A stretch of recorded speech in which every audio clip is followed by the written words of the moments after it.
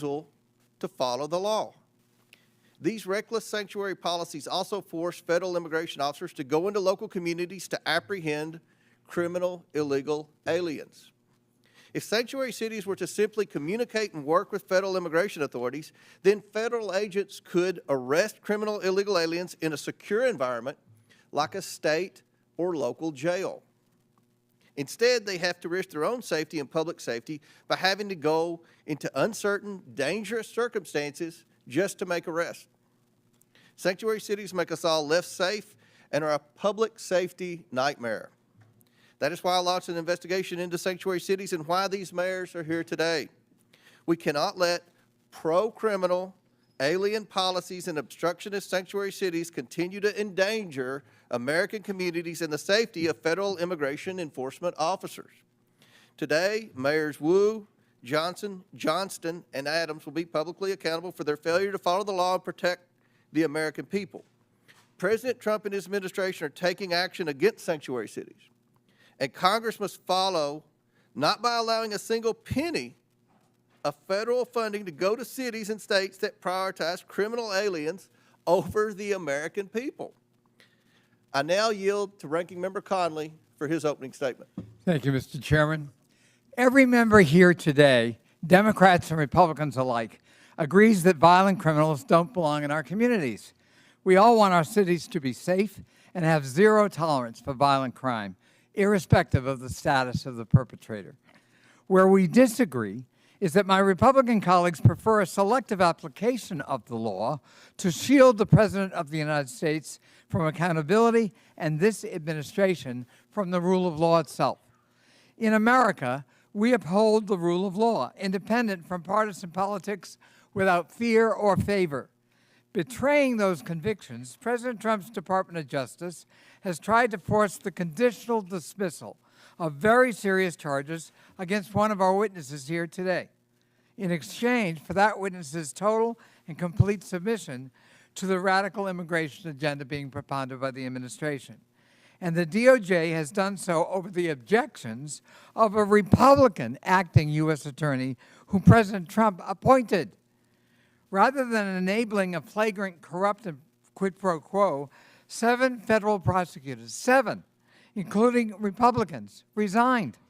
One of them, a former clerk to Chief Justice John Roberts of the Supreme Court, said that anyone in his position, quote, would know that our laws and traditions do not allow using the prosecutorial power to influence other citizens, much less elected officials, in this way. History is calling on us now to stand up for those laws and traditions.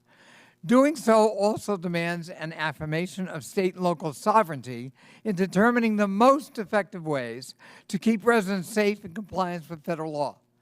To deny this sovereignty is an assault on the independence of every American city across the country. Today, Republicans have hauled before us the mayors of 4 major American cities to frame them as lawless because those cities have some limits on how intrusively and aggressively their own officials can conduct federal immigration operations and responsibilities. Let's be clear.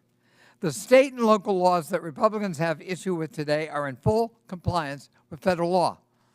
They do not obstruct ICE from carrying out its duties, and they are backed by evidence demonstrating that they keep people safe and safer in counties with laws that do not honor extrajudicial civil detainers and had significantly lower levels of violent crime than counties that have them. Mayors, police chiefs, sheriffs, and local leaders have made clear that the way to combat violent crime is allowing local police to do their local job of ensuring public safety in their own communities as they account for it. Commandeering them to spend limited time and resources as federal agents is a non-starter and can contribute to crime and non-cooperation in immigrant communities throughout the country. At this year's Conservative Political Action Conference, Border Czar Tom Homan said he is, quote, bringing hell to the city of Boston until it complies with his demands. I don't know what that means. Boston is my hometown, and I'm glad to welcome our mayor, Mayor Wu, and her one-month-old baby here today. But I don't know that Boston welcomes Mr. Homan or anyone else bringing hell to the city. The Republican crusade against local independence doesn't just undermine public safety in our communities. It is blatantly cruel, and I say inhumane and un-American. Kenya Colindres, her husband Wilson Rogelio Velasquez Cruz, and their 3 children came to the United States in 2022 seeking asylum, a legal category of immigration, after escaping violence in Honduras. Wilson was granted a 5-year work permit, allowing him to work at a tire shop and to provide for his family here in the United States. Kenya said that her husband had never been in trouble and was, quote, a man of God. On January 26, the family of 5 was in church when Wilson was lured out by an ICE agent waiting to arrest him. Despite having valid work permits, the Trump administration refused to hear his appeal and is actively deporting him. Wilson was the sole breadwinner for his family. Now Kenya has to worry about how she's going to pay the bills and take care of her 3 children, on top of the fears that she and her children might be next. Last week in El Monte, California, Sitley, a woman who was battling bone cancer, tearfully watched as her mother, Yolanda, cried inconsolably as she was detained by ICE agents who refused to even present the detention order. Yolanda was Sitley's sole caretaker in her struggle against cancer and has no criminal record. And now Sitley is on her own. ICE is also conducting massive raids in cities and towns that have led to the wrongful detention of U.S. citizens, including Native Americans and military veterans. One school district sent a letter to parents warning that ICE may board school buses and demand documents from children. Children are going to be afraid to go to school. One reportedly wrote a goodbye note to friends saying, quote, if ICE takes me, don't forget about me. If ICE takes me, don't forget about me. From a child. Is that the country we want? America needs immigration policies that keep everyone safe and make the country stronger and allow us to grow and fill in the skill sets we don't have. If President Trump was serious about delivering those solutions, he would not be attacking the Constitution's guarantee of citizenship to children born in the United States. To see our country through this period of darkness, we need leaders who will stand up for the rule of law and will champion public safety at the local level. And American families, whether they're immigrant families or native-born families, deserve due process, deserve respect, and deserve that Statue of Liberty that welcomes all comers. I yield back. Ranking member yields back. I request unanimous consent that Representatives LaHood of Illinois, LaLota of New York, Crank of Colorado, Malatakis of New York, Hurd of Colorado, Evans of Colorado, Van Dyne of Texas, Ocasio-Cortez of New York, Gillen of New York, and Davis of Illinois be waived onto today's hearing for the purpose of asking questions. Without objection, so ordered. And now, before we introduce the witnesses, I recognize Mr. Higgins from Louisiana for 20 seconds. Thank you, Mr. Chairman, and I thank the ranking member as well. Just to briefly, respectfully recognize the presence of the family of Wesley Haynes, a constituent. I'll speak to his case in my time, Mr. Chairman, but his parents, Patrick and Kathy, his wife, Olivia, his little brother, Brady, are present today, and they have a hard exit soon. Their 4-month-old daughter, Anne Marie, is waiting at home for Olivia to care for. And I just respectfully acknowledge their presence, Mr. Chairman and Mr. Ranking Member. We will discuss the details of their case. They tragically lost Wesley Haynes last year. Thank you, Mr. Chairman, for allowing me to recognize this beautiful American family. Thank you, Mr. Higgins. I'm very pleased today to welcome our outstanding witness panel, the mayors of 4 major American cities. First, we have Mayor Eric Adams, who's the outstanding mayor of New York City. He was sworn into office on January 1st, 2022. We have Mayor Mike Johnston, who's the mayor of the city and county of Denver. He was sworn into office on July 17th, 2023. I now recognize Representative Krista Morte from Illinois for 1 minute to introduce our next witness. Mr. Chair, I'm pleased to introduce Brandon Johnston, mayor of the greatest city in the world, namely Chicago, a city that was built by generations of immigrants, people like my parents and myself. Mayor Johnston was raised in Elgin, Illinois, which I'm proud to represent in Congress. The mayor was one of 10 children born to Andrew and Wilma Jean Johnston. His parents inspired him to become a teacher in the Chicago Public Schools and then later to run for office. Mayor Johnston won his first race for Cook County Commissioner in 2018 and later became mayor of Chicago in 2023. Mayor Johnston has dedicated his life to public service, and I'm pleased to welcome my fellow Illinoisan to the United States House of Representatives and to the Oversight Committee. Welcome, Mayor. I now recognize Representative Presley from Massachusetts for 1 minute to introduce our next witness. Thank you, Mr. Chair. I'm proud to introduce Mayor Michelle Wu, a dedicated leader committed to making Boston a welcoming home for everyone, and the first woman and person of color to be elected mayor of the city of Boston.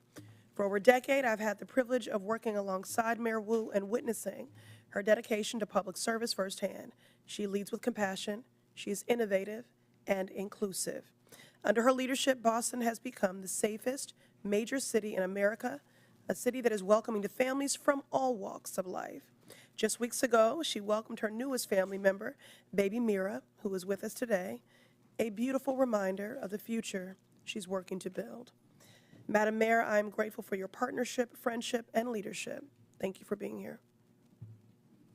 Gentlelady yields back. And finally, we're also joined by Mr. David Bier, who is the Director of Immigration Studies at the Cato Institute.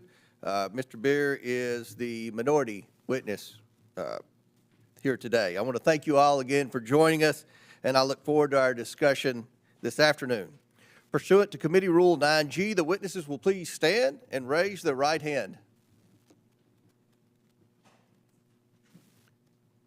Do you solemnly swear or affirm that the testimony you are about to give is the truth, the whole truth, and nothing but the truth, so help you God? Let the record show that the witnesses answered in the affirmative. Thank you all. You may take a seat. We, again, appreciate you being here today and look forward to your testimony. Now, let me remind the witnesses that we have read your written statement, and they will appear in full in the hearing record. Please limit your oral statement to 5 minutes, and we're going to limit our questions to 5 minutes, and that's going to be enforced today, and that's for both sides, As a reminder, please press the button on the microphone in front of you so that it is on and the members can hear you. When you begin to speak, the light in front of you will turn green. After 4 minutes, the light will turn yellow. When the red light comes on, your 5 minutes have expired, and we would ask that you please wrap up. I now recognize Mayor Adams for his opening statement. Good morning, Chairman Comer, Ranking Member Connolly, and members of the committee. As mayor of New York City and a former police officer for 22 years, keeping New Yorkers safe is my top priority, and it has been our administration's North Star. When I entered this role, my job was to help our city recover from the negative effects of COVID. Most importantly, to bring down crime. As a result, overall crime was down across New York City last year, and we have now had 3 straight months of double-digit declines in major crimes. I'm here today to testify on how New York City can continue to reduce crime, even as a sanctuary city. To be clear, a sanctuary city classification does not mean our city will ever be a safe haven for violent criminals. It also does not give New York City the authority to violate federal immigration laws. To the contrary, New York City will always comply with city, state, and federal laws as it does now. Law-abiding immigrants in New York have an important role. Immigrant New Yorkers, including those who are undocumented, pay billions of dollars in taxes and contribute billions more in spending power to our economy. Immigrants also play a vital role in the functioning of the city. This was on full display during the COVID-19 pandemic. The various immigrant residents of our city worked to keep the city moving, while many other New Yorkers were able to shelter in place and work remotely.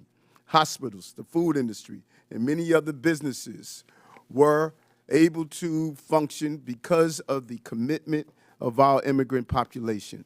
As mayor, I do not control who enters or remains in our country, but I do have to manage the population that is within our city. In order to carry out this function without having long-term negative ramification, I must create an atmosphere that allows every law-abiding resident, documented or not, to access vital services without fear of being turned over to federal authorities. I cannot have a city where parents are afraid to send their children to school or where children are sleeping on the streets, creating the potential for child exploitation and sex trafficking. If an undocumented person refuses to seek medical care until they have a medical emergency, our city's healthcare system will be strained. And if an undocumented individual witnesses a crime but is afraid to call 911 for fear of being turned over to federal authorities, criminals will roam free. And it reminds me of my early days as a police officer. I have seen firsthand the damage that can be done when someone is too afraid to seek out the police. Early in my career, I responded to a man who was calling out for help. We caught the suspect, but when it came to filling out the police report, the individual, an undocumented man from China, said he did not want to file a report and put a target on his back with federal immigration authorities. Approximately 4 decades later, our country still is in desperate need of comprehensive immigration reform. And as a result, New York City was hit with the largest humanitarian crisis in our city's history over the last 3 years. Federal law did not allow me to stop buses from entering New York City. State law required me to provide all in our city with housing and meals and to educate children. City law makes it unlawful to collaborate with ICE for civil enforcement. We complied with all of these legal requirements and still manage the humanitarian crisis with the care and compassion, while at the same time bringing down crime, recovering our economy, and preventing any child from being forced to sleep on the streets. Comprehensive immigration reform is long overdue. While the solution is not within my control as a mayor, I am committed to working with federal officials to go after violent gangs and those who harm residents of our city. This is why we have over 330 NYPD officers assigned to different federal joint task forces, over 70 of which are assigned to task forces with Homeland Security investigation, the criminal investigation arm of ICE. Those task forces focus on many different important priorities, including going after violent gangs and child exploitation. I look forward to sharing New York City collaborations that we do daily with our city, state, and federal partners to keep New York City to continue to be the safest big city in America. Thank you. Thank you. I now recognize Denver Mayor Johnston for his opening statement. Good morning, Mr. Chairman, and thank you for inviting me to testify today. This committee convened this hearing on the critical topic of immigration. I want to tell you Denver's story. When I became mayor 20 months ago, Denver was already receiving buses of immigrants with little to no notice or coordination. At one point, we were receiving 10 to 11 buses a day, dropping off as many as 300 people, mostly women and children, in 10-degree weather with only sandals and a T-shirt, leaving them in danger of freezing to death on our streets.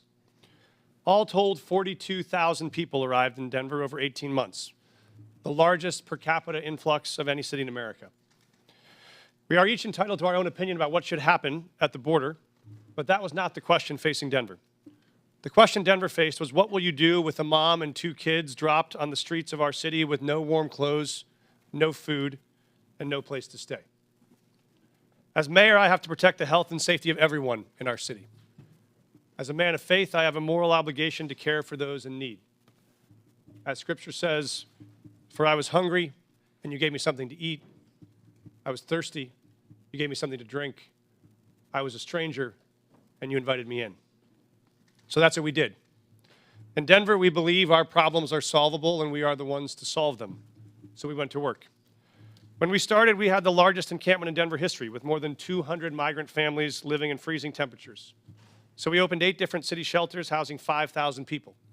City employees volunteered to take extra shifts, and Denver residents stepped up, making meals, donating clothes, furniture, school supplies. Some even welcomed families into their own homes. We helped 8,700 eligible individuals apply for work authorization so they could put food on their own table, pay their own rent, and reduce the strain on public resources. As a result, a year later, there is not a single migrant encampment left in the city. We have closed all of our shelters. We have connected people to jobs and housing, and the city's immigrant support budget has dropped by nearly 90%. And in the midst of this, migrants did not bring a wave of crime to Denver. In fact, crime went down. Homicides dropped 17%, shooting victims dropped 24%, auto theft down 29%. America is not just a place, it's a belief. Some people are born into it, some fight their whole life to get to it. It's a belief that all are created equal. It's a belief that it doesn't matter where you came from if you're willing to fight hard enough. Julian Becerra's parents believed that. So they brought him to this country from Mexico when he was 10. They taught him respect, and they taught him to love and serve his community. As an adult, he decided the most honorable way to serve his community was in uniform. So he enlisted in the Air Force. Then he served as a sheriff, then finally as a police officer, where he served with distinction until one day he was pursuing a criminal on a dangerous bridge and fell to his death. In the midst of the immigration crisis, I attended the Fallen Officers Memorial as I watched officers hand Officer Becerra's 10-year-old daughter a folded American flag. I watched her cry as she wrapped her little arms around that flag and holded it tight the way she wished she could hold her dad, but never will again. For the rest of her life, she will cherish that flag, that American flag, because it is the country that her dad loved, it is the country he chose, it is the country he served, it is the country he gave his life for. So if we want to tell the story of what impact immigrants have in America, we must tell the full story.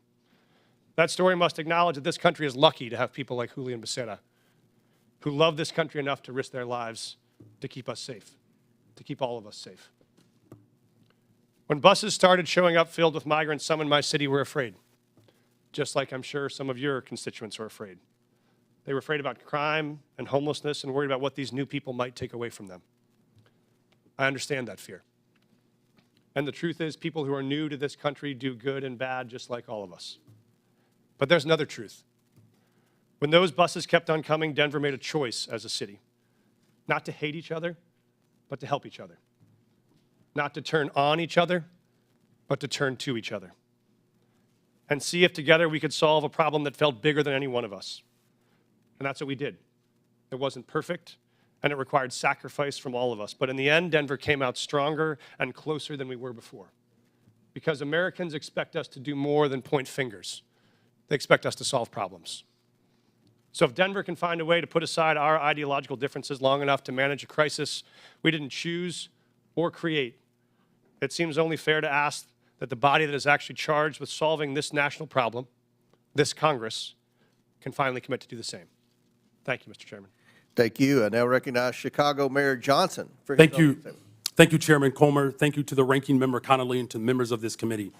I have the great privilege and honor of serving as mayor of the city of Chicago, the third largest city in the nation.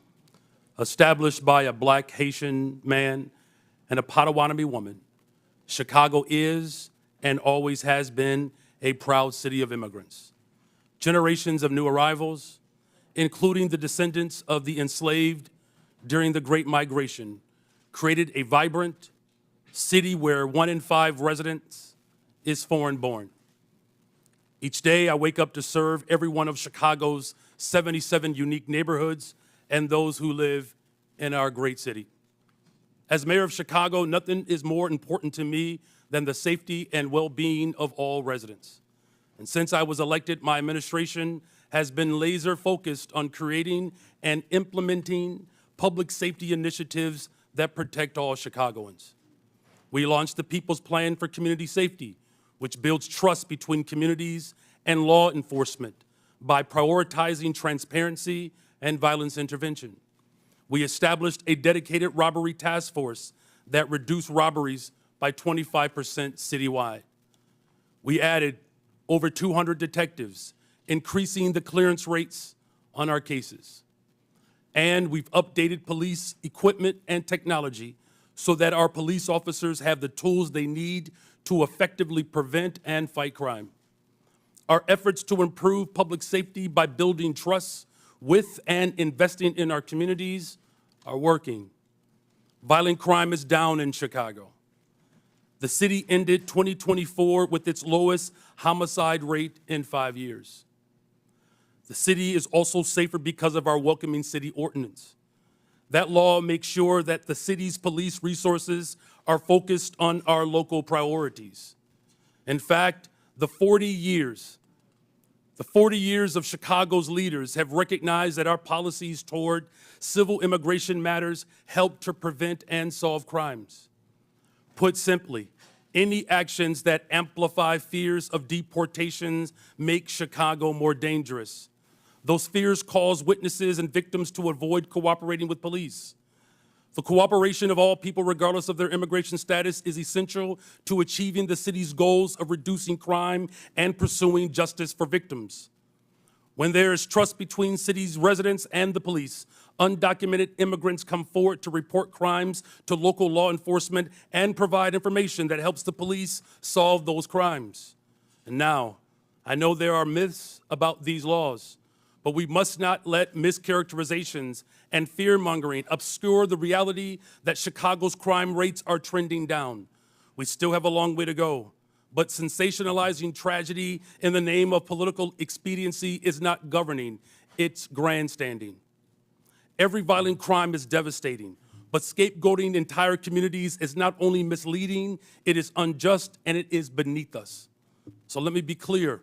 Chicago's Welcoming City Ordinance and our other laws and policies do not lead to more crime. They do not prevent cooperation with federal law enforcement on criminal matters. And we do not harbor criminals. We arrest them, often because of laws that allow residents to feel safe helping the police. As mayor, I'm building a Chicago that embodies the dream of my father had when he came from Salis, Mississippi during the Second Migration, a Chicago that invests in housing, healthcare, jobs, and education. And that's why we've increased safe and stable housing by adding almost 4,000 more units, expanded access to health care by opening 3 mental health centers, and focused on getting our young people well-paying jobs, with summer jobs increasing by 45% since I've taken office. Our local partnerships have built a solid foundation, a better, stronger, and a much safer Chicago. We need this body's support for these efforts. We are ready to partner with you on the measures we know promote trust and create sustainable public safety. And to the people of Chicago and all hardworking people across this great nation, these values are our North Star, the drinking gourd we follow to a better future. We will not live in fear. It is not our portion. We will not go back. I do look forward to answering the questions of this committee. Thank you. Thank you. I now recognize Boston Mayor Wu for her opening statement. Thank you. Chairman Comer, Ranking Member Connolly, and members of the committee, my name is Michelle Wu. I am the daughter of immigrants, and since November of 2021, I have had the honor of serving as mayor of Boston. I'm proud to be here on behalf of our city, the police officers, first responders, city workers, the faith leaders, teachers, parents, and neighbors who partner every day to make Boston the safest major city in the nation. And I'm proud every day to work alongside the greatest police commissioner in the nation, Commissioner Michael Cox. Every year since I took office, we've set a new record low for gun violence in Boston. Last year, Boston saw the fewest homicides on record in the last 70 years. Those are the facts. And behind these record lows are historic highs. The most ever young people working paid summer jobs, the most pre-K seats at no cost to families, the most affordable housing built in a generation. We have invested in the kinds of opportunities that cultivate prosperity and eradicate crime. And the laws on our books promote the kind of community trust that keeps all of us safe. In Boston, our police department resources and taxpayer dollars go towards preventing and solving crimes. And when it comes to criminal matters, the Boston Police partner every day with state and federal law enforcement. But Massachusetts state law and the Boston Trust Act make clear that immigration is federal law enforcement's responsibility. We are the safest major city in the country because our gun laws are the strongest in the nation, because our officers have built relationships over decades, and because all of our residents can trust that when they call 911 in the event of an emergency or to report a crime, help will come. This federal administration's approach is undermining that trust. In the past month, I've met with residents and faith leaders in community centers and places of worship, asking my constituents what they want Congress to know. And what I heard over and over again was fear and frustration. I spoke with pastors whose pews are half empty on Sundays, doctors whose patients are missing appointments, teachers whose students aren't coming to class, neighbors afraid to report crimes in their communities, and victims of violence who won't call the police. This federal administration is making hardworking, tax-paying, God-fearing residents afraid to live their lives. A city that's scared is not a city that's safe. A land ruled by fear is not the land of the free. Next month, Boston will celebrate 250 years of our nation's freedom. And in every one of those years, Boston has welcomed the world to our shores. From the English immigrants fleeing religious persecution, to the Irish forced out by famine, to the families from Haiti, the Dominican Republic, Cabo Verde, Vietnam, and so many more who call Boston home today. We are the safest major city in the nation. We are home to the greatest healthcare, the greatest colleges and universities, the most advanced innovators, and the 2024 world champion Boston Celtics. We are the cradle of democracy and the city of champions. We are all of these things not in spite of our immigrants, but because of them. 1 in 7 signers of the Declaration of Independence were immigrants. On the last 4 Red Sox rosters to win a World Series, 1 in 5 were immigrants. Of all the faculty at Boston University to have earned a Nobel Prize, all but 1 were immigrants. Today, 1 in 4 Boston residents were born somewhere else. Most have jobs, many have kids. All of them chose this country as their home because, like my mom and dad, they believe that here, where you've been doesn't limit where you're going. The strength of your character has nothing to do with the color of your passport. And how hard you work matters more than where you were born. That wherever you're from, if you pitch in, look out for your neighbors, and cheer for the home team, you can build a better future here for the people you love. So to every one of my neighbors back in Boston, know this: you belong here. This is your home. Boston es tu hogar. Boston, 这la calle. 这是你的家. This is our city. We are the safest major city in the nation because we are safe for everyone. Thank you. Thank you. I now recognize Mr. Bier for his opening statement. Chairman Comer, Ranking Member Connolly, and distinguished members of the committee, thank you for the opportunity to testify. The Cato Institute's half-century of independent research demonstrates that people of all races, religions, and birthplaces can thrive in a free society. Liberty must be protected, both from over-intrusive government and from private violence. Unfortunately, the president's chaotic, indiscriminate deportation plan does the opposite. It harms public safety, threatens Americans' rights, and undermines the successful integration of America's immigrants into its society and economy. The president's first action was to rescind the requirement that ICE target public safety threats first. He has ordered that millions of vetted immigrants be stripped of lawful status and deported. He is even attempting to deport the U.S.-born children of people without permanent status. This flagrantly unconstitutional act effectively orders a series of crimes, wrongful arrest and imprisonment, civil rights violations, and unlawful deprivation of voting rights. Never before in American history has a president sought the power to strip potentially tens of millions of Americans of their constitutional rights. The president is also explicitly asserting the authority to ignore any law passed by you, Congress, that provides due process for people accused of being in the country illegally. The administration has repeatedly misled you and the public about who it is targeting, stating it would focus on public safety threats, that only the worst of the worst would be sent to Guantanamo Bay, and that every person it had arrested had a criminal record. We now know that most ICE arrests since the inauguration have been of people without a criminal record. Indeed, he is arresting people who entered legally, never violated any law, and sending them to Guantanamo Bay prison. It is no surprise in this lawless environment that many people and many cities simply do not trust the federal government on immigration. That is a problem. But under our Constitution, states determine their policies. Congress cannot force them. It must reestablish trust. Unfortunately, some members of Congress want to force an indiscriminate policy of mass deportation on the entire country with no public safety focus. If Congress wants more cooperation, it should address the concerns of these cities.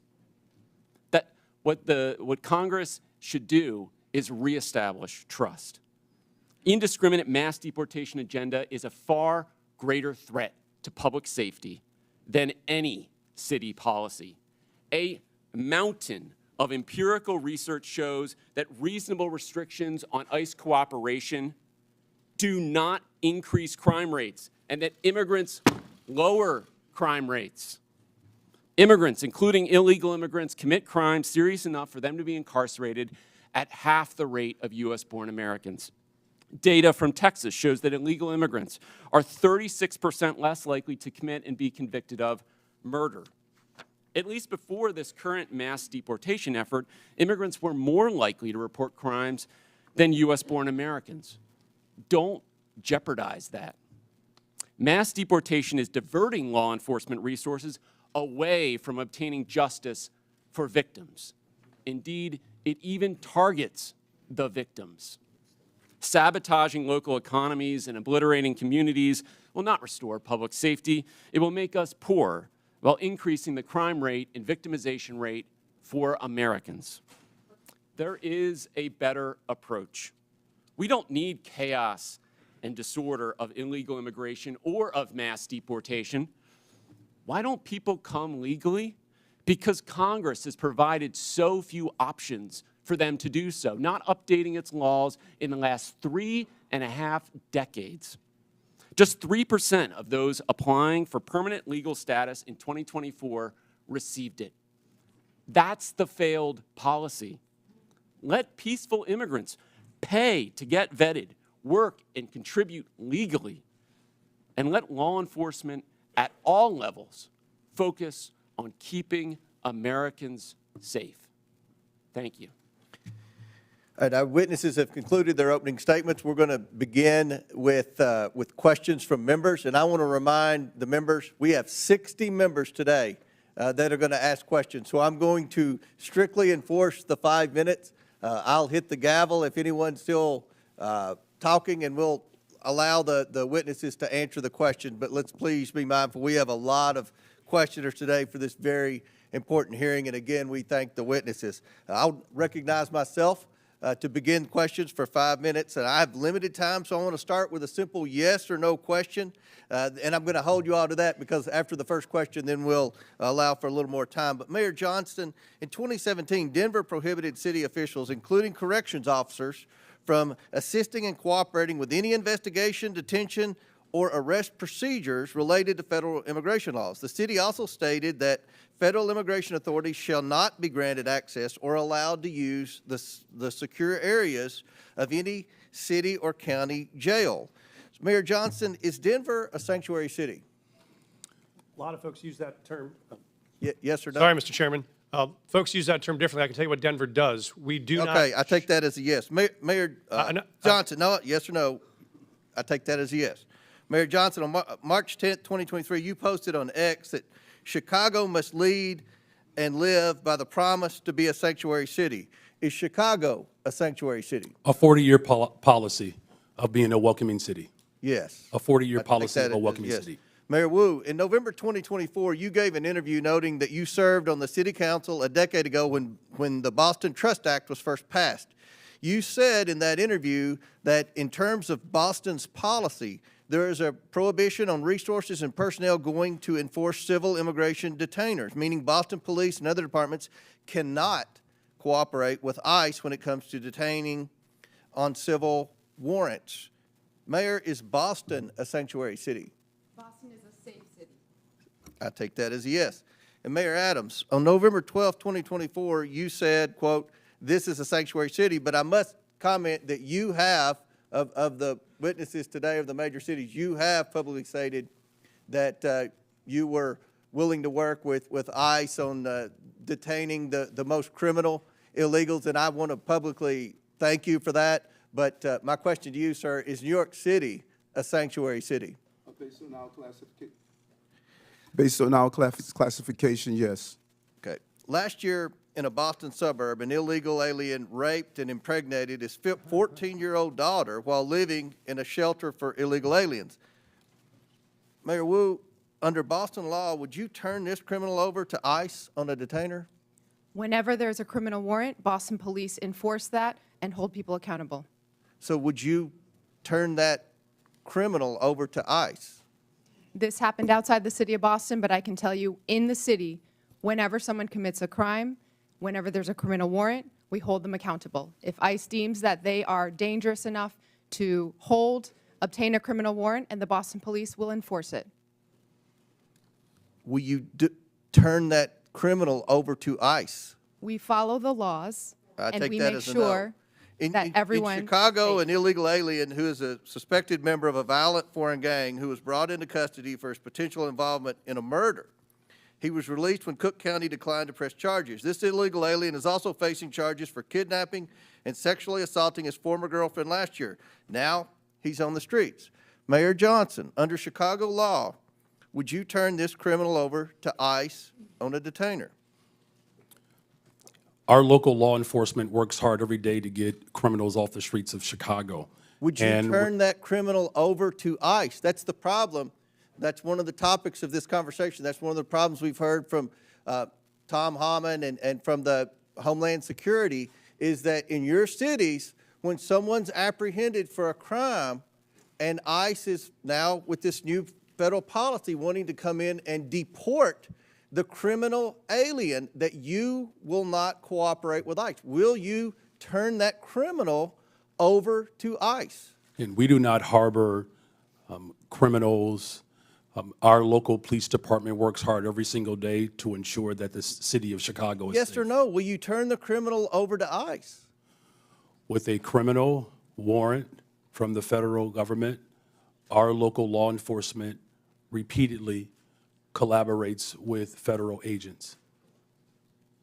So you're saying publicly today, you will turn that alien over to ICE in a safe place like a jail and not turn him out on the street and say, here you go, ICE, good luck. You will turn that criminal over to ICE. With a criminal warrant, as we have done for 40 years. Should that criminal be turned over to ICE? With a Mayor? criminal warrant, they are subject to the federal laws, and that includes deportation. My time has expired, but again, the point that we've got to iron out today is that we have to have cooperation. It is federal law to turn over those illegal criminals to ICE. And we have heard reports, and many of you have said publicly, that you are going to obstruct that. That is against the law, and we're going to hear more about that today. Now, I recognize the ranking member, Conley, for his 5 minutes. Thank you. Mayor Wu, I quoted Tom Homan, the so-called border czar, saying that he wanted to bring hell. He was bringing hell to the city of Boston. What did you understand him to mean by that? Let's talk about Tom Homan.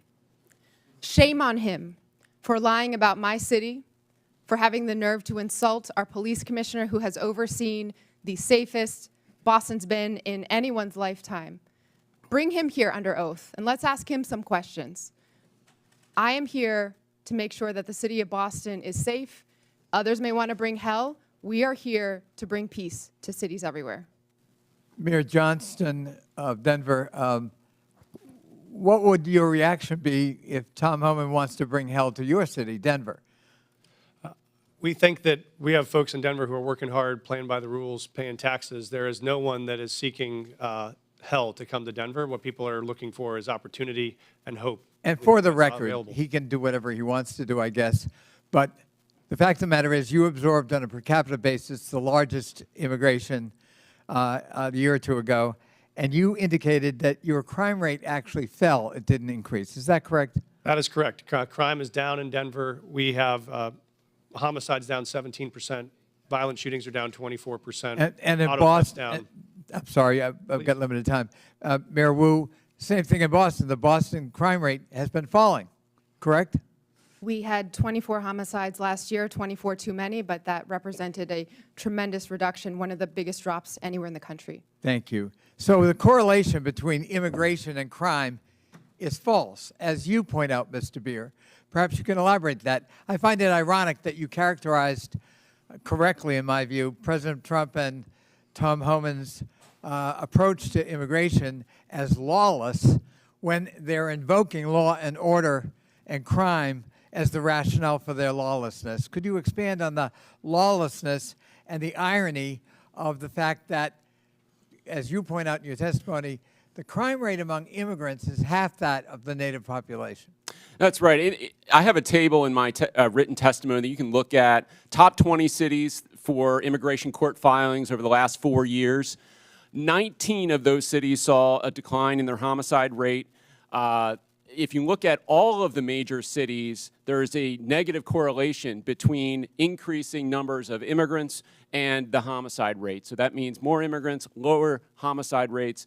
That holds true across the United States. So I think the correlation that's trying to be made is more immigrants, more illegal immigrants, more chaos, more crime. That does not hold. What we do see under this administration is an increasing willingness to ignore the laws. He has, as I mentioned, signed an executive order that says he can ignore due process rights for people who are accused of being in the country illegally. This is an incredibly dangerous assertion of authority and should be investigated by Congress. And is it a reasonable proposition for a local leader? I know I was chairman of my county, which is like being mayor of a large county, and you know, we focused on local law enforcement. You know, we tried to help the feds when we could. We were cooperative where we could be. But our job was local law enforcement. And there is a clash when ICE behaves this way, and I described some horrible incidents. It instills fear in the immigrant community, and it fosters non-cooperation rather than cooperation, which is the mandate of each of these leaders, is it not? Absolutely. We want cooperation. Many of these cities are the reason why immigrants are more likely to cooperate and report crimes to the police than the U.S.-born population is. So there are good reasons to limit this mass deportation of people in their communities. I would just argue that the premise of this hearing is false. We have local law enforcement cooperating with the local political leadership, and it's working. It's bringing down crime rates. And the proposition that immigrants cause crime is false. In fact, patently false, as your testimony, I think, would demonstrate, Mr. Bier.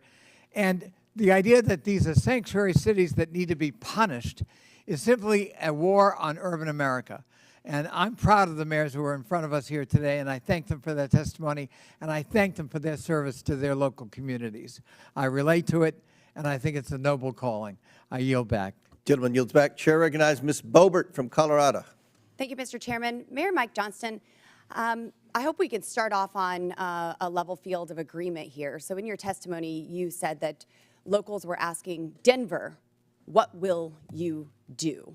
When they saw 10 to 11 buses coming in a day and 42,000 illegal aliens entering their city. Denver, what will you do? And in a Fox 31 interview in January, you blamed state law for not allowing the city of Denver to coordinate with ICE, resulting in Denver being a sanctuary city, saying, quote, the whole state is bound by our state law in this, which is pretty consistent in some of these practices, like everywhere in the state. We don't honor ICE detainers, end quote.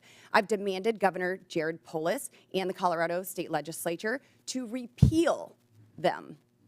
Douglas County has led on a lawsuit to get those laws repealed. So, Mr. Mayor, would you join me today in calling and demanding that these sanctuary policies, these Colorado state laws, be repealed? Thank you, Congresswoman. Yes or no, Mr. Mayor? Pardon? Yes or no? Will you join me? I do not believe the detainer law needs to be changed. I can tell you what Denver Okay, does so you right now. don't want them to coordinate with ICE, but yet you're blaming the state of Colorado for those policies. It's a statewide law. It's not a Denver law, and you're blaming the state of Colorado for the law, yet you will not call for that law to be repealed, correct? Yes or no? We do coordinate with ICE presently. I'm happy to tell you what we do on that. So we've honored detainer requests more than 1,226 times over the last What 7 about years. before a warrant? There are many issues before a warrant. So if what happens is if ICE has sends us a detainer request, Well, you it's have called- local law enforcement officers, Mr. Mayor, who are unable to coordinate with ICE to even get the initial warrant. They aren't allowed to tell them that they are illegal aliens. So unfortunately, you won't join me in asking for this law, demanding that this law be repealed. So let's keep going. In 2017, Denver passed an ordinance that ensured any city employee who spoke with federal immigration authorities would be fired, among other policies that have led to local and national media outlets to call Denver a sanctuary city. So now let me ask you, would a city employee be fired for communicating with anyone from the EPA? Right now, Congresswoman, our policy is we don't ask people's status. when Would they come any into city contact employee with be any- fired for communicating and coordinating, talking with an agent from the EPA, a federal employee? Not to my knowledge, Congresswoman. What about Health and Human Services? Would they get fired for talking with someone from Health and Human Services? Not to my knowledge, Congresswoman. So they would only be fired for talking to federal law enforcement officers. No, that's incorrect, Congresswoman. This is an ordinance city employees do, Denver in fact, passed in 2017, Mr. Mayor. our city employees do, in fact, communicate with ICE. We do coordinate on multiple things with ICE. For instance, if there is a violent criminal warrant in the city, we No, pursue that we're warrant talking together. before the warrants, Mr. Mayor. There are issues happening before warrants are issued, and local law enforcement officers are unable to coordinate because there is no warrant. And your ordinance says that a city employee would be fired for communicating with federal law enforcement. So you've been mayor for 600 days. Have you ever called for that ordinance to be repealed? We are not unable to coordinate with ICE right now. We're in communication with ICE right now. Only if about- there is a warrant, but I'm talking prior to the warrant. We wouldn't have a reason to coordinate. Because you prior don't know to if they're warrant. illegal, because you are unable to coordinate until there is a warrant. So that's why this ordinance needs to be repealed. So now the 600 days, there's been no time to ask for this to be repealed. You did have a newcomer's playbook, 25 pages. You had time to put that together. And you had time to agree with the city council to authorize up to $2 million to pay Joe Biden's former lawyer, his law firm, to help cover your ass for Denver's sanctuary city policies for this hearing, correct? Thank you, Congresswoman. We have counsel Did you to authorize support- that spending? We have counsel to support this committee's investigation into any documents you may have. That is a year-long contract for the 13,000 city employees. And your budget you may is request documents from. seriously declining. Denver Magazine reported that Denver has spent $7.5 million on shipping illegal aliens to other destinations.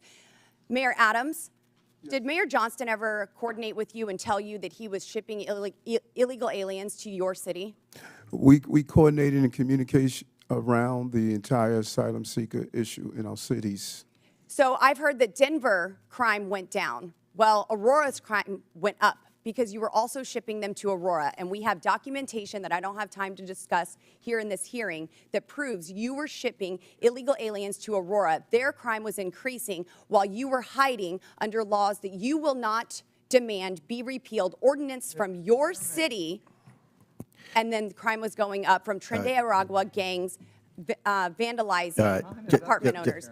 Thank you, Mr. Chairman, and I hope that we can get this We have a resolved in 5-minute Colorado. rule, Mr. Chairman. Chair, gentlelady's time's expired. Chair recognizes Ms. Norton from Washington, D.C.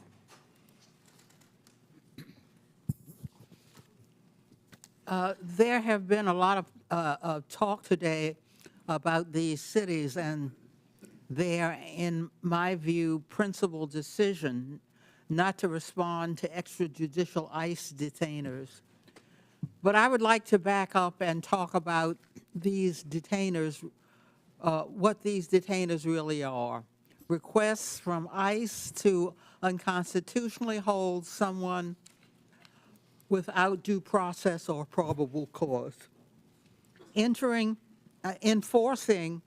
ICE detainers is also expensive, often results in mistakenly holding U.S. citizens and undermines public safety.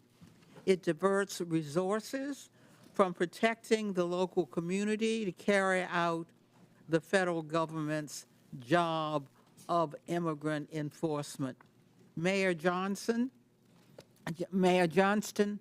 what challenges do ICE detainers represent to your law enforcement and city resources? Thank you, Congresswoman. I think that was to me, right? Sometimes I That's get correct. confused. Okay. Thank you, Congresswoman. I think it's important, I appreciate to describe what Denver currently does in terms of what coordination looks like and what it doesn't, which is if we get a detainer request, if we have someone in our custody that ICE would like to get access to, what we do is we provide them a notification of release. And so if that person will be released from our custody, we notify them of the time and the date when they will be released, so ICE, if they choose to, could pick that person up. We have done that 1,226 times over the last 7 years, and that has enabled ICE, when they choose to be able to bring someone into custody. What we do not do is hold someone beyond their release date, because there are multiple courts who have found that to be unconstitutional. If someone is serving a sentence and that sentence expires this Friday, we can't hold them another 7 days without an additional charge. And so that is what state law does, and sheriffs around the state would say it is a strain on local resources to hold them for a civil issue that is not linked to a criminal charge that we have in our city or another jurisdiction. That's why we don't honor those types of detainers. Mayor Johnston, how about for Chicago? So thank you for that question. And for Chicago, again, our top priority with the Welcoming City Ordinance is to ensure maximum safety. The type of coordination that happens between our local law enforcement and our communities is paramount to building trust and keeping our communities safe.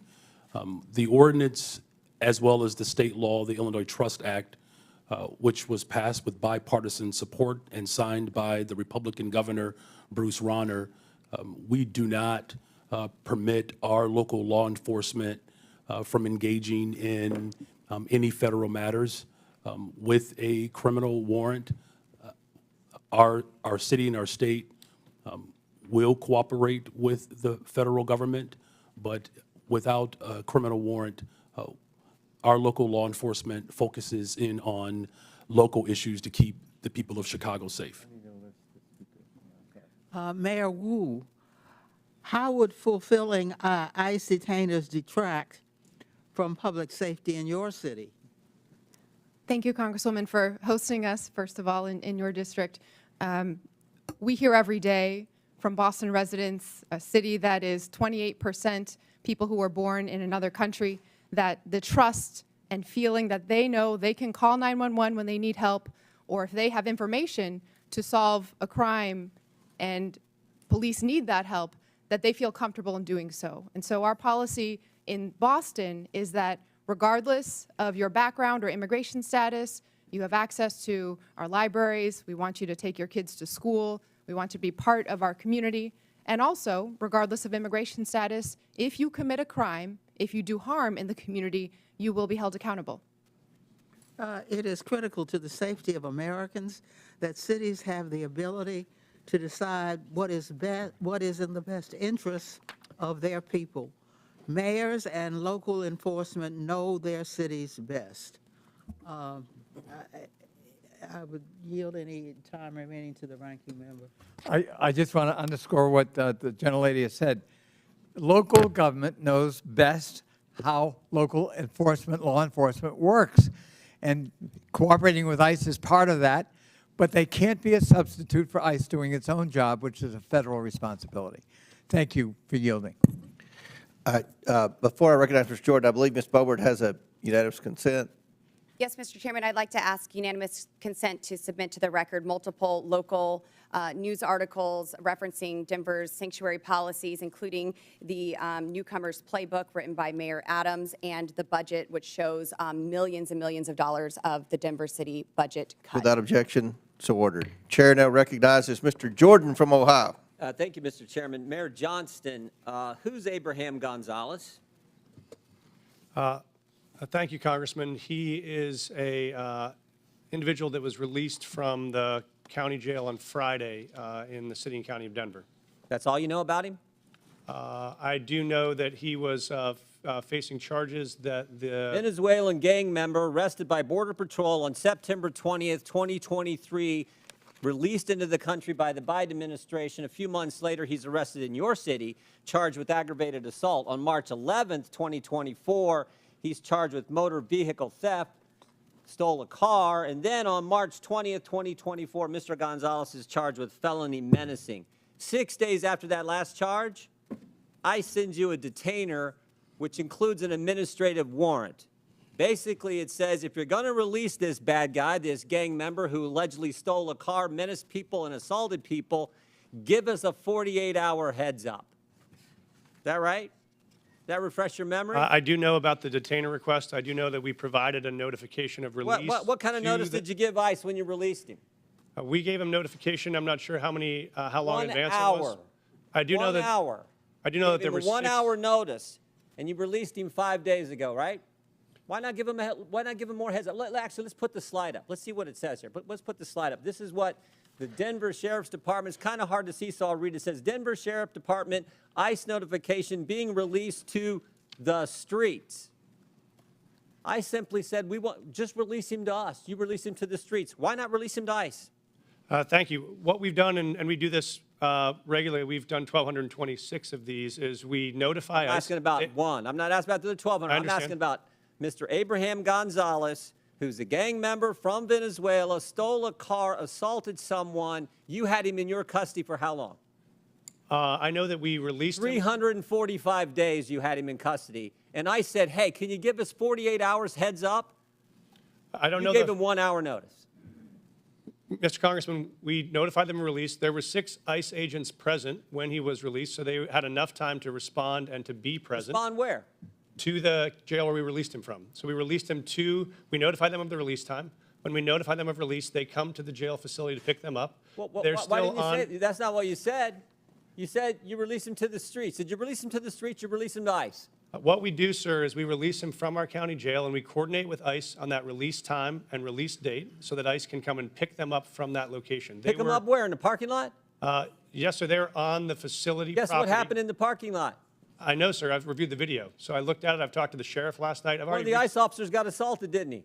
I've reviewed the video, They had sir. to tase the guy, didn't they? Would you like me to answer, sir? No, I'd like you to answer, did they tase him? I know that there were 6 officers that had multiple tasers. I saw the So they detention had on 6 video. officers. If you keep him in the facility and they come in the facility and get him, does it take 6 officers? Probably takes 2, doesn't it? So we've been doing these, as I mentioned, 1,224 times, 1,226 times. This is the first time I've been made aware of there's been an incident like this. So I reached out to ICE after I saw the video. I've coordinated with their team and offered to sit down and see if there are procedures we can change. It's a simple make sure question. this works smoothly. It's a simple question. You can release him in the parking lot, give ICE 1 hour notice, and they got to send 6 officers to arrest this guy. Or you can say, hey, here's what we're going to do. We're going to hold him. You come in and bring 2 officers in, and you turn him over there. Why not do it that way?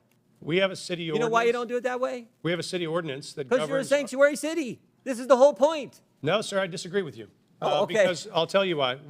If you talk about sanctuary as a definition of shielding people from law enforcement, we do not do that. What we do is provide services. In this context, what we did is we coordinated the release. An officer got assaulted because of your policy, which says we're going to release him to, in your words, not mine, to the streets.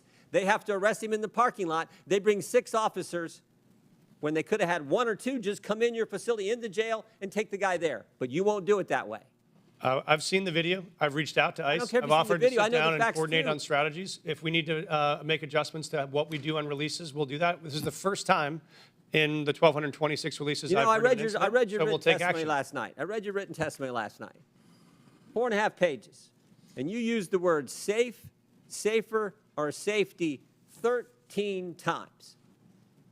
talking about my job is to protect the safety of the people in Denver. We prioritizing making sure everyone in our community is safe. That's a lie. Because it was not safer for the ICE agents who are part of your community. No way was it safer. The safest thing to do is to say, ICE, we got him in custody. Come here, we're releasing. We held him 345 days. We can't hold him a second longer. We can't wait for you to come inside the building. We got to let him go, so you have to arrest him in the parking lot. That is how stupid sanctuary policies are and what they mean to the community that you put at risk and to the ICE officers ICE officer who was assaulted. And they had to use a taser on them. It's not good. Mr. Chairman, Time, Mr. Chairman. 5 I have minutes is unanimous up. Consent request. Gentlemen's time's expired. Chair recognizes Mr. Lynch from Massachusetts. Thank you, Mr. Chairman and Ranking Member Connolly. I want to thank the panelists for your willingness to come before the committee and help us with our work. You know, I truly believe that if we had a rational and comprehensive immigration policy in this country, if we competently regulated the flow of immigration, if we knew the purpose and circumstances of each immigrant's arrival here, and if every immigrant knew what was expected of them when they arrived, I honestly and truly believe that immigration could be the greatest blessing for our country. Look at our world rivals, China and Russia. No one is trying to sneak into China, sneak into Russia. It's because of what we offer here as a nation. There is a substantive issue that's at play here. And I want to address that. So under Article 1, Section 8, Clause 4 of the Constitution, it provides Congress, and I'll read the section here, to establish a uniform rule of naturalization. And Clause 18 further provides that Congress has the power to make all laws that shall be necessary and proper to execute its enumerated powers, including immigration. So it appears that Congress has taken up that responsibility in the Immigration and Nationality Act, which they exercise under constitutional writ.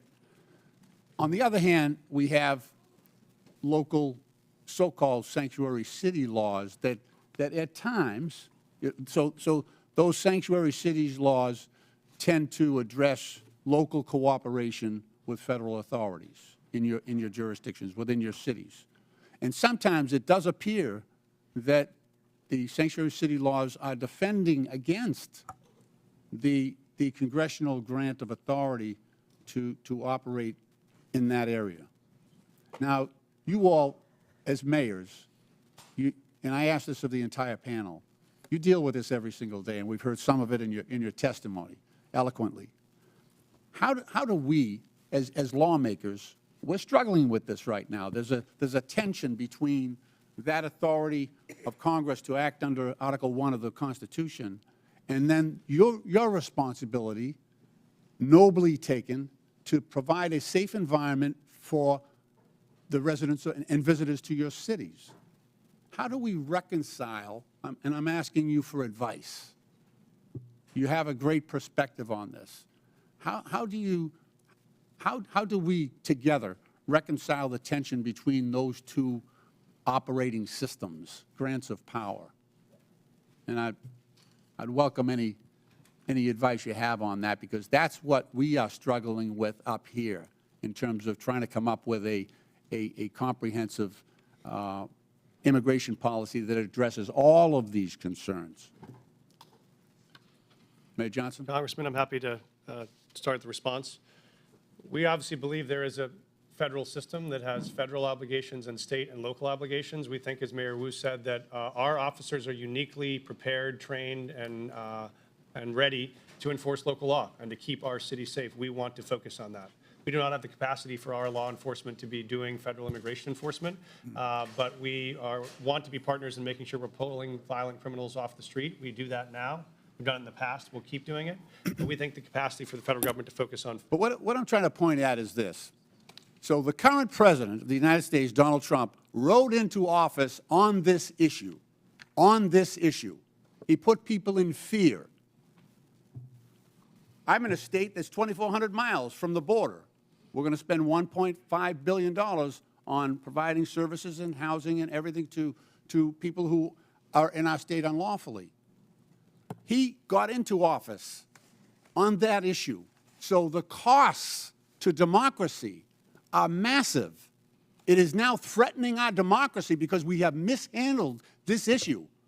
So we need to get together on this and turn immigration, like I say, into the greatest blessing that this country has, and not something that people are afraid of. That's the challenge. May I, agree. Congressman? Please. This may be the last Oh, my blue. friend. This Thank may be the last blue dress I'm wearing this month. It's going to be green from here on out as we celebrate I understand. Irish American heritage back at home. Please pass comprehensive immigration law that is consistent and compassionate. That will make our jobs possible, and we would so appreciate that partnership. I hear you. Thank you. I yield back. Gentleman yields back. Chair recognizes. Chair, I have a unanimous consent request. I didn't. I'm sorry. I have a unanimous consent request. All right. Proceed.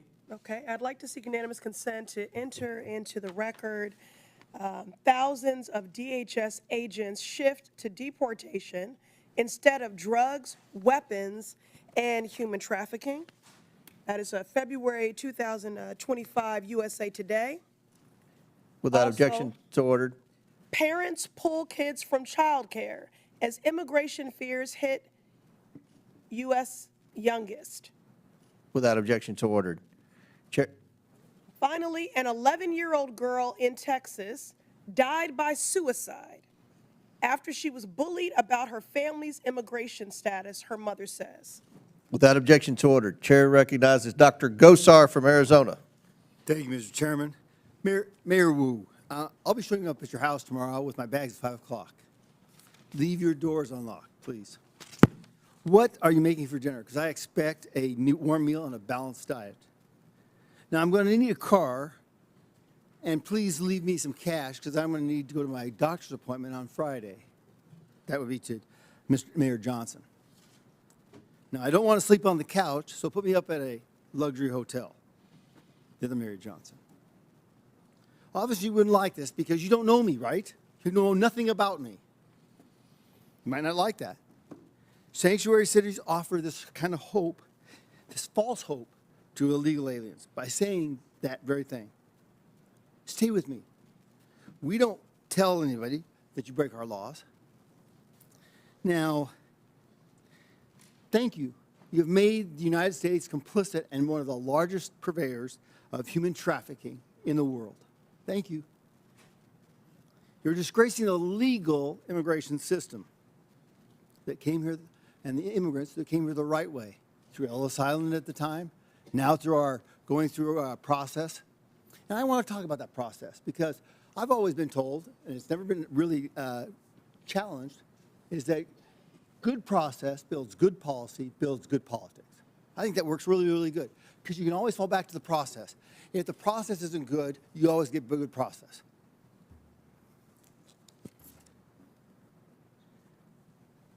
Now, you heard the word establishing trust, okay? How can you establish trust at the very beginning when you have a false narrative here? You're defending folks who have broken the law.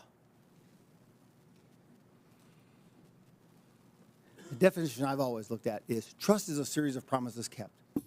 What kind of trust are you supporting here? What is a trust with an illegal alien? It's a false hope. It's a false trust. Welcome, we're bringing you in.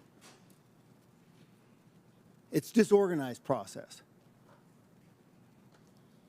Now, let me ask you a question. Mayor Adams, did you support SB 1070? I'm sorry? Did you support the Arizona law called SB 1070? I'm not familiar with it, sir. Well, let me explain, okay? SB 1070 challenged the federal government on its supremacy clause. Because we, in Arizona, wanted, the government wasn't doing anything, so we thought, we'll do this. We can't allow them to break laws. The Supreme Court ruled that, struck it down. Now, it seems contraindicating here that you would have supported SB 1070, right, Mayor Adams? Based on the premise that you or would you violate the supremacy clause? in regards to immigration? Illegal. Would I Violate the supremacy clause? this is way over my head. Okay. I felt law, That's you know. okay. That's okay. Not Mayor understanding. Johnson, would you have supported SB 1070, allowing Arizona to follow their own laws? Because that's what you're doing right here. Thank you, Congressman. We currently follow all federal law, all state law, and all local law. So we do not have any supremacy clause challenges that we're pursuing or maintaining. Okay. Well, it seems like you are, but Mr. Johnson, do you agree? The city of Chicago complies with all laws. Okay. Mayor Wu. I'm not familiar with that law because I'm focused on the city of Boston, but we follow all state, city, and federal laws in Boston. What happens when you get in conflict with them? Who do you support? The Constitution, as I understand it, doesn't require cities or police officers or anyone to follow their laws in conflict, follow federal laws in conflict with local laws or state laws. Okay, in the Constitution, it says, and it's explicit, that the federal government has jurisdiction and supremacy over all immigration laws, right? I mean, I've heard it a number of times from my colleagues over here. We're the ones who can define that.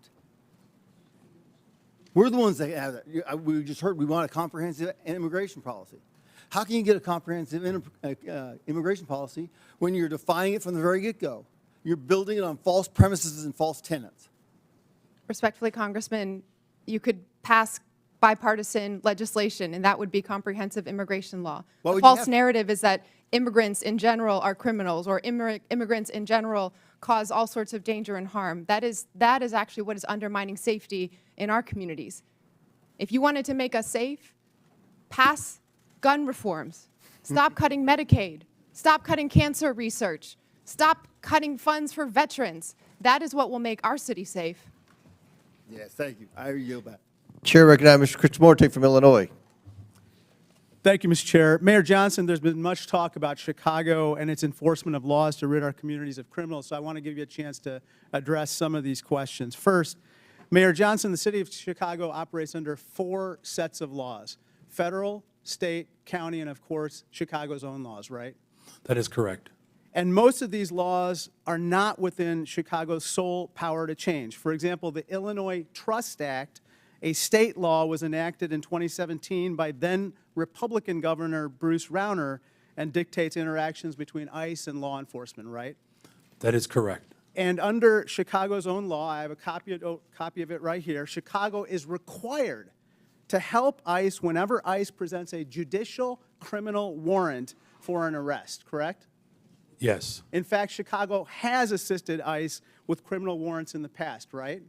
Yes. So just to clear it up, any time that ICE does the work and goes to a court to get a criminal warrant to arrest somebody, the city of Chicago not only is required to, but does cooperate to remove that criminal from our community, right?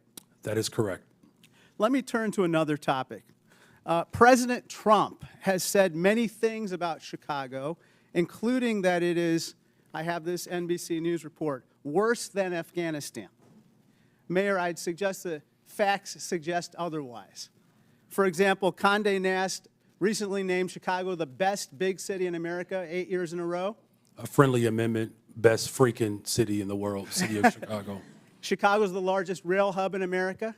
That is correct. Chicago's a quantum technology hub in this country. $20 billion new investment. Chicago area is the home to the second most number of Fortune 500 headquarters of any city in America, right? Just voted again the top relocator for corporate headquarters for 13 consecutive years. And it's home to O'Hare Airport, the most interconnected airport on the continent, is that right? That is correct. That doesn't sound like Afghanistan to me, sir, does it? The city of Chicago is a beautiful place. We also have 20% of the world's fresh water right in our front yard. Our restaurants are amazing. In fact, everything that is dope about America comes from Chicago. A Republican named Lincoln was nominated for president in Chicago, and a Democrat named Obama called Chicago home too. It's the city of big shoulders, the heart of the heartland, the home to the world's best pizza, and we're not going to take any slander from Donald Trump or anyone else lying down. Is that right? That is correct. Sir, I want to turn your attention to another topic. Mayor Johnston, you'd agree with me that high grocery prices are among the top concerns for the people of Chicago, right? The economic conditions that are unfortunately that are not being addressed by Washington has caused a great deal of trepidation and anxiety. Mayor Wu, according to USDA, the wholesale cost of a dozen eggs has gone from $6.59 since January 19th when Donald Trump took office to $8.39, a 27% increase, and this has got to anger Bostonians, right? People are doing their very best, trying their hardest, working multiple jobs, and they need support. Mayor Johnston, I suppose that people in Denver are concerned as well, right? I'm very concerned. This is the most important issue for us, is how we make sure that it's affordable to live in the city. Mayor Adams, the same is true for New Yorkers? Affordability is an issue that's impacting our city, and that's why we're doing best we can to put $30 billion back in the pockets of working-class people. President Trump, if you're watching this hearing, I respectfully ask, when will egg costs be high enough for you to issue one executive order on bird flu? $10 a carton, $15 a carton? It'll soon be cheaper to buy a magazine for an AK-47 than to buy breakfast. This is flat out wrong. Turn to my last topic. Interestingly, last night in a record-long address, the president did not mention the word Medicaid once, which is top of mind for everyone.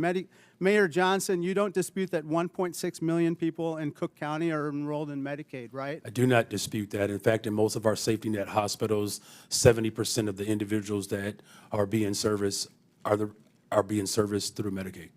I recently received outreach from Lurie Children's, a preeminent children's hospital located in Chicago. They said, quote, slashing Medicaid will put access to care for all children in our state at risk. You would agree that's unacceptable, right? That is unacceptable. It doesn't matter where you're from. If you're white, black, brown, poor, or rich, massive cuts to Medicaid will devastate our health care system. Thank you, and I yield back. Gentleman yields back. Chair now recognizes Mr. Perry from Pennsylvania. Thanks, Mr. Chairman. Mayors, thanks for being here, leaving your cities to come to Washington, D.C. today. By either definition or by claim, each of you, I think, could justifiably say represent what's considered a sanctuary city. If you could describe it, what would you, sanctuary from what? Anybody? Mayor Johnston, you want to start? Mayor Johnston? Thank you, Congressman. I welcome that because I wanted to clarify. We do not shield people from federal law. I just asked you what, so you don't consider yourself a sanctuary city? We provide services and supports. Do you consider yourself a sanctuary city? That's we do not under that definition. You don't use the definition, you're not a sanctuary. We call ourselves a welcoming city. Okay, so what are you welcoming and who are you not welcoming? Well, we're welcoming everybody. Okay. We don't keep folks. So you're welcoming criminals that you don't have any idea what their crime background is, and you're good with that? No, we aggressively pursue. How do you do that? Anyway. No. How do you vet the people that you welcome in your sanctuary city? Sir, we don't vet folks that arrive from Illinois or California with a background check when they come into the Denver airport any more than someone from another location. So you're welcoming any illegal immigrant or illegal alien to your city without question? Well, folks that make the decision to come to Denver, they arrive, and then we expect them to you get a job, call them, you pay welcome taxes. them.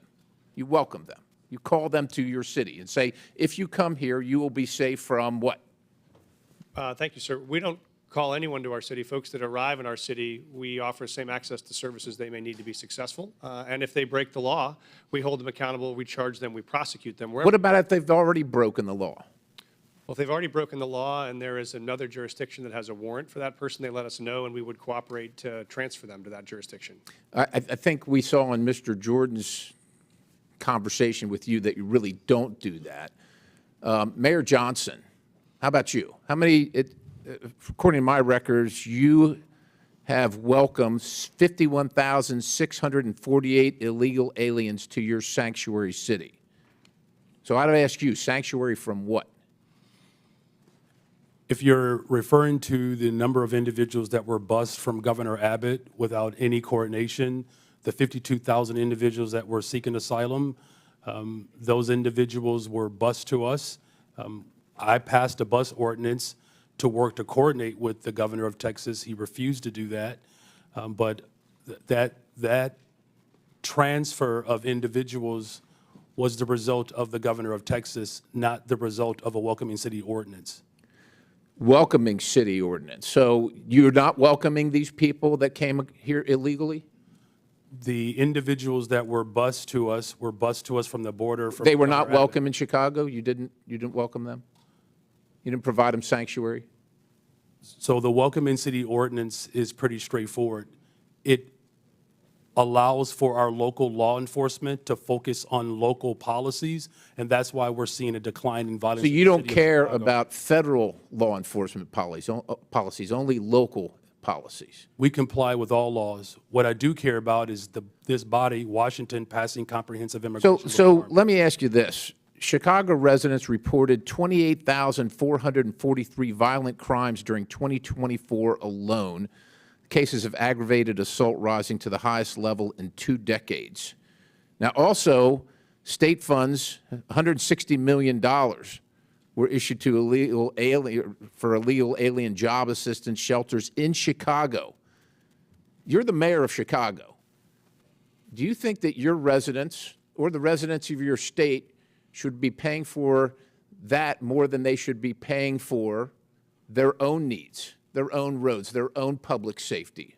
I mean, who elected you? The people that came illegally, whether they were sent to you or not, or the people that reside in Chicago? Who elected you? And who do you serve? The people of Chicago elected me as the 57th mayor of the city of Chicago, and we serve all the residents of the city of Chicago. Illegal or not, criminal or not. How many of the 662,566 illegal aliens with criminal histories that ICE has reported are now residing in Chicago? Someone will have to get back with you with that number. I don't keep account Do you of. take immigration information from criminals as they're arrested and processed? Do you take immigration information? Our local law enforcement focuses on getting all violent individuals off the determine streets whether of they're here Chicago. legally, what their immigration status is, as a function of your justice Gentleman's system? time's expired, but please feel free to answer the question, Mayor. The welcoming city ordinance ensures that our local residents communicate and trust local law enforcement to ensure that criminals and crime is being addressed, So and you that's have why no violent idea how many crime are illegal. has Thank gone you, down Mr. in the Chairman. city I'll of yield. Chicago. Thank you very much, Chair Congressman. now Mr. recognizes Chairman, I have a Mr. unanimous Khanna. consent request. Chair now Mr. recognizes. Chairman, I have a unanimous consent request. I'm sorry, Ms. Presley. I have unanimous consent request. Go ahead. Thank you. I'd like to seek unanimous consent to enter into the record.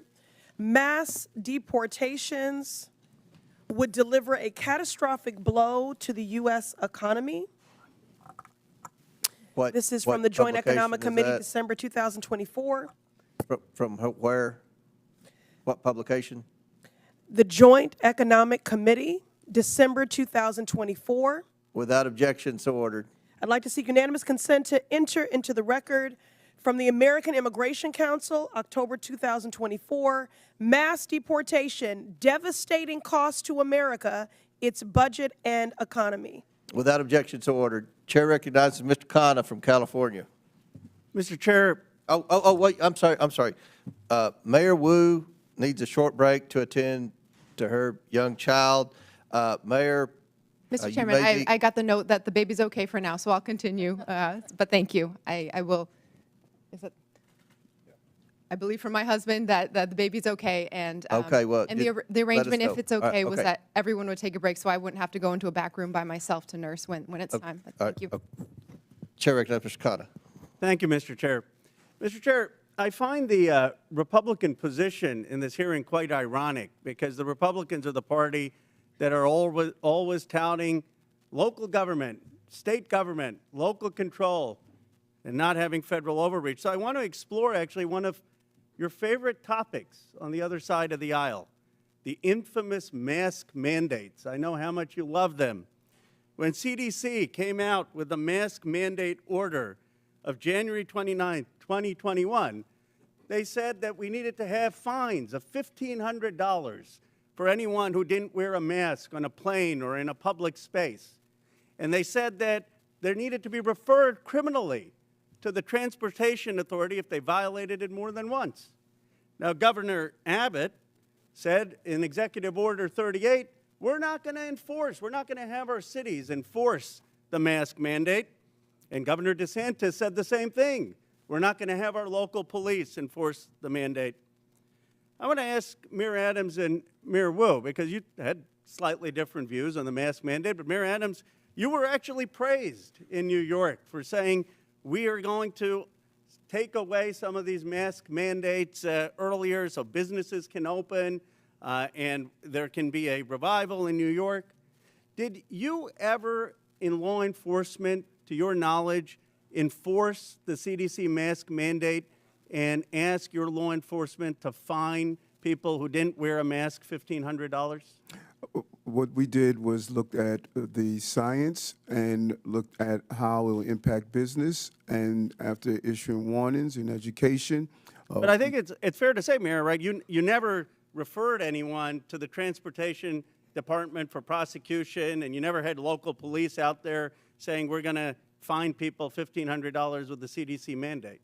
The goal was to always ensure that people will carry out the procedure, and we did several education and warning in the process. Mayor Wu, you were a great advocate of masks and looked at the science. Do you know if your city government actually ever used police resources to carry out the CDC or Transportation Department's mask mandate where they were fining $1,500 or referring for criminal prosecution? I am not aware of any incidents of someone in Boston having been fined or prosecuted for any mask-related issues. We certainly prioritize public health and saving lives, and so our role as a city was to provide positive communication, outreach, make sure there were signs and different community organizations that could go and remind people to stay safe and do their best to take care of each other and their families. As much of an advocate as you were for masks, and I was an advocate for masks, would you have been hesitant to order your law enforcement, your local police, to say if someone was violating those mask mandates that we need to cooperate and turn them over to the Transportation Department for prosecution? Would that have given you some pause if the federal government were saying use your police departments to fine people $1,500 and give us their records for criminal prosecution? Yes, it would have. And so I guess I'm trying to understand, you know, if we set this precedent that we want cities to be enforcing every federal mandate, then what happens when there's a new Democratic president that comes and says, we want a mask mandate that the Republicans may not want? And when there are conservatives like Governor DeSantis or Governor Abbott saying we don't want our cities to enforce that. Do you see, Mayor Wu, any difference between a federal government asking you to enforce laws that ICE is doing versus a federal government asking you to enforce a mask mandate or, frankly, to enforce gun laws that may not be what your local city department is focused on? It does seem that local authority is part of our democracy and part of our system of government. Isn't the real issue here not one of immigration, but of federalism? Isn't the question, I mean, everyone agrees that there needs to be, if there's someone who's convicted of a crime, that ICE has the right to enforce those laws. The question is just, are you going to have local governments in this country be beholden to every new president's directives and armed for enforcing that? My view is that we ought to have local governments be able to use their police officers for their priorities. That, in its essence, is federalism, and it actually used to be the conservative Republican position. Gentlemen's time's expired. Chair recognizes Dr. Fox from North Carolina. Thank you, Mr. Chairman. Mayor Johnston, in the last 4 years, how much has Chicago spent on care for illegal aliens? Thank you for that question, Congresswoman. So since 2022, since the governor of Texas began shipping. Just tell me a number. I don't need a speech. Just tell me a number. So since 2022, since the governor of Texas was shipping individuals to cities across this country, the city's budget, roughly 1% of the city's budget over the course of 4 years. Mayor Johnston, the same question, and I don't need a speech, just a number. Thank you, Dr. Congresswoman. Thank you, Congresswoman. It's 79 million over the last 2.5 years. Mayor Adams, same question. How much has New York spent to care for illegal aliens? Approximately $6.9 billion went out of our taxpayers' funds. Mayor Wu, same question. How much has Boston spent to care for illegal aliens in the last 4 years? We do not ask about immigration status and giving city services and providing that access, so we do not have a number. Taxpayers have been bearing the brunt of the massive wave of illegal aliens who've entered the United States. The Biden administration seemingly declared taxpayers and hardworking Americans collateral damage in the pursuit of open borders. Again, Mayor Johnston, are NGOs providing services to illegal aliens in Chicago? In accordance with the Welcoming City Ordinance, our sister agencies or city departments, we do not seek the status of any individual that is seeking service.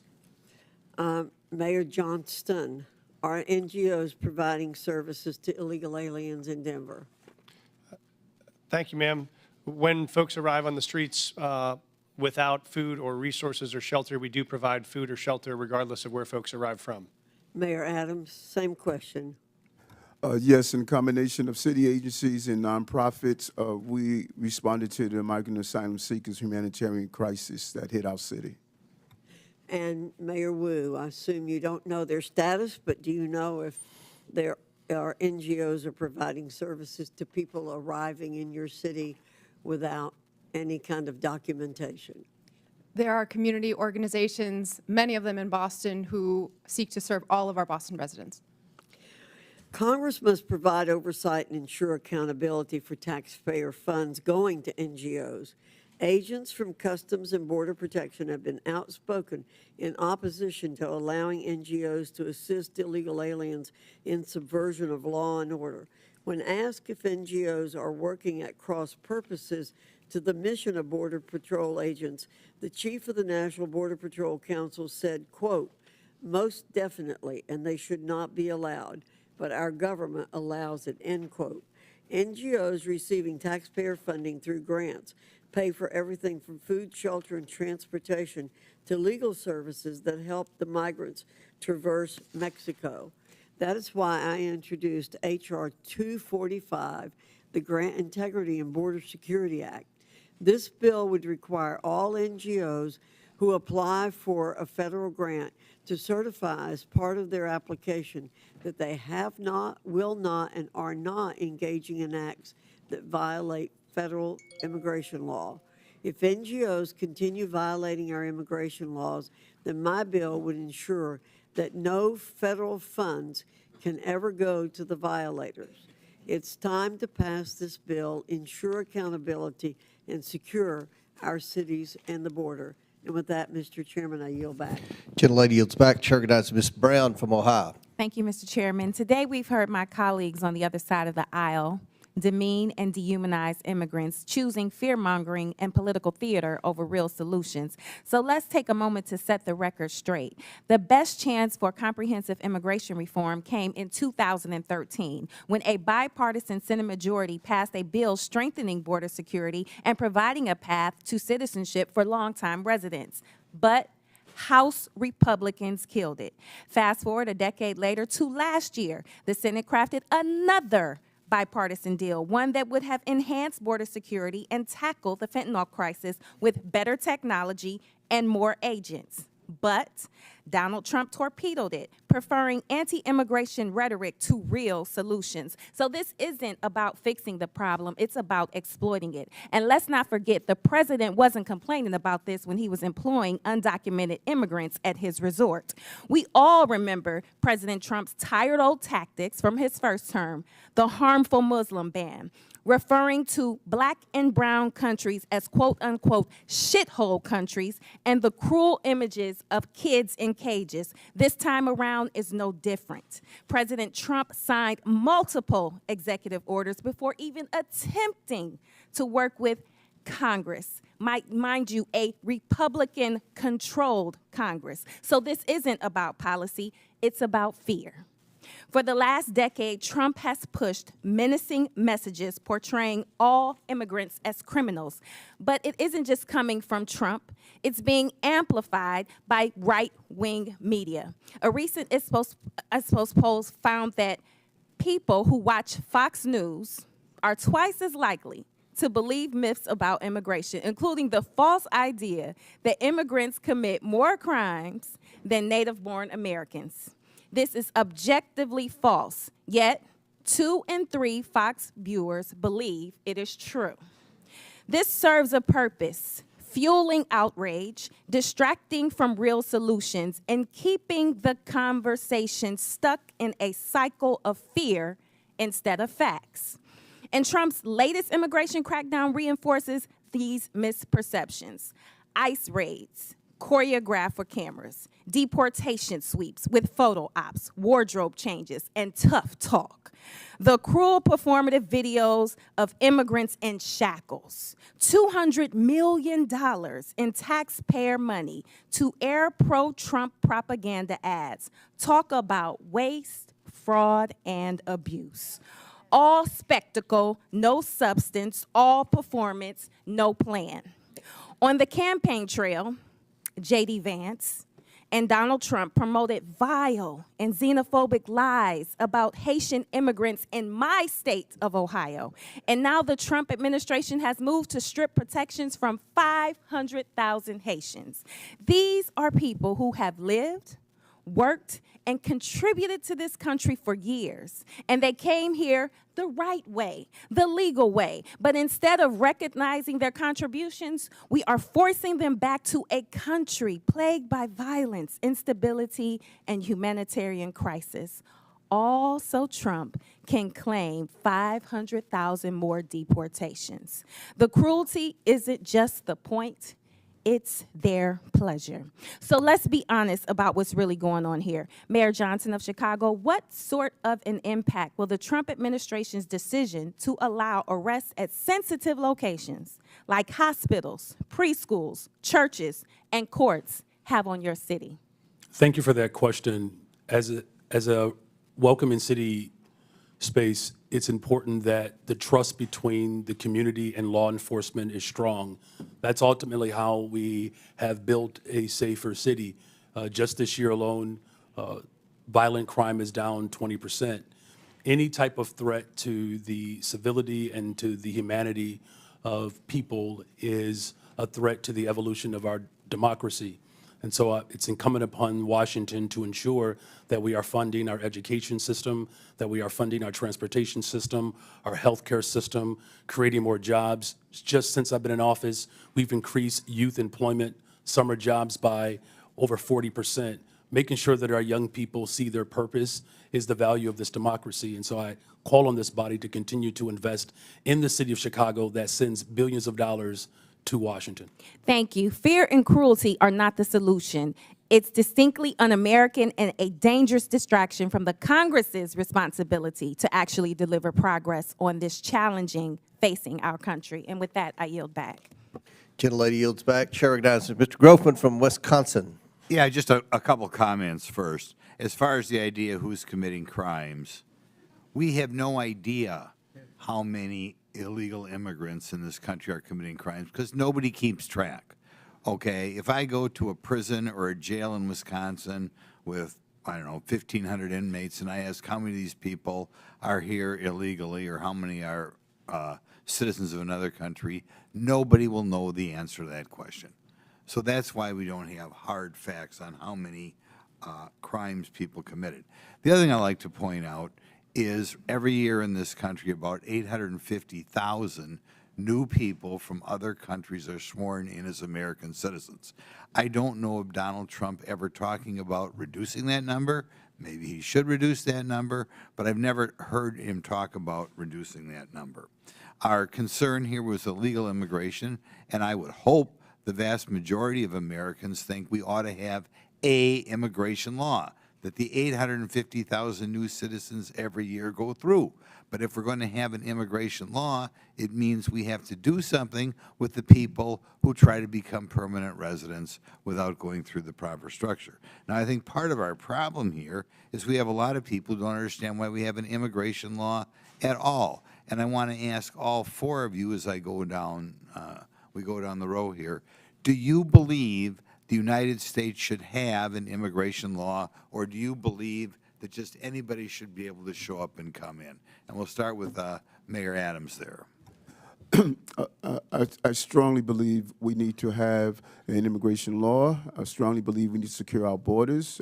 We witnessed a 90% decrease, and we're seeing that play out in our city, so we should have a strong immigration law. Good. And I'll ask this question then. If you believe we should have an immigration law, and then we'll get all four of you here, if you believe that, do you believe people who ignore the law, whatever that law is, should be allowed in the country? I think that all of us must be held accountable to the law, and if we secure our borders to make sure before they come in that is done correctly, it is not going to impact cities to carry that burden. Like I said, close to $7 billion in tax dollars. Mr. Johnston, do you believe we ought to have an immigration law in this country, or do you believe everybody should just be able to walk in here and set up shop? Thank you, sir. I do believe we should have an immigration law. I do believe we should have secure borders. I do believe we should fix our asylum process. I do believe we should let dreamers get access to permanent citizenship. Okay, then the question we could is, do. if somebody ignores that law and comes in this country, do you believe the whoever, ICE or Border Patrol or anybody, should spin them around and send them out, or can they just ignore the law and because they, however, cross the Rio Grande, overstating a visa, whatever, are here? Do you believe that we ought to do something to the people who are ignoring the law? Thank you, sir. In the case of the folks we're seeing, they are coming here because they are claiming asylum. When they claim asylum, they then have a right to a day in court to see if that asylum claim is The valid. question is, though, if I come in this country and stay here and I have not gone through any formal process to become a citizen or to be a visa, legal visa or whatever, should we kick that person out?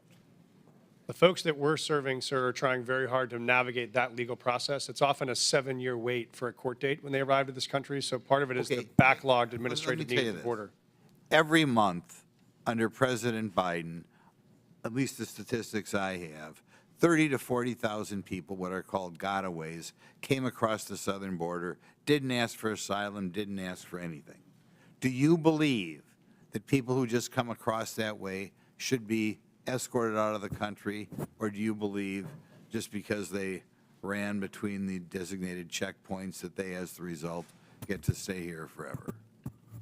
Again, sir, we're serving folks who are seeking asylum or have status, Well, of course, like temporary protected you status. wouldn't even know that. Or CBP-1. Okay, next, Mayor Johnston, buddy from Chicago.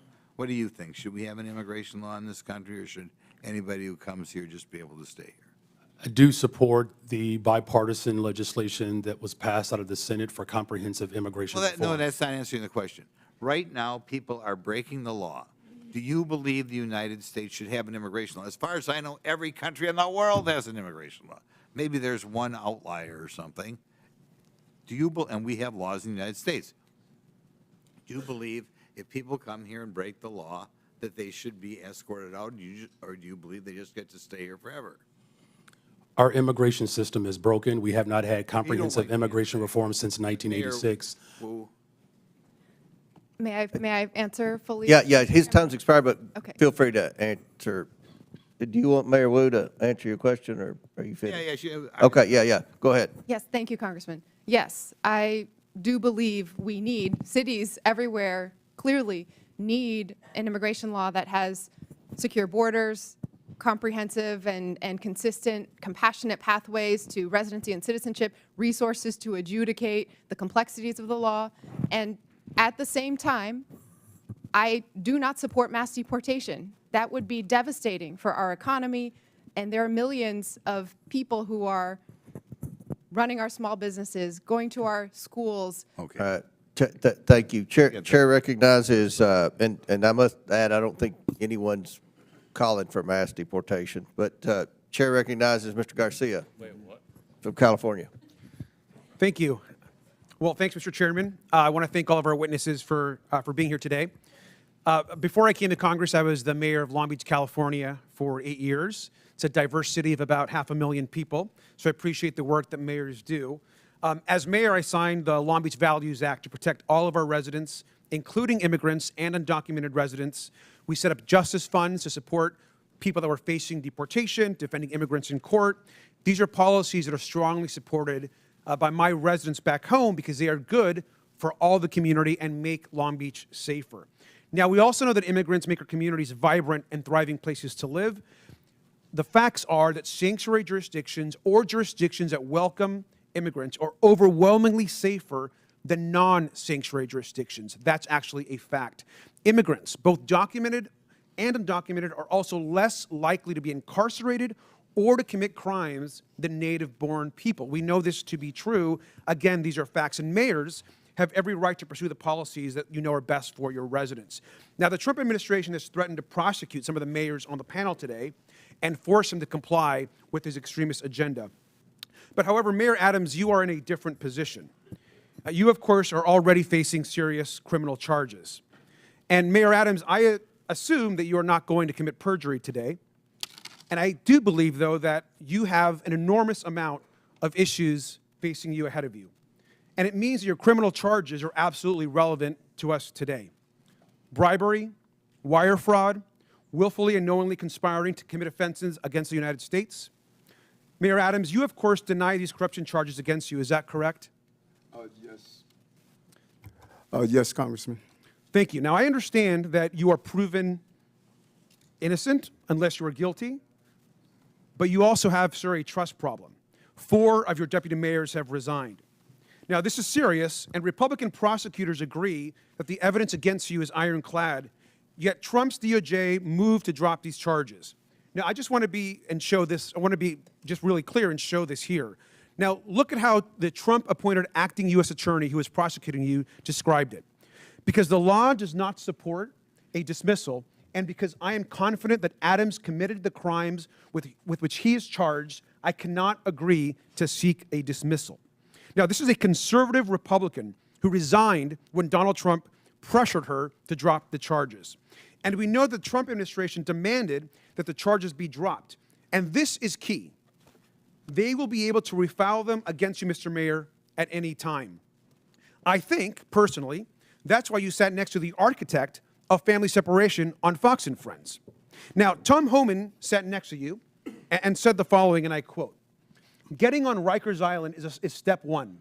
We're working on some other things that we don't really want to talk about on open air because the city council will be putting roadblocks up on us. The mayor and me have a commitment to several other things." Now, this was you, of course, and Mr. Homan, the architect of family separation.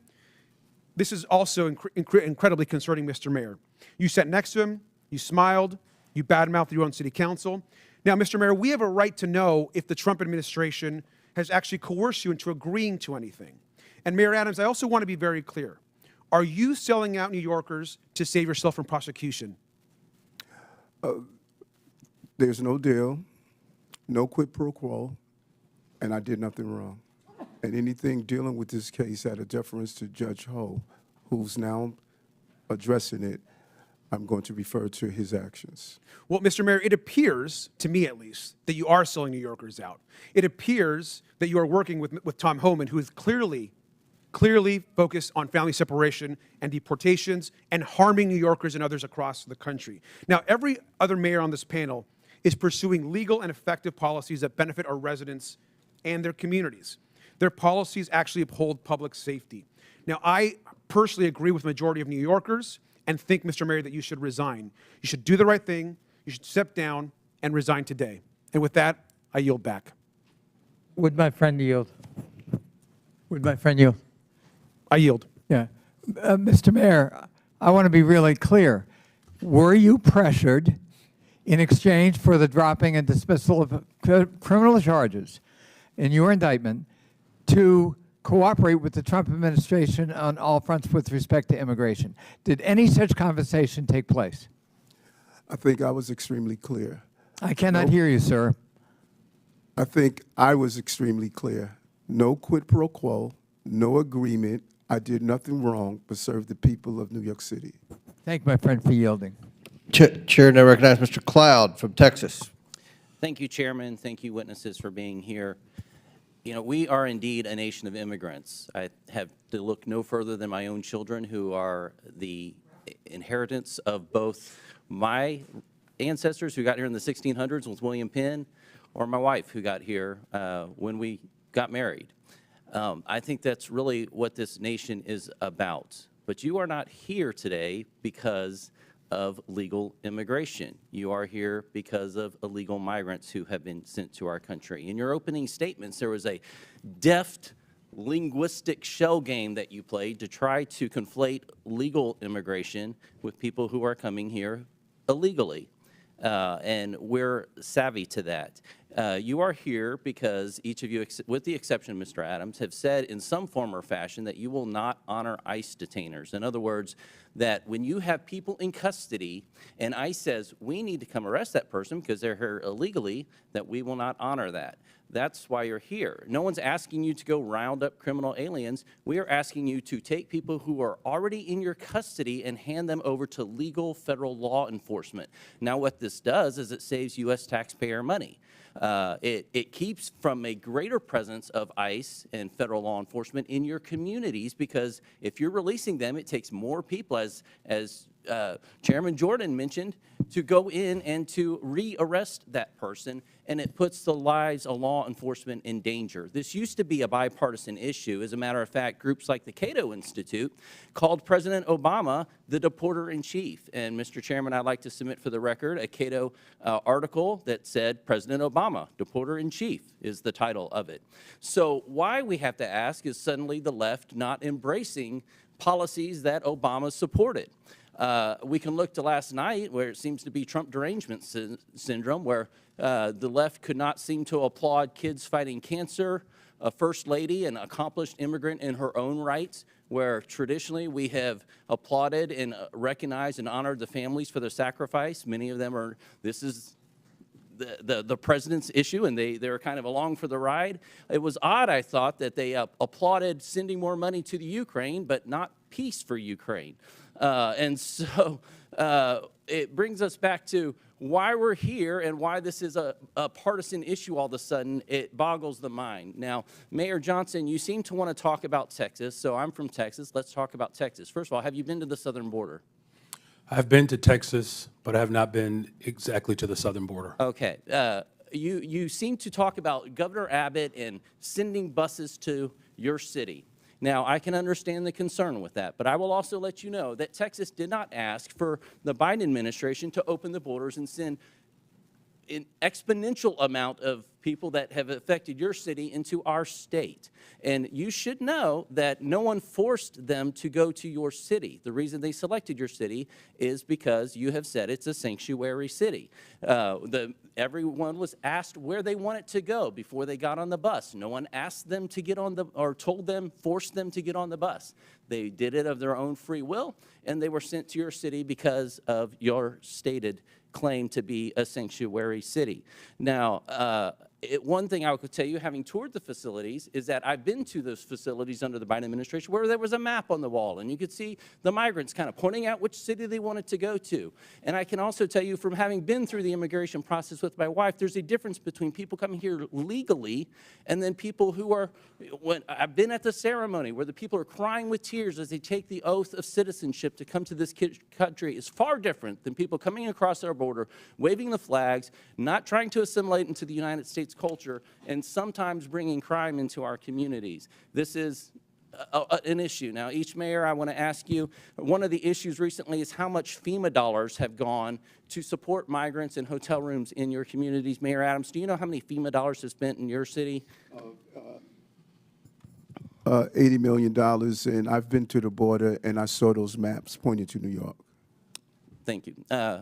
Mayor Johnston? Thank you, Congressman. I know we do have some federal dollars. I have to get back to you on the exact amount. It's roughly 32 million, Mayor, 38 million. Mayor Johnson? I don't have the exact numbers. It's 32 million. I Mayor? don't have the number. I'd love to know. 29 million. So understandably, citizens are concerned about that, their taxpayer dollars that are supposed to be going to disaster relief for them and their communities going to illegal aliens. Do you agree, each of you, yes or no question, I only have a couple seconds, do you recognize that it is against the law to harbor criminal aliens? Gentlemen, time's expired, but please answer the question, Mayor Adams. Yes, reading federal law, correct. I do recognize that, and we do not do that. The city of Chicago does not harbor criminals. Yes, we follow the laws. Mr. Chairman, I have a unanimous consent request. Proceed. I would ask to enter into the record 2 articles. One, talking about President Trump putting mass deportations to the heart of his campaign during the campaign. And just last night, Trump vows to use U.S. military for mass deportations. Without objection, so ordered. Thank the chair. Chair recognizes Mr. Frost from Florida. Thank you, Mr. Chair. So the year is 1969. My abuela, Zenaida, my grandma, Yaya, gets a call. And her, my mother, Maritza, my aunt, Sandra, and my grandpa, Pepe, have to go to a plane within 24 hours because they've been approved to come to the United States.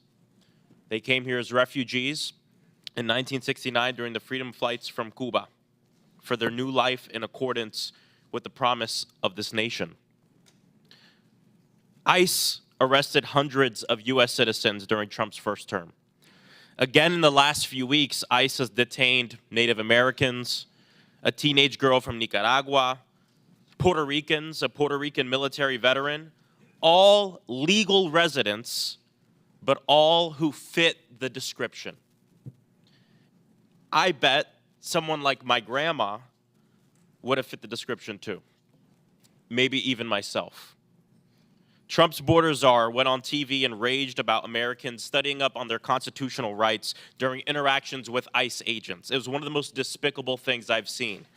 And the question is, why is he so upset that people know their constitutional rights?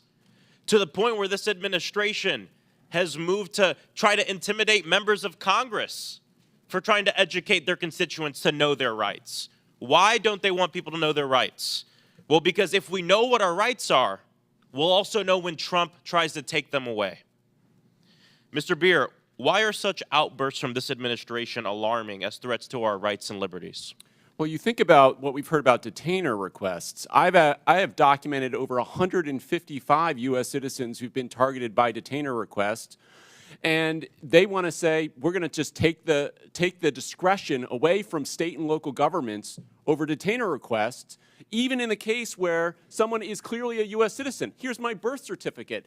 Doesn't matter. They're going to disregard it. And so, yes, I am well aware of the threat this administration poses to constitutional rights. So from what we've seen the last few weeks, should American citizens, should people with legal permanent residence in this country be also scared of this mass deportation campaign for themselves and their own children? Oh, absolutely. The birthright citizenship order is the most egregious, but that doesn't stop there. They want to take away people's citizenship and people's rights, regardless whether they're citizens or not. Thank you. Mayor Wu, Boston has been named the 9th best city for quality of life in the entire country. Congratulations. I would argue with that. Okay. If Trump succeeds in forcing you to redirect your city's budget and personnel to help with ICE raids in this mass deportation campaign, how would that affect quality of life for your people? First, that is against the laws in Boston and in Massachusetts, but I've heard from so many community members, including residents who are immigrants who are citizens, that they are terrified.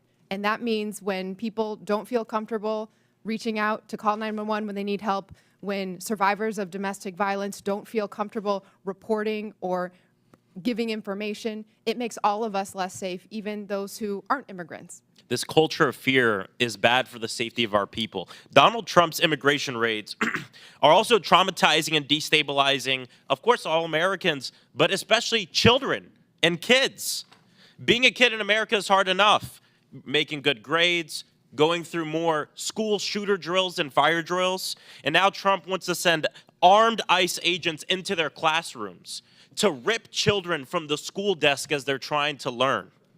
Mayor Johnston, my colleagues are laughing about that. I don't find that funny. What would a school day be like for a kid in your city when ICE suddenly bangs down on the door and abruptly grabs their teacher or one of their friends? Thank you, sir. I was a teacher and I was a school principal before I did this job, so I knew that our school was often the safest place that kids came, and they knew there they could learn, they could get support, they get access to services. And many of our kids come from mixed status families. They don't know their status, they don't know their mom's status or their dad's status. So I've had families before who have pulled their kids out of school, kids who were citizens, because they were worried that somehow their kids were in danger because they didn't know who was being taken. And so for us, the fastest way to make a city unsafe is to have kids not feel safe in their own schools. See, they want everybody to live in fear of undocumented people. That is what they want to do. But I'll tell you, when I'm in my district and I do roundtables, I've done them with kids in elementary school, and I ask them what they want us to do. They want us to ban assault weapons. They say what they're actually scared of is being shot to death and dying in their schools. And because of actions that the Democratic administration took, the Biden administration with Congress, gun violence has gone down in Denver, 24%, 25% in Chicago, 40% down homicides in Boston. This works. Gun violence went up 45% under Trump. So when they're in charge, more people die. When they're in charge, we are actually less safe. And I think that's an important thing that we all have to keep in mind as they try to scare us in terms of immigrants who are living in this country. Thank you, and I yield back. Chair recognizes Mr. Palmer from Alabama. Thank you, Mr. Chairman. I thank the witnesses for being here. I just want to respond about crimes committed by people here illegally. Every crime committed by someone in the United States illegally is a crime that would not have been committed. Lincoln Riley, Ruby Garcia, Rachel Morin, Joycelyn Nungaray, the woman set on fire in the New York subway. These are all assaults, rapes, murders, and other crimes that would not have taken the lives of these people if those people were not here illegally. They were given safe harbor. Now, I want to ask you something. You all took an oath of office. Mr. Adams, did you swear to uphold the Constitution of the United States? Yes, I do. How about you, Mayor Johnson? Yes, sir, I did. How about you, the other Mayor Johnson? Yeah, the Constitution of the United States as well as the Constitution of Illinois. Okay, and Mayor, Yes. you did. Are you familiar with the Supremacy Clause? Any of you? Yes, sir, I am. Okay. Then under the Supremacy Clause, you understand that the laws of the United States take precedent over the laws of Colorado, over the laws of Illinois, over the laws of Massachusetts, and your cities. Do you understand that? Yes, sir, I do. But when you declared your cities sanctuary cities, you did so illegally. Do you understand that? Respectfully, sir, I would disagree with that. We follow You're every disagreeing federal with law. the law. It's against the law to give sanctuary to people who have committed felonies, and it's a felony to cross the border illegally. There You is no- gave sanctuary to people who are here illegally. You violated your oath to uphold the Constitution. Because of the Supremacy Clause, the laws of the United States take preference. But you didn't do that. There is, thank you, sir. There's no part of our city law that violates federal law, no part of the practices or services we provided that violate federal law. Did you personally violate the law then by giving sanctuary? Somebody gave these people sanctuary. You declared your city, city of Boston was declared a sanctuary city by you, Mayor. Being a sanctuary city as you describe it, or being a city as we describe it, that's home for everyone, does not, it means that if When you commit a give crime, safe you are harbor held to accountable people who are regardless of here immigration illegally, status. and when you interfere with the officers of the law who are there to even remove people that you know have committed crimes, you have violated your oath of office. You've committed a crime. Mr. Chairman, I don't understand why we haven't been discussing obstruction of justice. I mean, get real about this. We have a problem in the country with the people who have come here illegally. And I just gave you a few names of people who have been raped and murdered. There are numerous others. There's a whole organization established called Remembrance to remember the people who have been assaulted, raped, murdered, in this country because certain cities, certain officials decided to give sanctuary to people who came here illegally and committed these crimes. It goes all the way back to Kate Steinle, San Francisco, shot by someone who was here illegally. She would still be alive today. She died in the arms of her father. So again, I want to know if you understand the supremacy clause, that the laws of the United States are supreme over whatever your opinions might be of what the laws are. Sir, I do recognize that. We do follow that. I want to clarify that we actively, aggressively pursue any known criminal in the city, and we actually partner with federal government to do that. If there is someone with a criminal warrant, we're searching for them. We have federal task forces we're partners of to break up gang activity. We do that for drug trafficking. We do that on armed robberies. So we are in partnership with the federal government on many issues around. Mayor Adams is being attacked because he's agreed to cooperate with federal officials to uphold the laws of the United States. I haven't heard any of you in defense of that. We are absolutely upholding the laws of the United States. We do it every day, and we will continue to do it. I just think we need to do a deeper dive into this, Mr. Chairman. If it were up to me, I mean, I'd be considering referring charges. I think we've got a problem here when we decide that there's some laws that we will obey and some laws that we won't. I don't care who it is, Republican, Democrat, I don't care what office you hold. We need to abide by the laws passed by. Will the gentleman yield? No, I will not yield. Mr. Chairman, I thank you for the time. I yield back. Gentleman yields back. Well, We're gonna have two more. We're gonna have two more questioners. Then we're gonna have to take a break at the request of the witnesses. A 15-minute break, maybe 20 if we need that. But Chair recognizes Mr. Kassar, and after him, then Mr. Higgins, and we'll proceed with the break. But Chair recognizes Mr. Kassar. Good morning. Good morning. Good morning. Mayor Wu, can you tell us a little bit, just maybe 20 seconds, about how your administration has helped address unemployment, especially amongst youth in your city, which we know is a risk when we have high levels of young people unemployed? We made a commitment, our mayor's guarantee, that any young person in the Boston Public Schools who wanted a paid summer job would get one, and we fulfilled that with the partnership of businesses and companies and organizations throughout the city. Record numbers participating. Thank you, Mayor Wu. Mayor Johnston, can you tell us a little bit about measures your office has implemented to address the root causes of violence in Chicago? Thank you for that question. Yes, so first of all, it's great to report that violence is down in the city of Chicago, and it has gone down since I've been in office as a result of a couple of measures. One, we've reopened 3 mental health clinics because we do know that mental health issues, and we are in a very severe mental health crisis. We've also increased the number of youth employment. We have hired almost 28,000 young people for last summer. This year, we have an opportunity to hire up to 29,000 young people. We've also built more homes. Just last year, we've appropriated $11 billion, 37,000 construction jobs in the works for almost 10,000 more affordable units, and we have promoted and hired 200 detectives to increase trust between community and law enforcement to solve the crimes that do occur in our city. Thank you so much. Mayors, I want to thank you for the hard work you're doing every single day. Just in 40 seconds, you have described building tens of thousands of homes for people that need them, hiring detectives to solve cold cases, building community trust to reduce violence, hiring people to do incredible mental health work, and reducing the youth unemployment rate. That is so much more than what the Republican majority can ever describe having ideas about. And that's why they've dragged you before us today.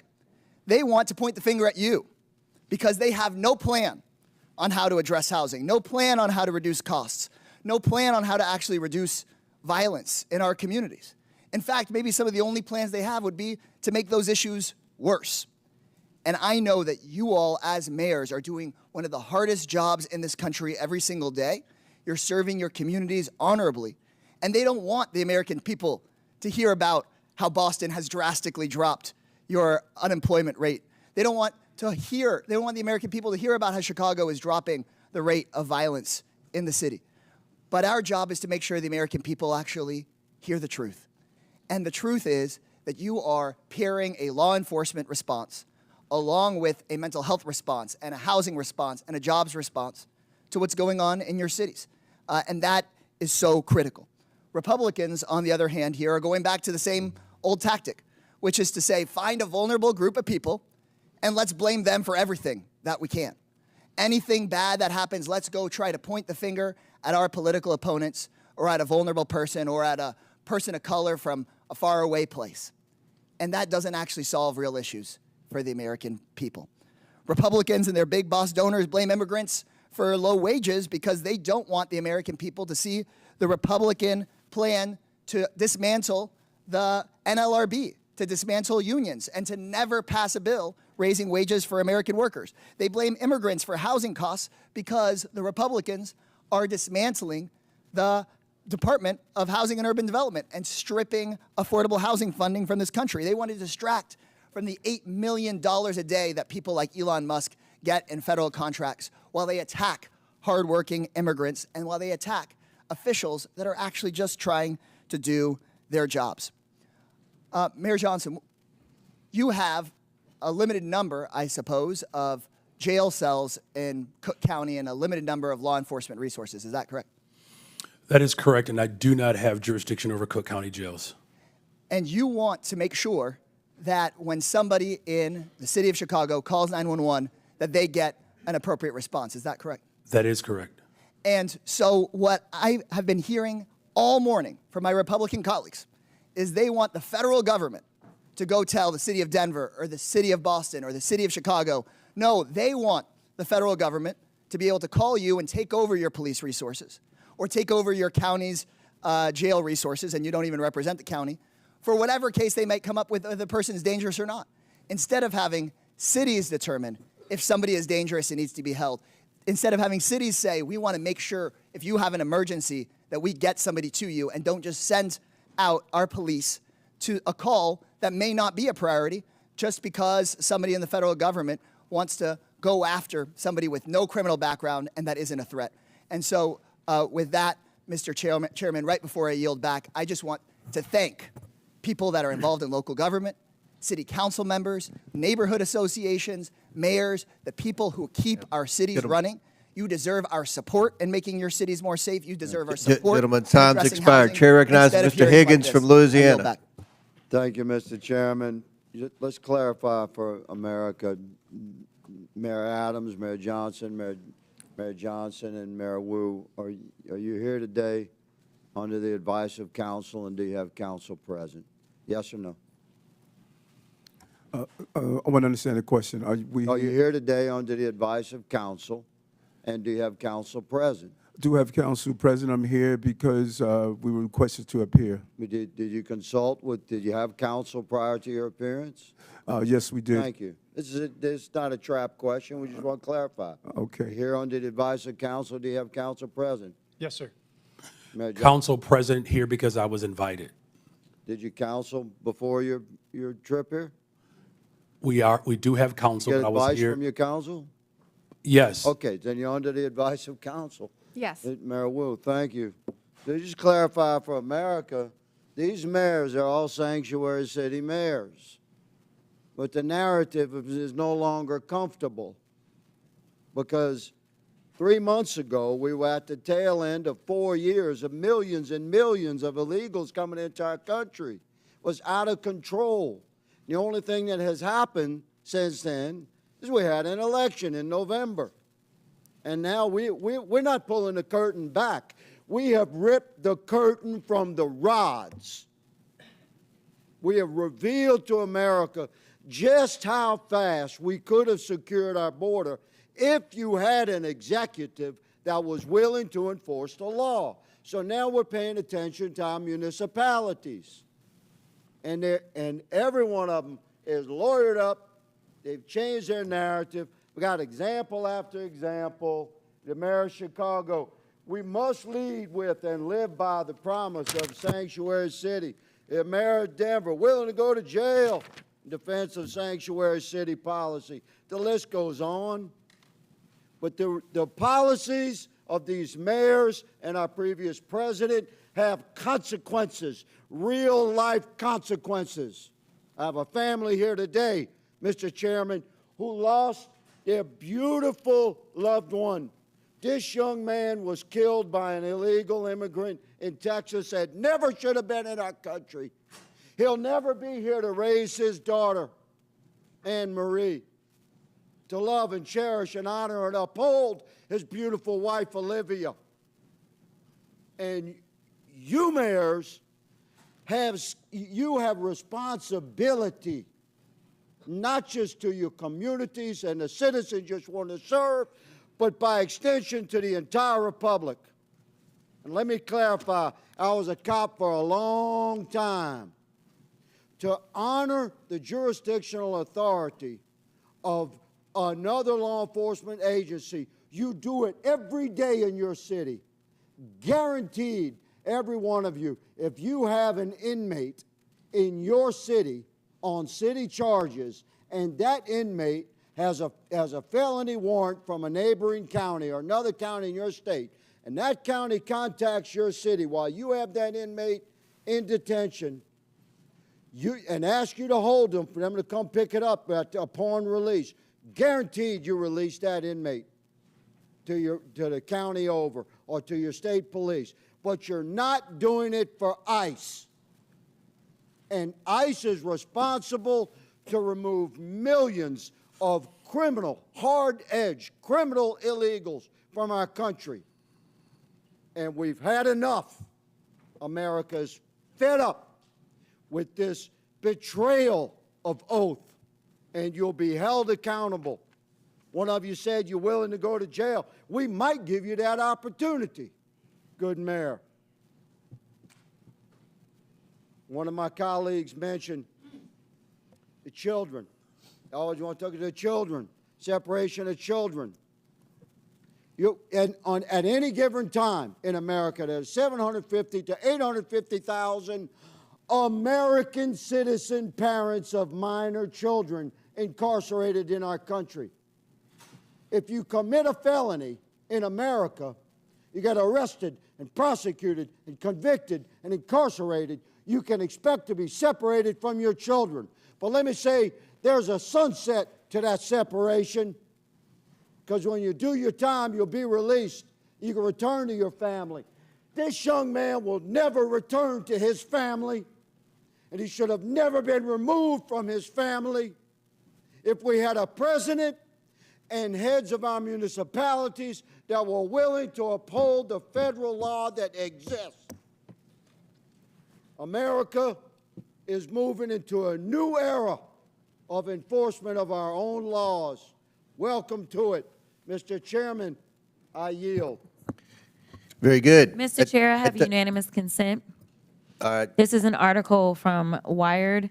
It is February 18th of 2025. U.S. funding cuts are helping criminals get away with child abuse and human trafficking. Services supporting victims of online child exploitation Without and objection, trafficking. so ordered. Thank you so much.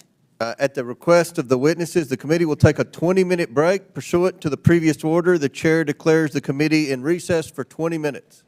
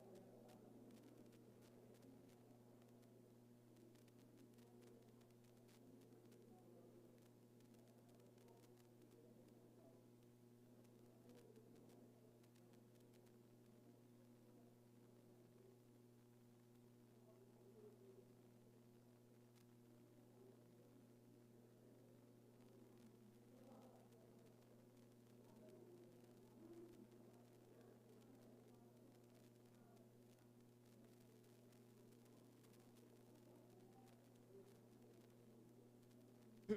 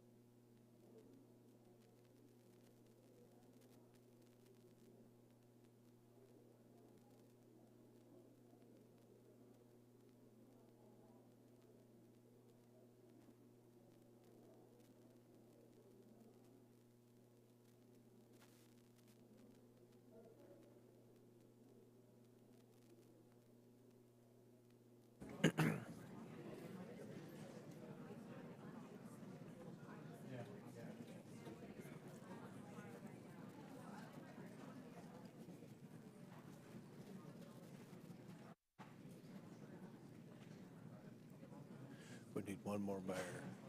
We're missing, okay, here we go.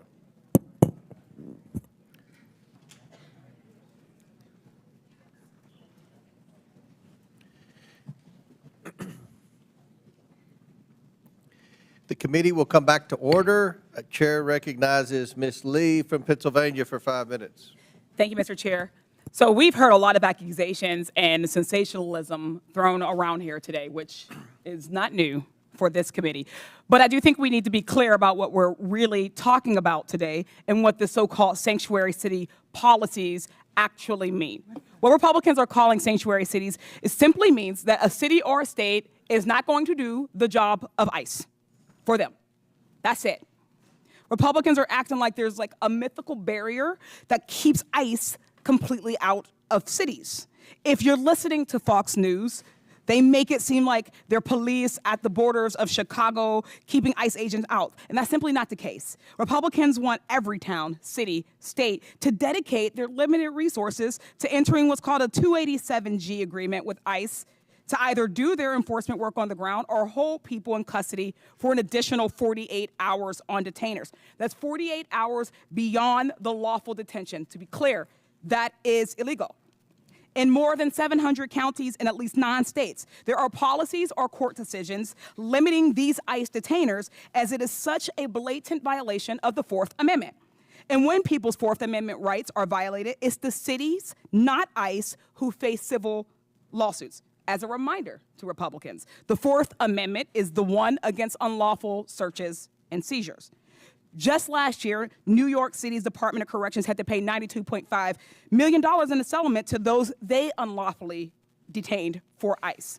Republicans are putting these mayors between a rock and a hard place. And the reason that they're doing this is because Trump is trying to get them to do illegal things. If they work for ICE, they risk violating their own residents' constitutional rights and opening themselves up to costly litigation. But if they don't do Trump's bidding, they're being threatened with losing federal funding. Today's hearing is nothing more than a shakedown against the mayors of some of our nation's biggest cities and a part of Trump's ongoing anti-city crusade.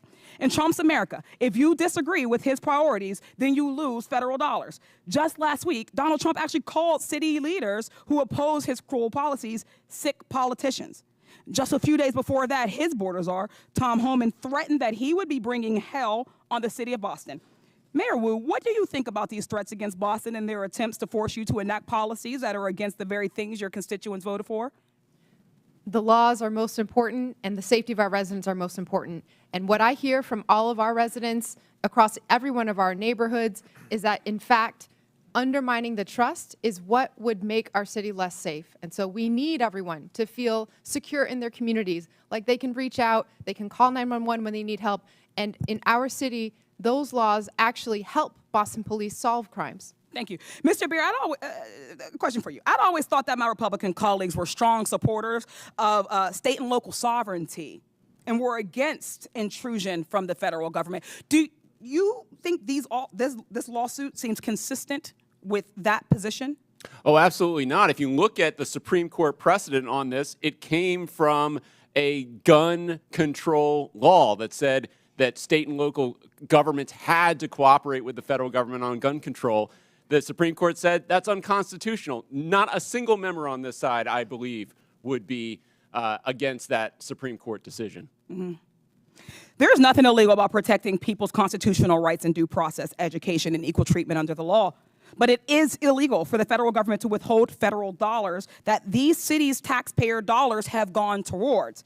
Mayor Johnston, Chicago ranks as one of the largest cities in the U.S. and has the third largest metropolitan economy, boasting a GDP of $860 million. This makes it one of the most economically diverse cities in the nation, correct? That is correct. Would it be fair to say that your city generates billions in taxpayer revenue and that the average taxpayer in Chicago and Illinois contributes more than around $20,000 in federal income taxes, which is more than $1,310 above the national average? That is absolutely So correct. can we conclude that Chicago residents pay significantly more in taxes than they receive in return, contributing at least $5 in taxes for every $1 they get back in federal support? More than our fair share. Thank you. Only 9 states have taxpayers that contribute more to the federal government than they receive. All 4 of our mayors are from states on that list. Yet Republicans are saying that they should lose that money because they don't agree with their dear leader.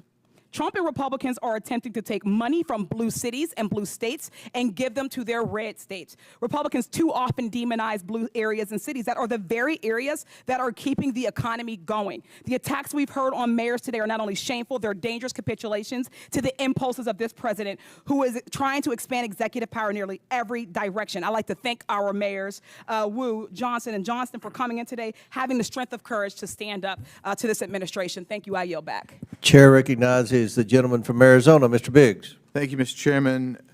So, Mayor Adams, you've agreed today, sorry, over here. You've agreed today that New York City is a sanctuary city, is that right? Based on the definitions, and there doesn't seem, Congressman, there's now a uniform definition of that, but yes. Right, but that's what you've proclaimed. Mayor Johnston, you've previously also declared that you're a sanctuary city.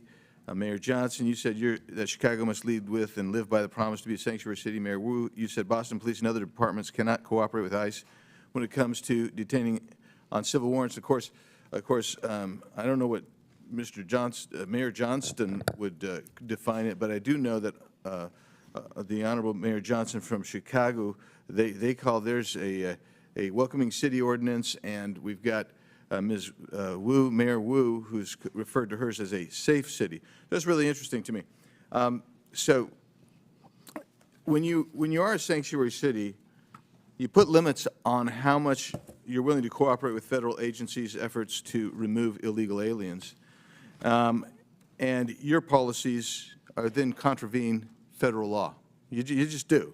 Under Title VIII of the U.S. Code, it says a federal, state, or local government entity or official may not prohibit or in any way restrict any government entity or official from sending to or receiving from the Immigration Naturalization Service any information regarding the citizenship or immigration status of any individual. Yeah, so when I look at your guys' ordinances, and I got them all up here, and they're really interesting stuff, and Denver, I think you testified previously that you rely on the statutory section, am I right, of the state statute. So let's just review this. There is a distinction, and some of you have made that. Mayor Johnson of Chicago made this repeatedly, and Mayor Wu of Boston did. There's a distinction between criminal warrant, and you say we cooperate on criminal warrant, but there's 2 levels of cooperation at least. There's a communication level, and there's a passing the person off. That's one level with the criminal. But the civil level, this is what I want to talk about for a second, because all of these ordinances proscribe communication and transfer of someone where there's a civil warrant. Now, I know that all of you understand that a removal order is a civil order. And that means none of you and none of your agencies within your municipalities are communicating or passing over someone where there's an ICE removal detainer. So I don't care how many times, 1,226 or whatever it was in 7 years, I don't care how many times you do it, but if you're not doing it for civil orders, then you're allowing people who have a removal order, who've had due process, because that's how you get a removal order. You're allowing them to stay in the country. You're in violation of this law right here. You are. You're in violation of that law right there. And you've got to start realizing what your criminal culpability is on that. And that's really what we're talking about here. So you don't think that's harboring, perhaps? But let's take a look at that next statute, please. That next federal statute. In conducting investigations and hearings, immigration officers and administrative law judges shall have reasonable access to examine evidence of any person or entity being investigated. If you're holding someone back, even if it's under a civil warrant, because that's what you said you're not going to participate in, and you are preventing access to that person or evidence, you're in violation of this. You have criminal culpability under this. And you'll notice there's no mens rea requirement here. This is it. Every one of you is exposed to criminal culpability here. That's the reality of it. Let's do the next one. Any person who knowing that a person is an alien, knowing or in reckless disregard, now you got a culpable mental state here, of the fact that an alien has come to, entered, or remains in the United States in violation of law, conceals, harbors, or shields from detection, or attempts to conceal, harbor, or shield from detection, such alien in any place. You'll notice it doesn't make a distinction that all of y'all want to make of criminal warrants versus civil. You're all in violation of all three of these statutes. You got criminal culpability. I yield back. Gentleman yields back. Chair recognizes Ms. Randall from Washington State. Thank you, Mr. Chair, and thank you to our witnesses for taking the time to be here today. You know, I represent the northwest corner of the country, though I did happily live in Boston for 10 years safely. And Washington State is proudly home to more than 1 million immigrants. We know in Washington that our communities, like yours, are stronger because of immigrants. We are fed because of immigrants. We're able to take public transportation because of the work of immigrants. We are able to work on building the affordable housing that we need because of immigrants. We receive quality health care because of immigrants. But this administration, as we see over and over and over, is more concerned with deporting families than supporting families.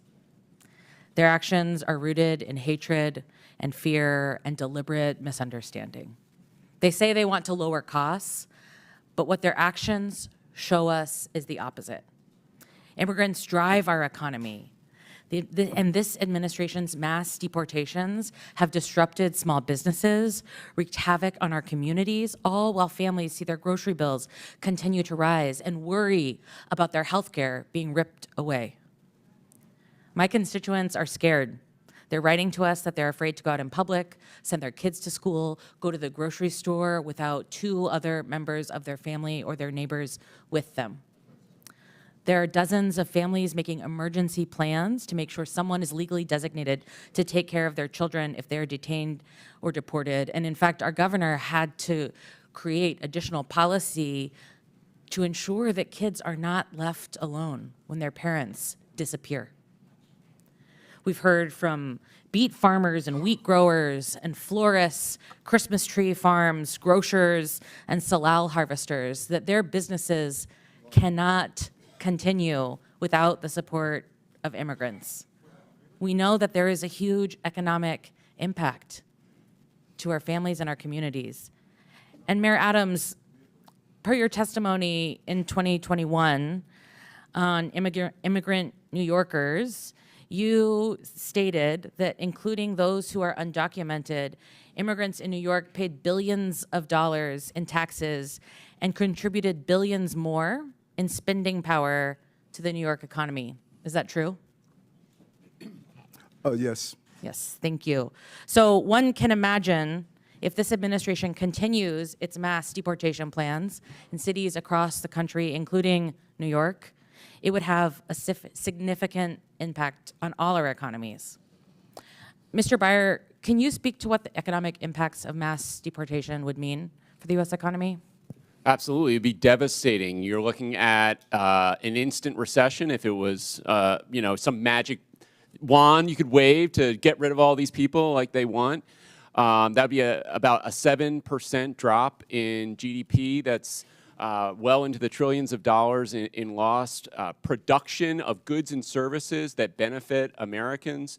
And when you really think about it, when it comes to the cities, right, it's not equally distributed across the country. It's really these cities and some others that are going to be overwhelmingly impacted. So those neighborhoods, you're looking at a death spiral of economic activity when you remove so much of the population. And of course, we talk about just the people who are undocumented, but their children, their spouses, all those people are going to be affected by mass deportation. Thank you so much. And Mr. Chair, with unanimous consent, I'd like to enter this New York Times article, Frustration Grows Inside the White House Over Pace of Deportations. Without objection, so ordered. Thank you so much. And, this committee has been very interested in uncovering waste, fraud, and abuse. And I'd like to draw our attention to the ASMR deportation flight that the administration touted on their official social media channels. While previous flights, deportation flights, cost for about 10.5 hours, $47,000, this military flight that was commandeered from its mission of national security to take folks who were in detention centers already to a stopover in Guantanamo cost us $299,250 for the same flight. My folks in my community who are stationed at Joint Base Lewis McChord are being diverted from their essential missions to go to Guantanamo to be layover stewardesses for this this plan that's just for clicks. It's just to continue to stir up media. It's just to deliver on a promise that the president made and that he's worried that he will be accused of letting his base down if he doesn't carry out. Thank you. Chair recognizes Ms. Mace from South Carolina. Thank you, Mr. Chairman. All of the mayors here today are actively working to harm the American people you represent. You all have blood on your hands. I'm going to ask a series of yes or no questions today, and I would like to remind all of you, you are under oath. I only want a yes or a no to my questions. My first question, do you acknowledge breaking into our country as a crime? Mayor Adams, yes or no? Do you acknowledge breaking into our country as a crime? I acknowledge. Yes or no? I acknowledge. Okay, Honorable Johnson, he's not going to answer the question. Yes or no? Is breaking into our country against the law? Yes or no? Depends how you cross the border. Okay, Some folks Mayor have Johnson, status. yes or no?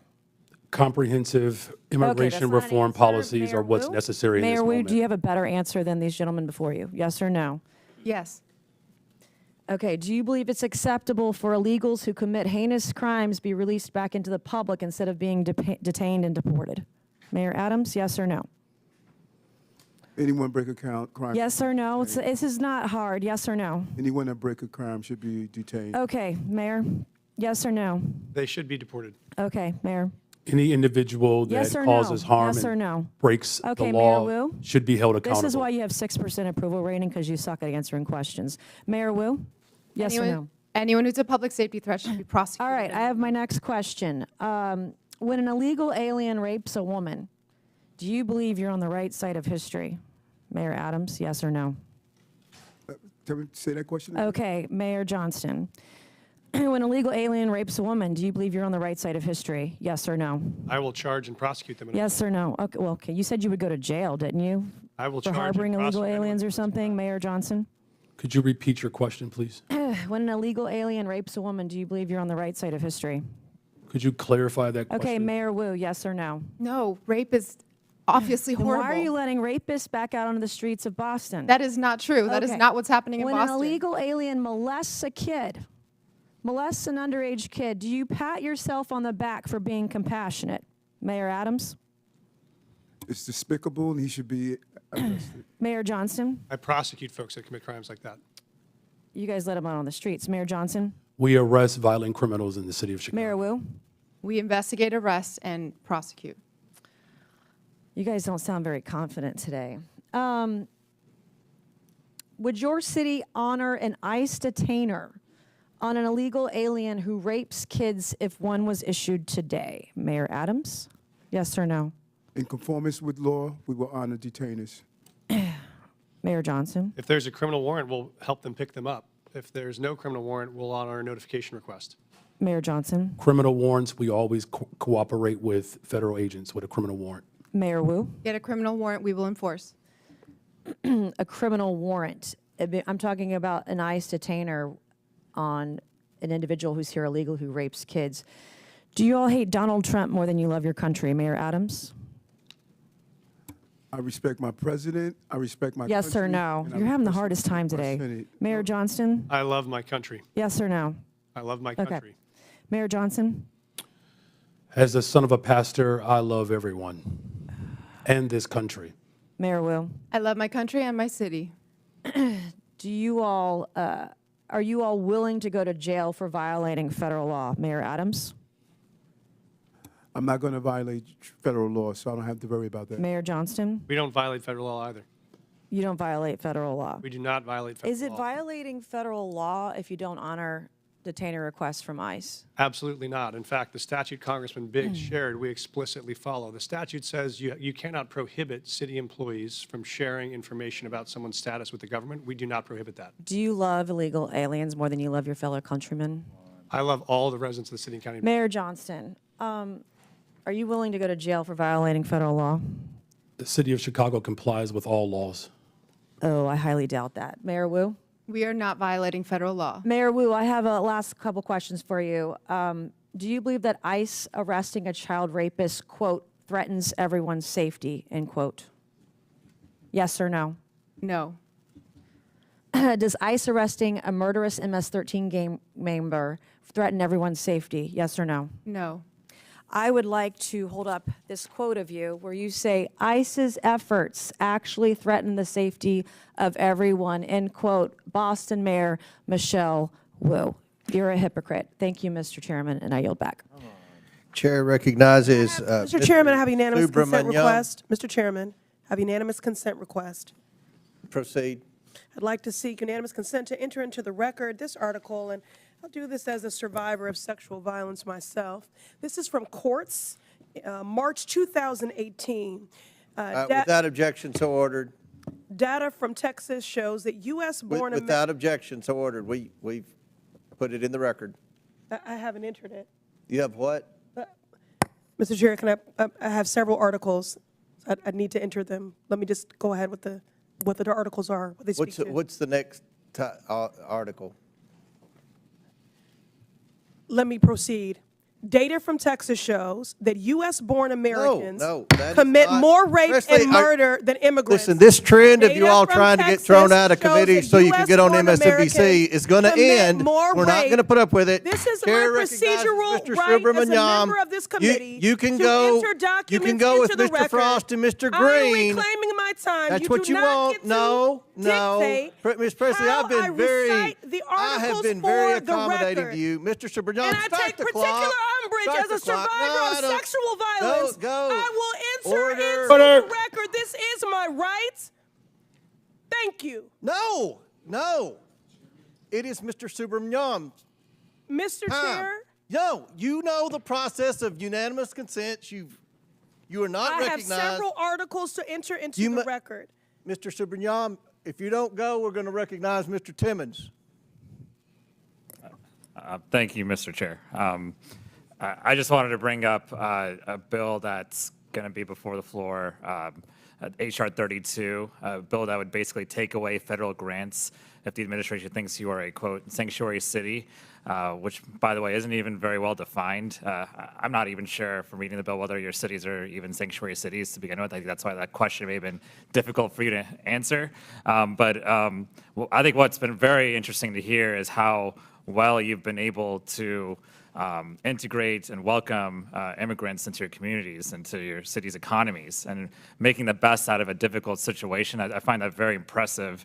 And but I wonder to the mayors here, Mr. Johnston, if you took away federal grants, how would that affect public safety of your city? Would that improve? Would that make your city more safe or less safe if we took away federal grants from your city? It would dramatically weaken public safety. I mean, we wouldn't be able to repair bridges that are falling apart. It means we wouldn't be able to put kids in preschool or give veterans medical care. It would be catastrophic. Thank you. Mr. Johnston, the same question. Mayor Johnston, the same question. It would certainly undermine all of the investments that we've made thus far. Since I've been mayor, we've provided $20 billion of new investments that contribute to the overall safety of the city of Chicago. Mayor Wu, same question. Would this make your city of Boston more safe or less safe? Withdrawing federal funds would make us less safe. Education makes us more safe. Housing makes us more safe, and we rely on those funds. And how did, let's take Mayor Johnston, how did many of the immigrants come to your city? You mentioned they came from Texas, is that right? That's correct, Congressman. They came on buses sent from Texas, mostly from El Paso. I feel like we have the wrong people in the room today. We have mayors of cities that are trying to do their best with the situation that they have. And then we have governors in Texas and Florida who are busing folks up to your cities. And so you're trying to make the best out of this situation. But somehow they're trying to make our immigration system worse, in essence, because they're taking the folks that come over to their states and they're spreading them across the country, and you're just trying to deal with that situation. Would you characterize it as that, Mayor Johnston? Yes, sir. We're just trying to manage the crisis in front of us, which is families being dropped off on our city streets in the winter with no clothes. Our calling is to make sure they're safe. And how would the Trump administration's funding freezes and cuts, would they undermine public safety in your city, Mayor Johnston? They could dramatically undermine public safety in our city. Everything again. Mayor Johnson, same question. It certainly will undermine community safety if the Mayor federal Wu, government same undermines question. the investments in people of Chicago. It would undermine our safety, too. So we're trying to make your cities more safe, but there's a bill here in the name of making your cities more safe actually makes your cities less safe. Would you agree with that, Mayor Johnston? Yes, sir, I would. Mayor Johnson, same Yes. question. Mayor Wu, Yes. same question. And I think this bill is actually, in a way, extortion, because you're basically trying to take away funding from a city if they don't do what the administration wants you to do. But let's talk about extortion for a minute. Mayor Adams, I think everyone's a little bit concerned about the timeline of events that has led to your case being dropped. And so, Mayor Adams, did you meet with Tom Homan on December 12th of last year? Did President Trump say publicly that he considered pardoning you 4 days after that meeting? Yes or no? I don't recall what the president said in regards to that meeting. Well, he did. In January, did you meet with President Trump at Mar-a-Lago? Yes or no? Yes, I did. In this meeting, did you talk about immigration enforcement with the president? Talk about immigration in general. What was that? What did you talk about when it comes to immigration? Just how important it is to secure the border, and they were able to do so. We saw a 90% decrease, and I see that on my streets every day. Did you talk about your pending case with the DOJ? No, I did not. So the case did not come out. Have you ever talked about your case with the DOJ with the president? No more than what you heard him on the trail say that he thought it was important. I haven't heard much. Tell me, have you ever talked about the president, talked about your case in the DOJ with the president? Yeah, as I indicated previously, I'm going to say it again. This case is in front of Judge Ho, and out of deference to him. Have you ever allowed- talked about your case with anyone in the Trump administration?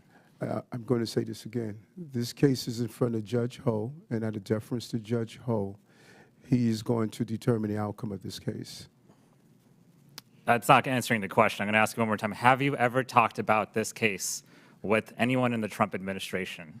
This case is in front of Judge Ho, and out of deference to Judge Ho is going to decide the outcome of this case. I think Mayor Adams is not answering the question because he probably has. And I think there's a pretty clear timeline here that indicates that a case is being dropped in the name of trying to appease the president, who seems to be okay with what's going on. And so look, we can talk about the policy, but I think there's a bigger problem here of public extortion and almost an endorsement of this extortion, and it's becoming the norm for this administration. I yield back. Chair recognizes Mr. Timmons from South Carolina. Mr. Chairman, before you do, I have a unanimous consent request, please.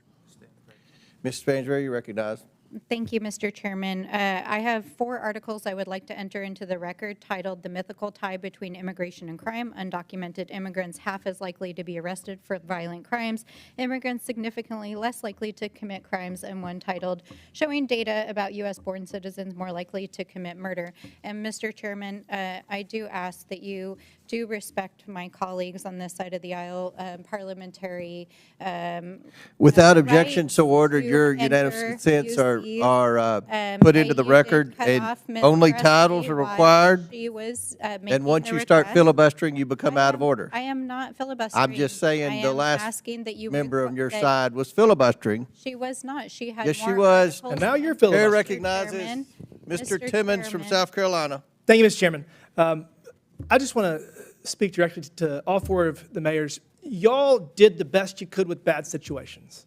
You did. The former president let in, I don't even know what number to use. Some places use 8 million, some people use 16, 20, whatever the number is. And so each of you had an influx of illegal immigrants into your cities, and you have federal, state, and local statutes that you have to deal with, and an untenable situation was created. I want to go one by one. Mayor Adams, how many illegal immigrants were present in New York City in the last 4 years? How many people did you have to deal with? 230,000. All right, so, and that's 230,000 people that were using your limited resources that American citizens are entitled to, but you were actually required under local ordinance or under state law to provide services to them. They're not supposed to be here. They're not supposed to be here because we have borders. Borders are supposed to matter. Mayor Johnston, how many illegal immigrants did you have to deal with over the last 4 years? Thank you, sir. We had 42,000 newcomers arrive over the last 42,000? Mayor Johnson, how many illegal immigrants did you have to deal with over the last 4 years? Over the last 4 years, there were roughly 50,000 asylum seekers bused from the state of Texas to the city of Chicago. And you know why that Texas did that? Because 10, 12, 15 million people were in Texas, and they had to deal with the same problem you did, and they thought it was appropriate that everyone should have to share this burden. Mayor Wu, how many did Boston have over the last 4 years? We don't ask about immigration status and giving How many services, people so that- I don't have that number. Okay, well, we'll say at least tens of thousands. So all of you have limited resources, limited tax dollars to spend to serve your community. And there's people that have a disproportionate need, and you have obligations to serve them more if they are struggling, if they do not have income, if they are jobless. So you have limited resources, and all of you had this problem. And we've been saying for the last 4 years that this is all because Joe Biden and his policies were allowing lawlessness at our southern border, which allowed millions of people into this country. Mayor Johnston, did you say anything to the Biden administration? Did you say, we're struggling, we can't make ends meet, we can't serve our citizens because of your open southern border? Did you, Mayor Johnston? Yes, Congressman, I did reach out to the Biden administration about that. Did you publicly address this? Did you ever challenge them and say, this is ridiculous, secure the southern border? What we focused on, sir, was the biggest challenge we were facing was folks needed the right to work. They I came to our couldn't city. find anything where you told the Biden administration they are wrong for their border policy. Mayor Johnson, did you publicly attack the President Biden in the last 4 years because he let millions of people into this country and it hurt your constituents? Did you publicly attack him for his policies? So I publicly called Did you say secure the damn border? No, you I didn't. publicly called for Congress to pass comprehensive immigration Okay, we'll get to reform, that in a second. and that Mayor did Wu, not happen. Did you ever publicly attack the open border policies of the previous administration? Congressman, in fact, we hosted the former Secretary of DHS in Boston so that he could see the impact. To talk of about how we low-income need residents. legislation, I'm sure. Mayor Adams, did you ever publicly attack President Biden for his open border policy? Yes, in addition to having $7 billion out of our tax base. Did you see what his administration did to political opponents? Did you see what they did to President Trump? I mean, I guess you're standing up for your people. I admire that. For the last 4 years, I heard how Congress needed to spend tens of billions of dollars to secure the southern border. We had to change policies. We had to do all this nonsense. We didn't need to do any of that. We just needed a new president. Last month, we had the lowest number of border crossings in decades. And I can promise you this, that's going to continue because our president has always had the ability to stop this. And the only one of you that stood up to the previous administration was under investigation shortly thereafter. Weird how that happens. We're turning the page here. Going forward, each of you need to cooperate to the fullest extent of your ability with President Trump, with ICE, with all federal laws to make sure that you can secure your people and stop spending billions of taxpayer dollars on people that do not deserve it. Your constituents deserve those resources, not the people that enter this country illegally. With that, Mr. Chairman, I yield back. Gentleman yields back. Chair recognizes Ms. Ansari from Arizona. Thank you, Mr. Chair. President Trump has talked a big game about how he wants to allegedly make our cities and communities safer. He says he wants to get violent criminals off the streets, and he thinks that mass deportations are the way to do it. He sent ICE and Border Patrol agents after our Native American communities, parents and children, and law-abiding American citizens who are targeted simply because of the color of their skin or the language that they're speaking.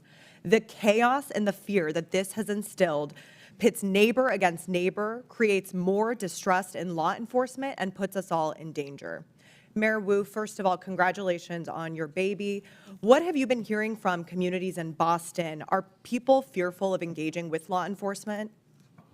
In Boston, because our laws are what they are, we have very strong relationships with our community, and that's why we've been able to continue making progress on being the safest major city in the nation. But we do hear that people are afraid of the federal government, and it's including people who are immigrants, but also U.S. citizens. That fear is widespread. Thank you. Perhaps most disturbing, President Trump has diverted critical Homeland Security investigation agents to work on immigration enforcement. That means they're no longer investigating violent crimes like human trafficking, child pornography, and the flow of fentanyl in our communities, putting our entire country at greater risk. That means fewer violent criminals, pedophiles, and drug runners being apprehended, not more. Once again, Republicans are making life easier for criminals at the expense of victims, actually making our communities less safe. Mr. Bier, question for you. What effect do you think that assigning DHS agents to deportations is going to have on public safety? Well, it's an extremely negative effect, and it's not just limited to DHS. He's pulling in FBI, ATF, DEA. They're all being diverted off their primary missions to crack down on criminal gangs and criminal organizations in the United States. So it's not just DHS, it's every criminal agency in the United States government is being diverted to mass deportation right now. The Phoenix police chief has stated, we work with our federal partners all the time to work on criminal issues, not civil immigration issues. That will continue to be the stance of the Phoenix Police Department. I can tell you during my time on the Phoenix City Council, I served on the Public Safety and Justice Subcommittee. I heard constantly from our police force that they are understaffed and need to focus their resources on violent crime. But President Trump has also tried to force municipalities to divert their law enforcement personnel to aid in mass deportations. Diverting city police to deportations would mean that our officers are spending less time investigating murders, rapes, and robberies.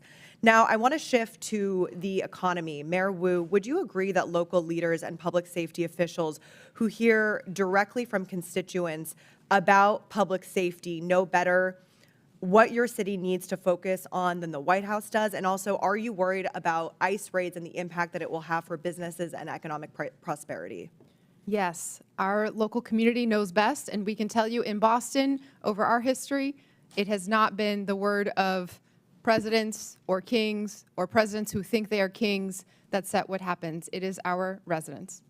And Mr. Bier, can you tell us more on what the economic impacts like food prices and housing costs of mass deportations would be and how this could affect a city like Phoenix?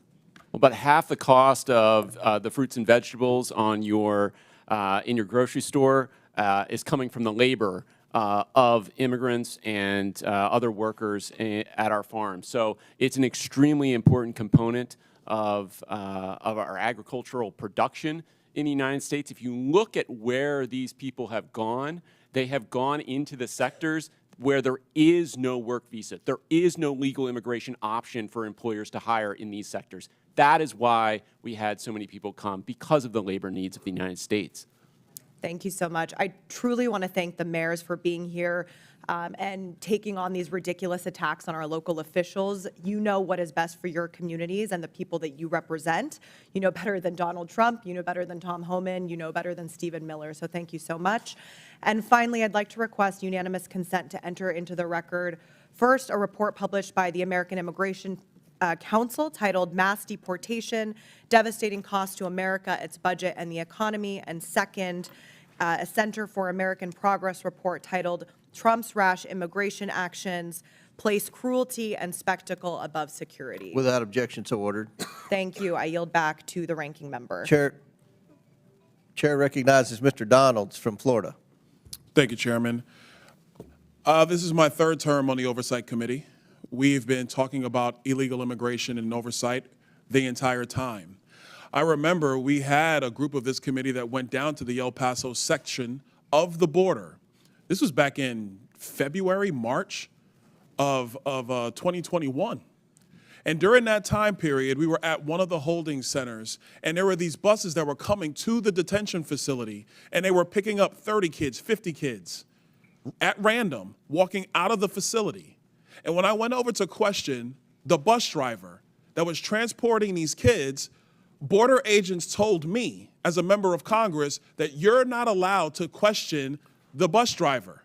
And of course, people knowing me, I didn't take no for an answer, and I repeated the question. And I was told that this bus of children was leaving El Paso and going to San Diego. And so what was occurring under the Biden administration is that they were busing unaccompanied minors all across the United States for one reason and one reason only, and that was because they did not want the press to see the pictures of kids in cages. They did not want to see our borders being overrun. They wanted to disperse that problem all through the United States. That is the reckless history of illegal immigration under Joe Biden and the Democrat Party. Mayor Johnston of Denver, you lamented earlier that there were 10 to 11 buses coming per day to your city. Did you ever talk to Joe Biden about why this was happening to your community? Thank you, Congressman. I both reached out to Governor Abbott from Texas. He didn't respond, and I did. Why would you reach out to Governor Abbott of Texas when it is Joe Biden, the former commander-in-chief, that opened up our borders? Why didn't you talk to him? Well, our buses directly were being sent from Governor Abbott in Texas, so that was why we reached out to say we're happy to collaborate on a coordinated entry system. We understand no one state or no one city should bear the entire brunt of this, but let's collaborate. But I did. So I'm glad you said that, because that brings me to my next point. Governor Abbott and Governor DeSantis, when they started moving illegal aliens out of their states who were bearing the brunt of what Joe Biden and Kamala Harris were doing, and they've sent them to Denver, they sent them to Chicago, they sent them to New York, they sent them to Martha's Vineyard. The reason why they did that is because you four could hide behind the realities of illegal immigration on border towns all through our country and on cities and states who did not want to see illegal immigration, but did not have the political representation to go to the White House. And only when it showed up on your doorstep did you get upset. Mayor Johnston, coming back to you, how much did your city spend on illegal immigration? Do you have a round number? Over the last couple of years, on all newcomers, whatever their status was, it's around $79 million since 2022. $79 million. Mayor Johnson, Chicago. How much has the city of Chicago spent on illegal immigration? If you're referring to the 2022 up to 2024 of the buses coming from Texas, roughly the same percentage of the state of Texas, about 1% of our overall budget. What is that? Because we don't have the city's budget in front of me. Numbers. It's 1%, and if you want the actual calculation, we can make sure someone. You're the mayor. You don't have the math in front of you. It's 1% of the overall budget over the last 4 years. That's why you're a failing which mayor. is the Mayor same Adams, number that how was much did the sent from city us of New from York the actually state spend of on Texas. illegal immigration? Mayor Johnson, I already asked you. You don't have a hard number, and if you don't have a hard number, you're not running your city well. Mayor Adams, how much did the city of New York actually spend on illegal immigration? $6.9 billion of taxpayers' dollars. $6.9 billion of taxpayer money on a problem that was fostered on the American people. Mayor Wu, in the city of Boston, how much did you spend? We don't ask about immigration status and delivering city You don't services, ask so we about how don't much have money that the city number. of Boston has spent on illegal immigration? We Are you don't out of your distinguish mind? between immigration status. Do you as manage part your of our budget city or not, policies. Mayor Wu? That is how we keep our Mayor city Wu, safe. do you manage we your have budget or the not? numbers to prove it. I manage my budget. I have a AAA bond rating dating back 10 years. So for to the city of Boston, budget. just understand that your mayor does not care how much of your resources she has spent on people who are not citizens The city of of Boston the city of is Boston. sick of having I'm people reclaiming my outside time. Boston Mr. telling Bier, us what we Mr. Bier, I have need. a question for you because I understand Cato's perspective when it comes to illegal immigration. I understand that the Cato Institute for a long time has had a standard of actually having open immigration into the United States. Generally speaking, I don't want to get into specifics. We support legal immigration. We want immigration to be legal. So let me ask you this question, because one of the great libertarians of the modern era, Milton Friedman, famously said, you can either have open borders or a welfare state, but you have to choose. Mr. Bier, what do you choose? Milton Friedman said he wanted to allow illegal immigration to continue. I disagree with Milton Friedman's position on that. We should have legal immigration and build a wall around the welfare state, not around the country. That's in the best interest of taxpayers. And I would argue that under the current system where you have sanctuary cities popping up, it is not possible to build that wall. So America can. has to Absolutely you choose, can. Mr. Bier, you're done. America has to choose between securing our nation or protecting the taxpayer. I choose secure the nation. I yield back. Gentleman yields back. Chair recognizes Mr. Bell from Missouri. Thank you, Mr. Chair. In the 80s, there was the war on drugs. That didn't go so well. We essentially created classes of criminals for people, citizens, who just needed help. And I won't recount that entire history, but I don't think that we realized the error of our ways until it impacted more affluent communities, particularly with the opioid epidemic. And so now Republicans have began a new campaign, a war on immigrants. And while Republicans and Democrats both recognize the need to strengthen our borders, instead of sitting down and actually fixing the border situation, as has been alluded to, or actually we did that, but then after supporting it, Republicans voted against it after their boss told them not to, which really would have been a win for the American people. So as a former prosecutor, I recognize policing and community relationships go hand in hand. You have to have them in order to be effective with law enforcement. And to get bad people off the streets who are not going to commit a crime in front of a police officer, oftentimes it's our people in our communities who can help get those people off the street by sharing and cooperating with law enforcement, but that starts with trust. And understanding, as a former prosecutor, limited resources. We have to be considerate of how we utilize those resources. And so my first question, Mr. Bier, and I'm going to go quick because I want to try to get to y'all. Why will requiring a local police department to honor extrajudicial ICE detainers or risk losing federal funding make our cities less safe? Well, you're taking resources away from whatever the higher priority is. So if you're talking about carrying out mass deportation and having state and local police detain people who are not public safety threats, then you're talking about in New York City, they're spending $1,500 a day on a bed. So that's $1,500 taken away from other public safety priorities. Absolutely. And Mayor Wu, and congratulations again as well. Thank you. And first, you're welcome for St. Louis born and bred Jason Tatum. You're welcome. Thank you. Thank you. Why is it in Boston's best interest to make sure people who are experiencing domestic violence or are victims of violent crime feel comfortable coming forward to law enforcement with the knowledge that local police are not reporting them to ICE? We need those who have information. We need those who are victims and survivors of crime to know that they can come forward and get the help that they need. And when that happens, we keep everyone safer. Absolutely. And many law enforcement agencies have articulated that their primary responsibility is to keep communities safe by focusing on violent crime and public safety threats. However, deputizing requires officers to take on federal immigration duties, diverting resources and personnel from their core mission. So when cities use their discretion, and Mr. Bier, this is a quick question for you. Do you believe that this additional burden makes communities safer, or does it risk overextending local departments at the expense of addressing serious crimes?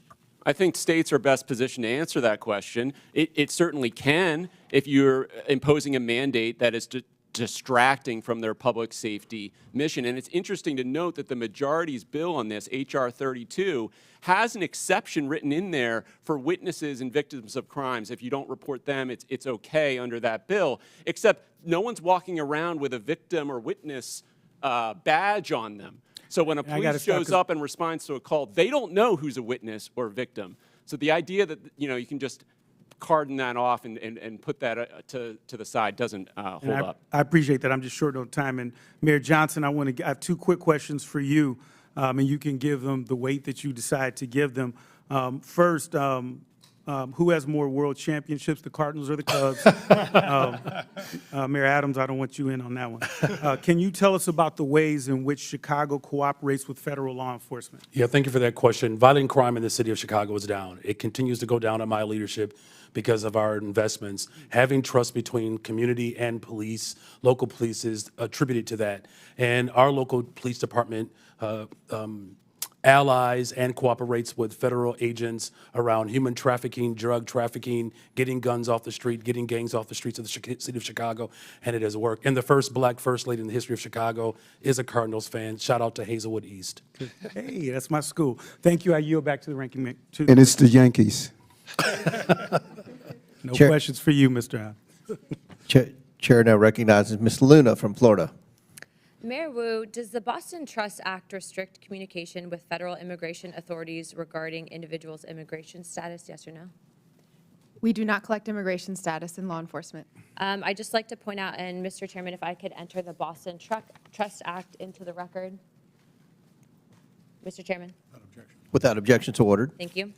On section 4AA, a law enforcement official and employment of the city department, agency, or commission shall not, and then A, inquire of an individual on his or her immigration status. Under Title 8, U.S. Code subsection 1373 stipulates that local governments cannot prohibit or restrict communication with federal immigration authorities regarding individuals' immigration status, so your enforcement of this act is in direct violation of that statute. Can you please confirm? That is not Thank the you, ma'am. truth. That's a U.S. code. I don't know about you, but U.S. code does not lie. We do not ask about Mayor immigration Johnston, I'm not status, and that is talking to you what anymore. makes us Next safe in the question, city. Mayor Johnston, you said in your testimony that the first step you took after illegal aliens arrived was to provide them with housing. Is that correct, yes or no? Folks that were on the streets freezing to death, we gave access to shelter. Yes, we did. Thank you. Not to be rude here, but you have a good understanding of what the definition of harboring is, correct? I do. Okay. For those that might not, harboring means to knowingly or recklessly provide shelter or place to stay for an illegal alien. And according to Title 8 of U.S. Code subsection 1324, that is also a federal crime. Just to be clear, did you also say that you would be willing to go to jail to stop deportation efforts? I did say that I'd be willing to stand up for all of our residents, and the context was that was the point at which the administration was threatening to deploy the U.S. military to streets of our cities to Okay. pull kids out of schools and churches, Thank so we you. were worried about that. Thank you, Mr. Johnson. Mr. Chairman, I'd like to enter into the record an article from CBS. Without objection, so ordered. Thank you. In this, it says, Johnston said earlier this week that he's willing to use civil disobedience and, if necessary, going to jail to stop deportations. My final question would be for you, Mr. Mayor Johnson. Do you believe that Chicago's welcoming city ordinance encourages illegal aliens to enter the United States, specifically into Chicago, yes or no? No. Okay. So you don't believe that banning the transfer of individuals into ICE custody for the purpose of civil immigration enforcement encourages illegal immigration into Chicago? Or how about agencies, sorry, one second, or agents not being able to stop, arrest, or detain individuals based solely on their immigration status or administrative warrant? So we comply with all laws, local, state, and federal. To me, after this line of questioning, it's very clear that these policies that you have all implicated are active and alive and well in your cities, are in direct violation with U.S. Title 8 Code subsection 1324, and is a federal offense. but you all speak about a broken immigration system, and yet here you guys are aiding and abetting in that entire process. I want to be very clear about something. Open border policies, which is something that you guys are talking about, hurts people on both sides, meaning the people that are coming here illegally and then American citizens as well. I do not think you guys are bad people, but I think that you are ideologically misled, which is why, unfortunately, based on your responses, I'm all going to be criminally referring you to the Department of Justice for investigation. And as soon as I leave here, these will be going over to Pam Bondi. I'm not doing that in an effort to bully you guys, but I do believe that your policies are hurting the American people, and you can make that known with the evidence that you can present to the Department of Justice. But if you guys continue doing what you're doing, you're not going to help anyone. You're going to hurt more people, and that's exactly why I'm tired of it. The American people are tired of it. And Chairman, I yield my time. Would you yield your last minute? Yes, sir. Mayor Adams, you were one of the first mayors in what the media refers to as a blue city, typically, that came out and raised concerns about the influx of illegals pouring into the city of New York. Could you answer the question, what that did to New York City from a budgetary standpoint? Let's not even talk about crime or anything. Let's just talk about from a budgetary, the burden on the citizens of New York City. As I indicated, Mr. Chairman, we spent $6.9 billion, and the long-term impact of that is extremely significant. After COVID, we had a large number of children who was chronically absent. We could have taken $200 million of that and dealt with that. We have a real mental health crisis in our city. We could have spent hundreds of millions of dollars on that. And so the long-term impact of spending $6.9 billion is going to have serious ramification on the future of New York City. So it's more than just what happened last year or this year. It is what is going to impact us long term. And I think that's one of the purposes of this hearing, to talk about the consequences from cities that have huge illegal alien populations. So Chair now recognizes Ms. Presley from Massachusetts. Thank you, Mr. Chairman. Mayor Wu, I am grateful for our long-standing partnership in public service. I'm grateful to be your congresswoman as well as your constituent. Can I get that time back? All right. Again, grateful for our longstanding partnership in public service, grateful to be your congresswoman, and grateful to be your constituent. It's clear my colleagues across the aisle didn't do their homework, because the fears and division they're trying to project onto Boston are really the stuff of Fox News fever dreams. Our city is vibrant, our city is diverse, our city is beautiful. Mayor Wu, immigration is central to the economic success of Boston, is it not? Absolutely. All of our key industries, whether it's healthcare, life sciences, higher education, financial services, everything that we do depends on immigrant residents and the contributions that they make. Thank you, Mayor. Well, immigration defines Boston. For generations, our city has been shaped by people who have endured incredible hardships to arrive at our shores seeking a better life. They drove taxis, opened restaurants, studied at our schools, built homes, repaired our roads and bridges, cared for patients, cleaned offices, built businesses, provided essential early education and child care for our babies. There is no doubt immigration is essential to the success of Boston, but there is, in fact, a dark threat looming over this great city. That threat is the racist and xenophobic anti-immigrant policies coming from this Trump White House. Mr. Chair, I ask unanimous consent to enter into the record this Boston Globe article titled, "They're Going to Deport Us. Trump's immigration policies prompt some children to skip school."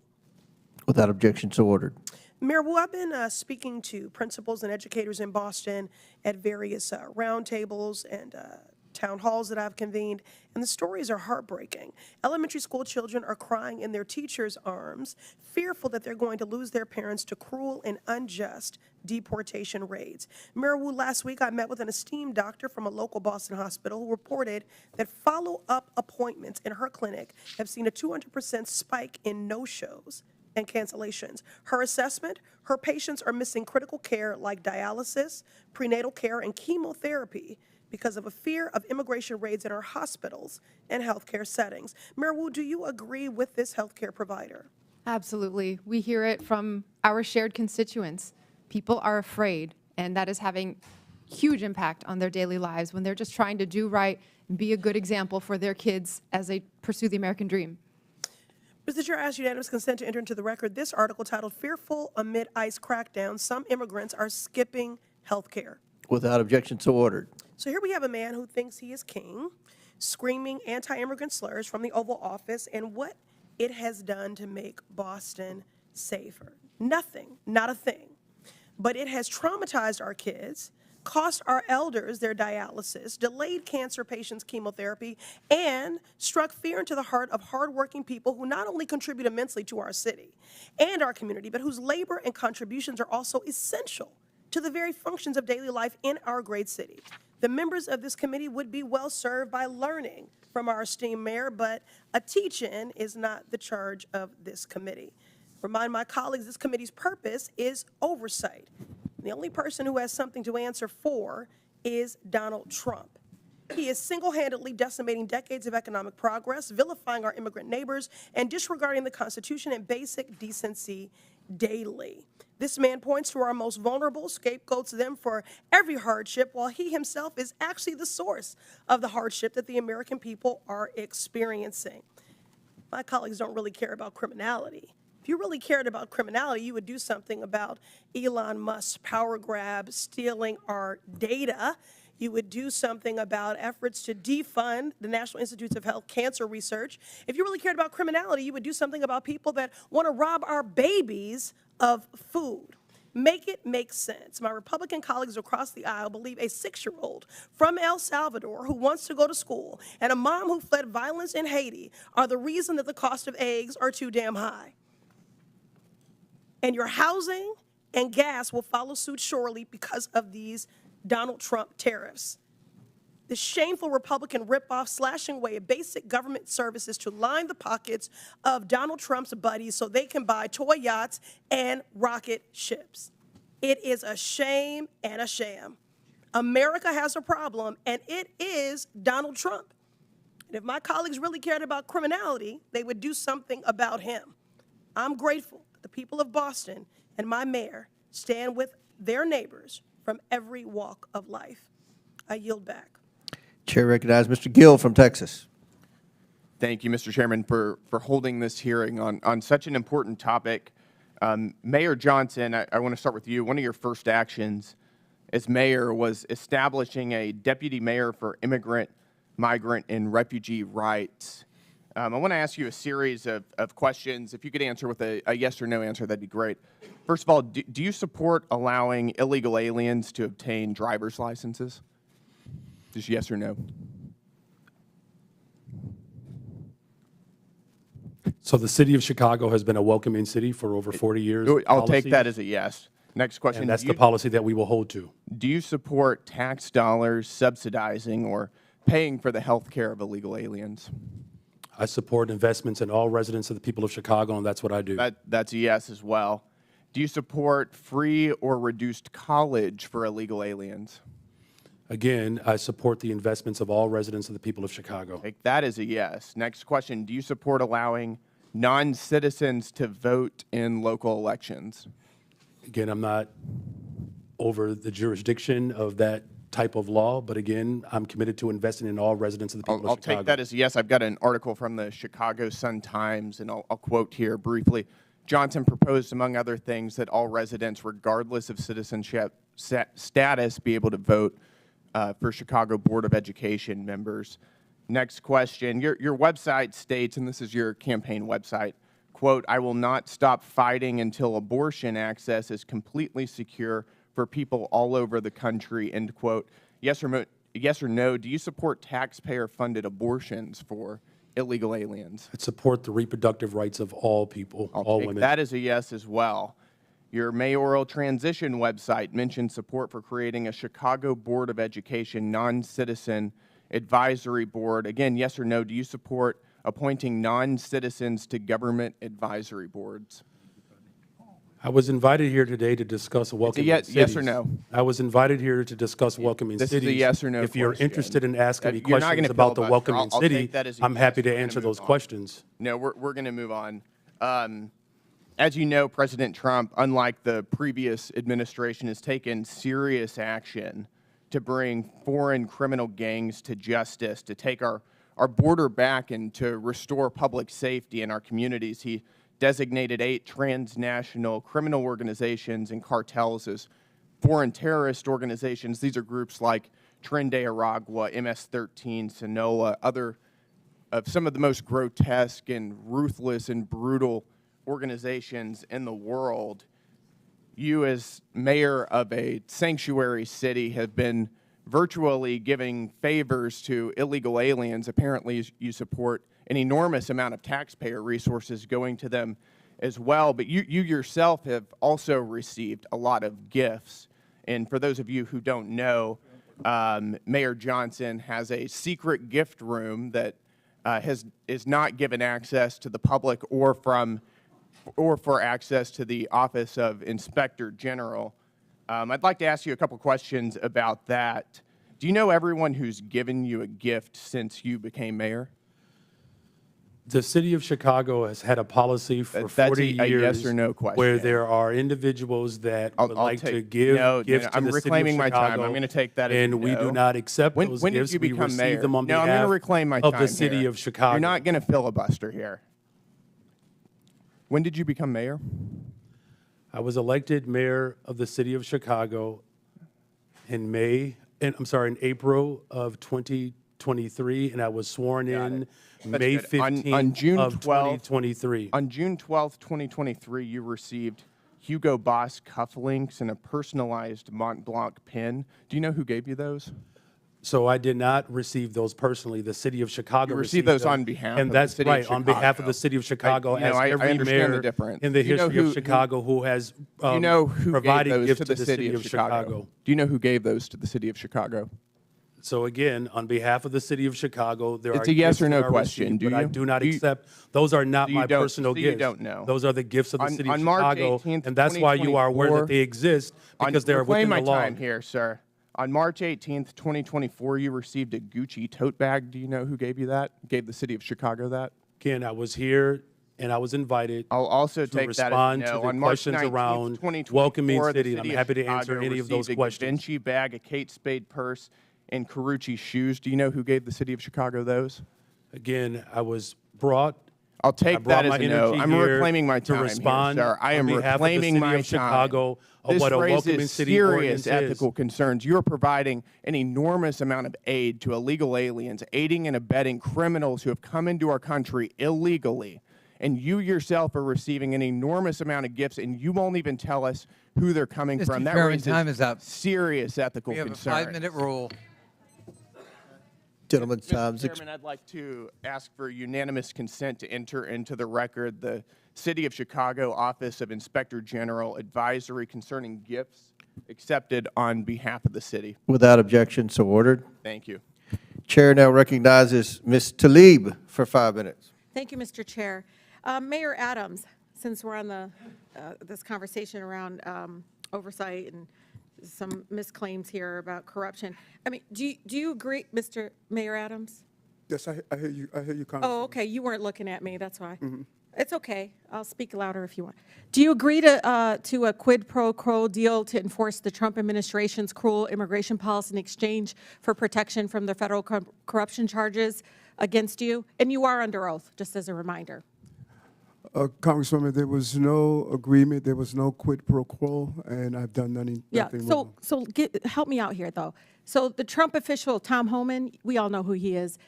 He said, quote, I'm quoting him, "If he doesn't come through, I'll be in his office, up his butt," sorry, Chairman, saying where the hell is the agreement we came to, end of quote. You're accusing the Trump administration for lying? Or, did they lie? What agreement did they're lying then? Mr. Homeland and I both agree we will fight dangerous criminals, and we've never had any conversation about my case. Okay. So Mayor Johnson and Johnson and Wu, I'm sorry, I can't get the that. You can just call it Chicago and Denver. There you go.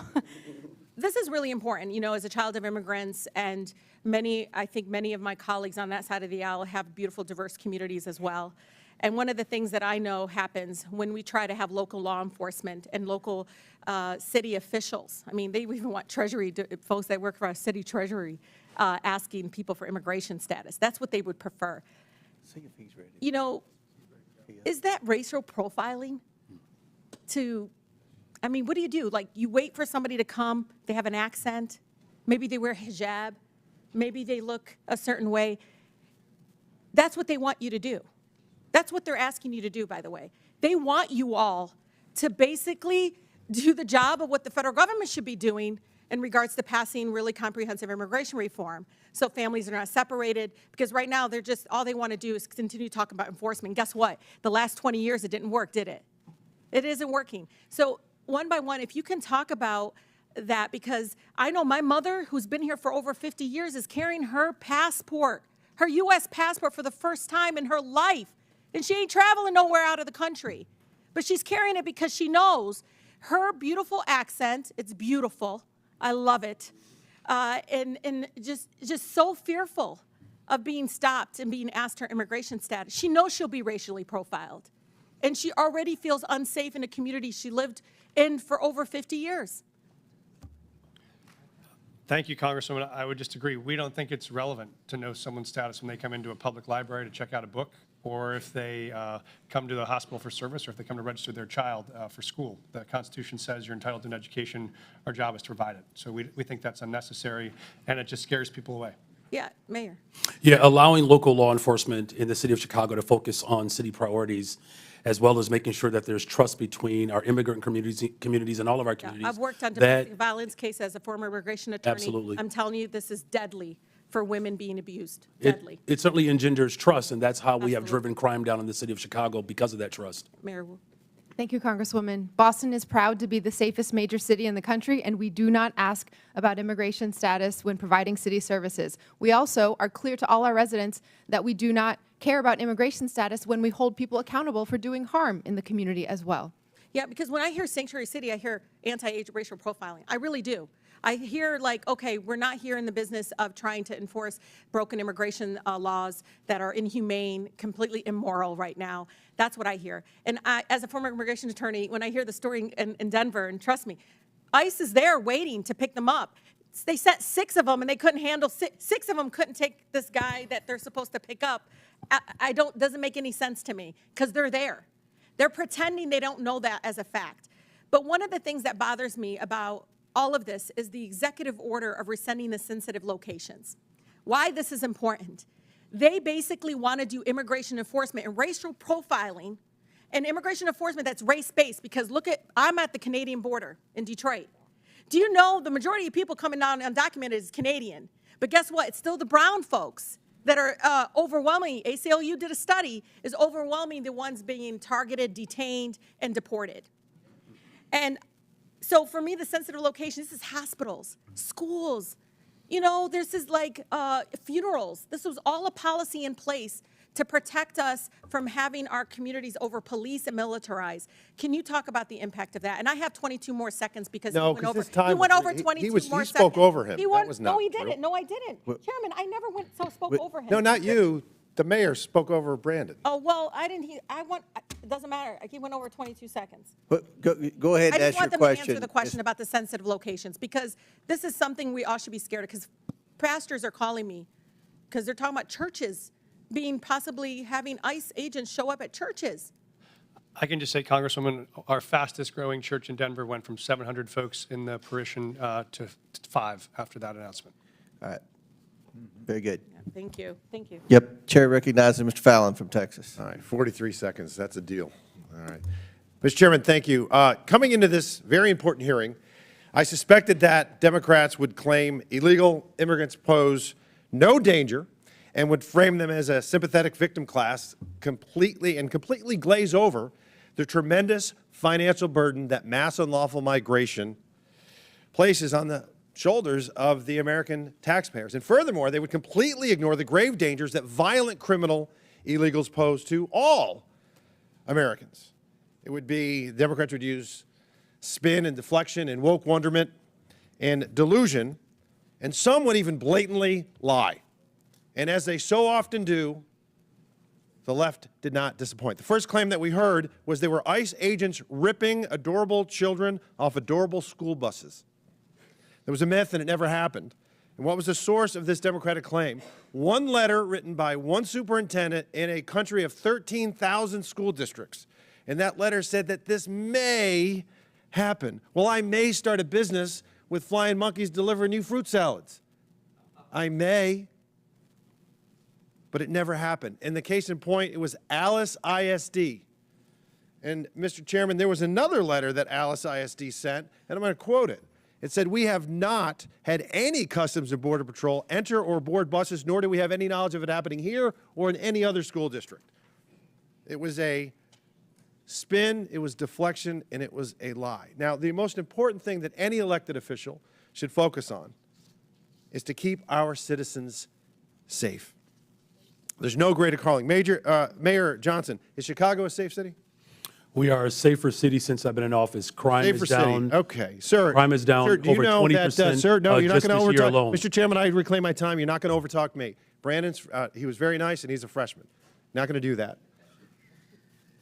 In 2022, I find it interesting that you say Chicago's safe. You have a higher murder rate than Haiti. And the Biden administration put up a travel advisory saying to Americans, don't go to Haiti. I hope that the Trump administration puts up a travel advisory saying, don't go to Chicago. In fact, the Haiti had a murder rate of 18.02%. Chicago has a murder rate of 18.26%. I can see why, sir, you have a 14% approval rating. Mayor Wu, you're a Democrat, yes? Yes, Okay. You supported the Biden-Harris administration politically? I did. Yeah, okay. Do you think that they took border security seriously? I think Washington failed on immigration and continues to do so. So let me ask that again. Did you think the Biden administration took border security seriously? I think Washington It's a failed. yes or no. It's not a trick question, Mayor. I think there's responsibility across this entire. Come on, we can eke it out of you. Yes or no? Did Biden-Harris do a good job? You were supporting Kamala Harris, so apparently you must have thought she was okay on it. Washington. Okay, has so you're not going to failed, answer. and Well, we here's are the thing. cleaning up We can deal the with pieces delusion. at city. No, Mayor, I'm going to reclaim my time. We can deal with delusion or we can deal with data. So let's talk about some data. I find this interesting. Under the 12 years that Barack Obama and Donald Trump were president, there were 460,000 illegal encounters annually on average. Under Joe Biden, it was 2,641,000. It was 600% worse. Mayor Wu, you would agree with me, I hope, on this. Vladimir Putin's a bad hombre, and he rules over an authoritarian regime, yeah? Yes. Bipartisan agreement. Wonderful. There were, under President Trump's first administration, 98 Russian nationals that were apprehended on the southern border entering the country illegally. Under Joe Biden, it was 127,415, 130,000% worse. Terror watch list went from 11 under President Trump to 382. That might be one of them calling right now.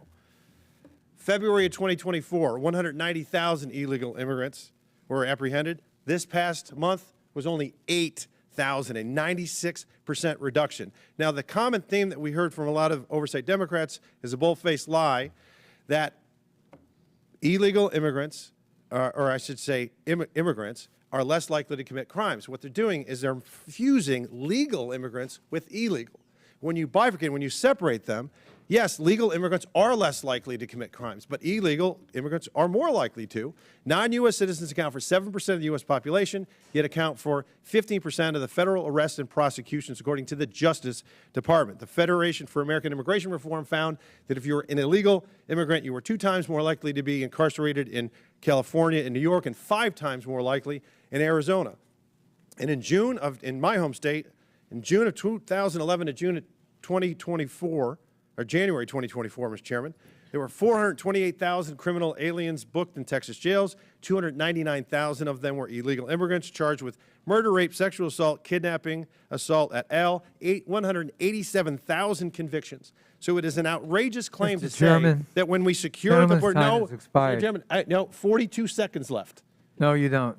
No, I got 20. Yes, I do, because she went over 42 seconds. Spare me. Mr. Chairman, I got 20 seconds left, and I'll wrap He's wrapping his question up, but he's doing. It's an outrageous claim to say that securing the border and enforcing our immigration laws does not make Americans safer, because it does. And if you don't agree with that, I would encourage you to talk to Lakin Riley's family or Jocelyn Nerngray's family. Mr. Chairman, I yield back. Gentlemen, thank you. Chair recognizes Ms. Stansberry from New Mexico. All right. Well, thank you, Mr. Chairman. I always think that we should sage this room after these hearings because we hear a lot of crazy stuff in here. But let me start out by saying, mayors, welcome to our committee. Thank you for serving your cities and your people. I have to say, as also an elected official, you have the hardest job in America. There is no job harder than being a mayor of a major city. So thank you for serving your constituents. And I want to take this opportunity to especially acknowledge Mayor Wu, because not only are you the first woman to ever serve the city of Boston, if you all haven't been watching, she is also the mother of a newborn who is here with her. She has a 7-week-old baby, and she showed up to testify and be yelled at by our colleagues for 4 hours. So I say to you, Mayor Wu, may your daughter grow up to be a fierce leader like you. Thank you. Now, I want to reject the fundamental premise of this hearing, because what this entire effort is about is intimidating state and local officials, attacking law-abiding immigrant families, and spending millions of dollars of taxpayer dollars, both in the administration and in Congress, to make ads that are complete smoke and mirrors, trying to say that Donald Trump has somehow secured America's safety. What they are doing is not making America safer. In fact, it's a total and complete lie, because Donald Trump has failed to actually even secure the border. He's failed to stop illicit drugs like fentanyl from crossing the border. He's failed to secure sufficient staffing and technology to stop human trafficking and illicit drugs from crossing the border. He's failed to support local law enforcement and behavioral health programs to address the issues that are affecting our communities. And he's failed to even execute on the most basic thing that he said he would do, which was to pass immigration reform when he got into office. Here we are, Donald Trump. Where's your immigration bill? Oh, wait, you don't have one. That's right. Because none of this is actually about making America safer. In fact, all of this is making America weaker. He's dismantling our federal law enforcement that would actually go after cartels and drug traffickers. Over the last 6 weeks, Donald Trump has taken out the most senior FBI officials and the officials in our U.S. attorney's offices that were actually prosecuting the cases against the drug cartels. Donald Trump took out the law enforcement that were prosecuting those cases. So let's be real about that. He froze federal law enforcement funds all across the country. I have tribes in my district that still haven't had their DOJ grants reinstated. Let's be real about what's going on here. He's frozen funds to refugee resettlement and other immigrants groups permanently who have outstanding receipts. There are refugees and asylees that had waited decades to get to this country from war-torn parts of the world, and they literally had their flights canceled the last 2 weeks, while Donald Trump is sitting in the Oval Office and offering millionaire oligarchs a free ride into America with his gold visa program. Is this really about making America safe again? Is that really what he's about? Is that really what my colleagues across the aisle are about? Because what I can tell you, as a representative from a great city, the city of Albuquerque, a border state, is that we know what makes our communities safer. It means we stop drugs from coming into our country and our communities. It means that we support and we fund our law enforcement. It means that we fund our behavioral health system. It means that we support our mayors, our tribal leaders, and our state officials. It means that we invest in them.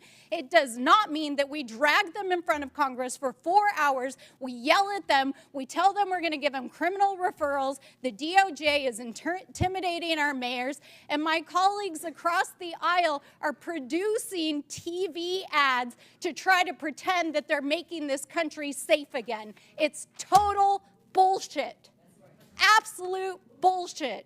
They are not making America safer again, and what they are doing is terrorizing immigrant families. That is what they are doing. Parents who are afraid to send their kids to school, parents who are afraid that they won't come home again, kids who are afraid to leave their houses, refugees who have waited for years to come into this country.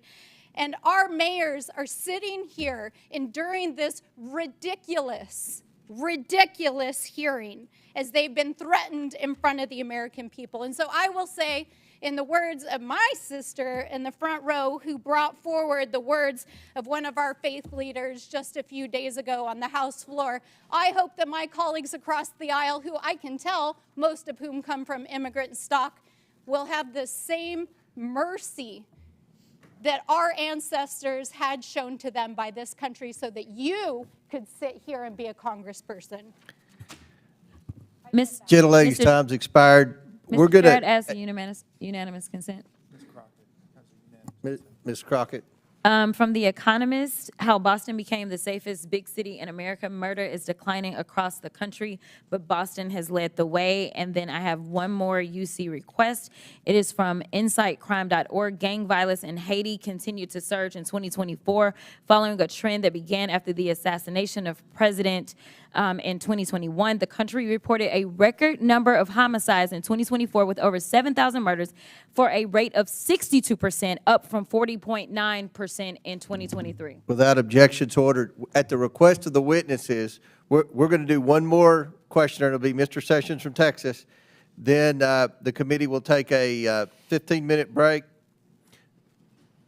Last questioner before the break, at the request of the witnesses, will be Mr. Sessions from Texas.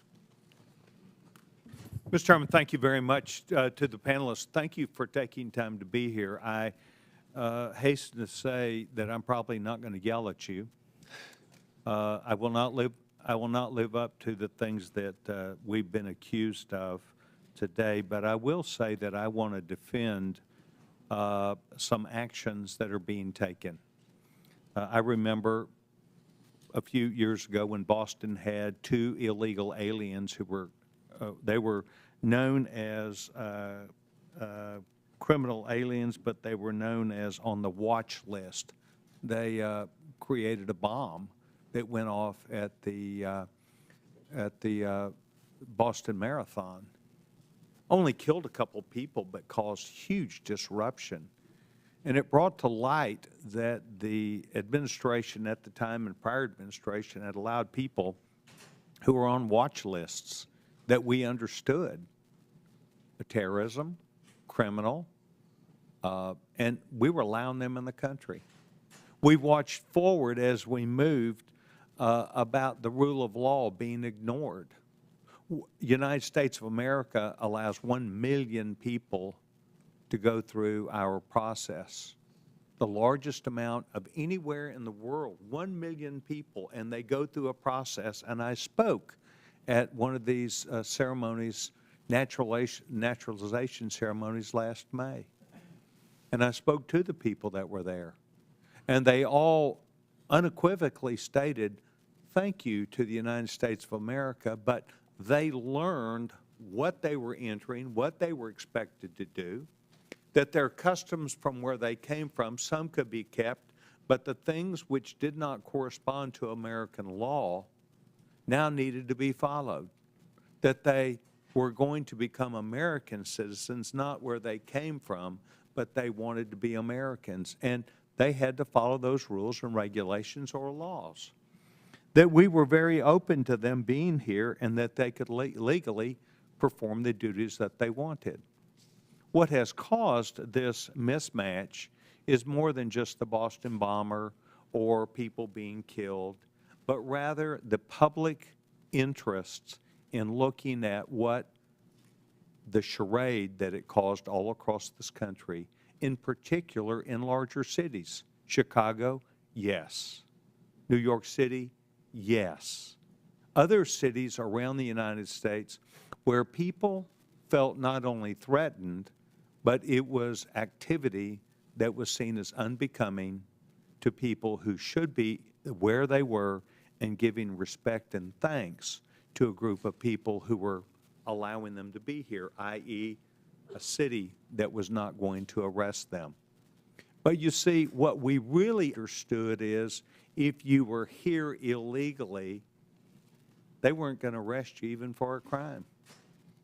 They might have arrested someone who was a citizen and put them behind bars, but unless they really created a heinous circumstance, they were not going to be arrested. And so this created an aura around the United States that the American people understood. And that is one of the reasons why you saw the American people not only vote with their hands, but vote with their emotions about the need to bring back not just law and order, not just rule of law, but the ability that we had as an American people to rethink the entire issue. And I do understand you think that this is all broken in Washington, D.C. because you disagree with it. But what we've been allowing is the next president, whether it be Barack Obama, whether it be George W. Bush, whether it be Donald Trump, whether it be Joe Biden, to insist upon their own way instead of the law. The laws have been misguided, they've been misused, and they are taken advantage of. I think what we're trying to do today is to hear from you, not as we're accused, but rather thoughtful people, to hear you talk about your cities, the things which you encounter, and the things which you think are right. And by and large, and I've been in and out of this committee today, but we by and large heard it's more safe. It's not less safe. It's more safe because of what we do. And yet it comes at a cost and a price, and it creates circumstances. So I want to thank you for being here. I want you to remember that not everybody yelled and screamed at you. Some people actually showed up to listen, and that is what I did today. I want to thank each of you because your modeling that you have been doing is something that we do need to pay attention to. Mr. Chairman, I yield back my time. Very good. The committee will take a 20-minute break. Pursuant to the previous order, the chair declares the committee in recess for 20 minutes.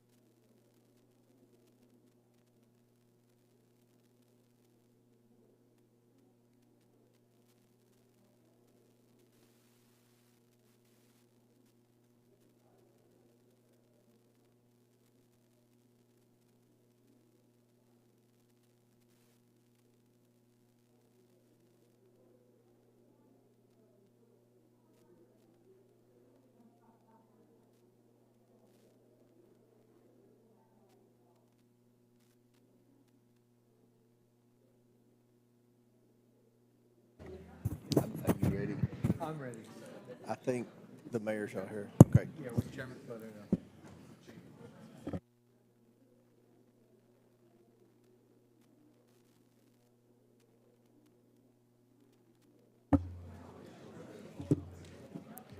The committee will come back to order. Chair recognizes Ms. Crockett from Texas. Thank you so much, Mr. Chair, and thank you so much to our mayors that are here. And I really quickly want to touch on something because I know that many of you prepared for today's hearing by making sure that you got a little bit of information about immigrants and crime in your cities. Let me ask each of the mayors, just yes or no, have any of you been made aware of any immigrant that has had 34 felony convictions that has still been able to roam around in your cities?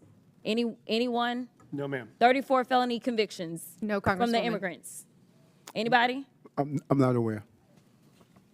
Oh, okay, okay. I'm just curious because we are so concerned about crime, and I know that my Republican colleagues would never want anybody with 34 felony convictions roaming around because that could be a danger to the community, but I will move on.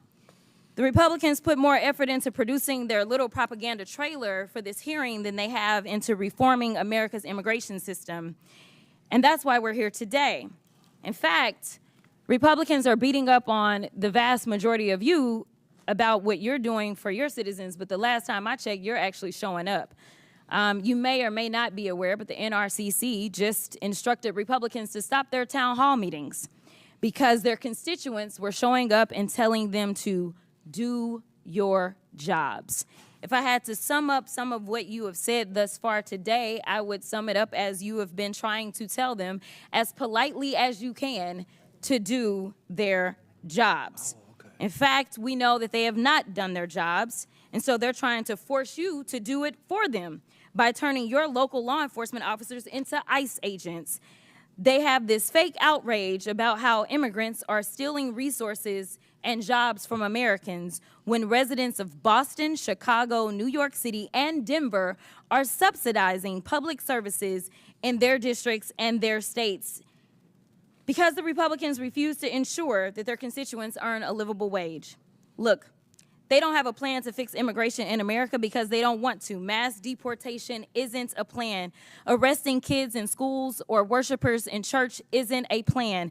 But there are important points to discuss as it relates to immigration in America. So, Mr. Bier, in January, you testified before the Judiciary Subcommittee on Immigration, Integrity, Security, and Enforcement. During that hearing, we played a little game called Rhetoric or Reality. Do you remember that? I remember, yeah. Okay. Well, let's go ahead for round two, why don't we? Rhetoric or reality? Immigrants are a burden to the American taxpayers because they deplete our federal resources. That would be rhetoric. Correct. In fact, the Congressional Budget Office estimates that immigrants will lower U.S. deficits by a cumulative $1 trillion and increase the U.S. economy's size by nearly $9 trillion over 10 years. Is that correct? That is correct. In 2023, 47 million immigrants paid nearly $652 billion in taxes, $58.1 billion in taxes alone into Texas. Rhetoric or reality? During his first administration, Trump improved enforcement of U.S. immigration laws. He did not. In fact, President Trump closed almost all immigration courts for removal proceedings, cut prosecutions for unauthorized entry by 87%, cut ICE removals to the lowest level in the history of the agency, and released 9,000 people with violent crime convictions back into our communities. Is that correct? That's right, yes. So rhetoric or reality? President Trump's immigration policies make American communities safer. No, they don't make communities safer. In fact, nearly 100,000 unauthorized immigrants have obtained legal status through their cooperation with law enforcement. And local law enforcement agencies have more than 300,000 pending requests for immigrants seeking legal status based upon their cooperation with law enforcement, according to the Department of Homeland Security. Is that correct? That's right. Immigrants work with law enforcement to stop and solve crimes. Thank you. That was one of my rhetoric or reality questions. Sorry. The question was, immigrants without legal status can help stop crime. That's correct. Yes, right? that's correct. All right. And Mr. Bier, isn't it true that Republicans are threatening to illegally strip cities of law enforcement grants intended for local policing and public safety if they don't go along with Trump's immigration agenda? That's right. They want to redistribute the fiscal burden onto the Democratic cities and away from the Republican ones. Which brings me to my next point. Mayor Adams, do you believe that President Trump is weaponizing the Department of Justice against local governments like New York City? As I stated publicly,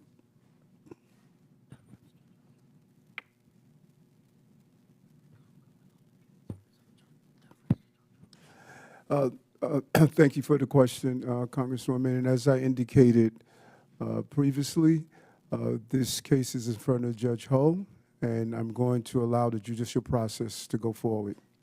Well, let me ask it a different way.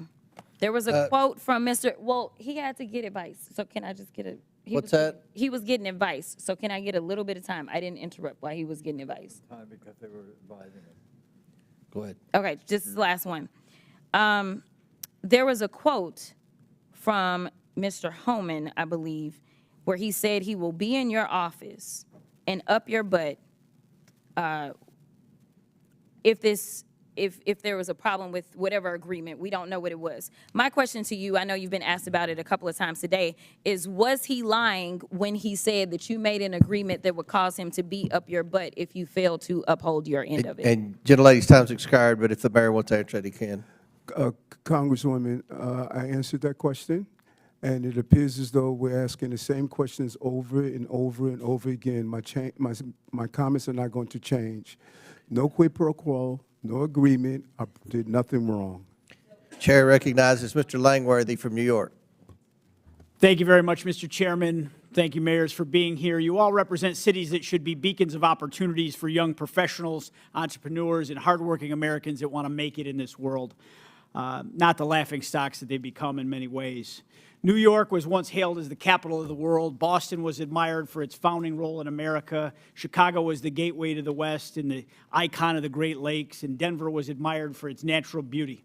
Now all these cities are seen as a place where illegal immigrants, violent criminals, and gang members thrive, breaking our laws and spreading fear throughout our communities. Let's be clear. Sanctuary policies have not just failed, they've made our cities less safe and less welcoming to those who truly want to contribute to our communities. Here's a perfect example.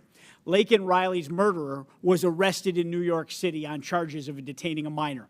He was released due to New York State's sanctuary status. He was then allowed to go on to Georgia, where he murdered Laken in cold blood. Last night in my district, 400 miles from New York City, 2 members of Trendaragua gang were arrested for an ATM jackpotting scheme that stole more than $100,000. The suspects were also wanted for similar crimes throughout the state of New York, and in your state's Mayor Johnston and Mayor Wu for hundreds of thousands of dollars. Now, God only knows what else these dangerous gang members are responsible for. Buffalo ICE recently arrested an illegal from Peru who had murdered 23 people and had the victims' faces tattooed on his body. He was allowed to evade law enforcement for a long time due to New York State's green light law that protected him and shielded DMV data from federal law enforcement officials. There is no such thing as a victimless crime. Every crime has a victim, and these victims, they don't have a sanctuary. They have to live with the pain and the trauma of something being taken from them, their safety, their security, their property. And to add insult to injury, the witnesses before us have protected the perpetrators. Mayor Wu, the other day, you stunningly expressed sympathy for the man responsible for the knife attack, not the brave officer who stopped him. Where is the sympathy for the men and women in law enforcement trying to keep us safe? Congressman, Where check your is this? facts. It's my time. Check your facts. Watch the video. It's my time. I did not express sympathy for that Where is the individual, but for sympathy their for the family. victims? And any individual I haven't whose asked life you a is question. lost is a It's tragedy. appalling to me that we even have to ask for sympathy for victims instead of violent criminals, but here we are. And to all the mayors before us, hindsight being 20/20, is a blessing and a curse. You can't go back in time, but it should give you clarity for the future. Laken's murderer, Jose Bier, had demonstrated he was a danger to society. He should have been detained by ICE. I want to ask each of you, yes or no. Do you agree that someone who demonstrates a willingness to harm society should be detained by immigration officials? Mayor Adams. Yes or no? Within the confine and restrictions of the law, yes, I do. Okay. Mayor Someone John. that's committed a crime, yes, Someone that's committed a crime, yes, should be detained, and we would help them. Every violent criminal should be held accountable, and that's why crime is down in the city of Chicago, because we're doing just that. Mayor Wu. If you commit crimes against the people of Boston, you'll be prosecuted. Another yes or no question. Has anything that's happened in this country in the last 3 years given you reason to consider removing sanctuary city status from your communities? Mayor Adams. I'm clear that what we do is prevent some of these crimes from taking place. Mayor Johnston. We think the system that we have works, and we will keep it. Violent crime is down in Chicago because of welcoming city ordinance. Have you considered removing sanctuary city status? Well, violent crime is down in the city of Chicago under my leadership. We're going to continue to do what we have to do to ensure that continues. Mayor Wu. We are the safest major city in the country, in part because people trust that they can call 911 and help police solve crimes. Have you considered removing sanctuary city status? We are going to continue to keep our policies in place that have been working for the people of Boston. I think you've answered the question. The American people are fed up with the policies that protect criminals, waste taxpayer dollars, and prioritize illegal immigrants over the safety and well-being of hardworking citizens. Your cities, once shining beacons of opportunity, have now become a symbol of failure in leadership. The time for excuses is over, and the American people demand that you take responsibility, abandon these reckless policies, and start putting the safety of your constituents first. And with that, I yield back, Mr. Chairman. Gentleman yields back. Mr. Chair, I have a unanimous consent. Who said that? From USAFacts.org, which states rely the most on federal aid? The number 3 highest proportion of federal funding that a state relies upon is the state of Kentucky, your state, Mr. Chair. Without objection, so ordered. Chair recognizes Ms. Simon from California. Thank you, Mr. Chairman, and thank you, Ranking Member Mayors. It's really a pleasure to hear from you today. And Ms. Wu, I was able to meet your sleeping daughter outside, and as a mother myself, I know the care that you are taking not only for your own family, but for our communities. But to all of you, thank you for being here today for so many hours. Just quickly, you know, when I came to Congress, I was under the impression that both members of Congress and folks who are in the federal government take heed to the history of this country. I would love for members of Congress and on this committee to contact the Congressional Research Service and look at the ordinances and the authors who created ordinances of sundown towns. That animus is almost mirrored with the conversations today about our immigrant communities. So when you get in your Uber and when you talk to your nurse and when you go home, I want you to look in the face of the folks that you are disrespecting today. The real crisis is a crisis to me and many who study this issue for a career. It's a broken asylum system. Right now, 3.7 million folks are in this country waiting, and they have waited years, meaning these folks fleeing violence for years are waiting for an immigration system that works. That is not on the duty of these mayors. It is our job, it's the federal government's job, create an asylum system that honestly purports what we say on the base of the Statue of Liberty, and let's get that work done. Don't blame our mayors who are supporting young people and elders and bringing in federal dollars for health care. I want to yield my time to the gentle lady from New York, Ms. Cortez. I thank the Congresswoman. I'd like to start with some questions prior to my recognized questions. Mayor Adams, on January 31st of 2025, your attorneys met with federal prosecutors regarding the charges of bribery, campaign finance fraud, and conspiracy against you. Were you aware of this meeting prior to its occurrence? Congresswoman, as microphone, please. I'm sorry. As I stated to your colleagues, and I'm going to continue to state because we're asking the same question over and over again. This is a new question. This case is in front of Judge Ho, and out of deference to I our understand, criminal justice Mayor Adams. process, I'm going to Mayor Adams, defer this as your to the counsel, court. I'm sure will inform you. The only permissible way to refuse to answer a question during a congressional proceeding such as this is by pleading the Fifth Amendment. Deference to the judge is not a permissible excuse for not answering questions during a congressional hearing. Is it your intention to plead the Fifth today? Councilwoman, you said the only way that you can't answer a question is to plead the fifth. I am answering your question. I'm answering your question directly.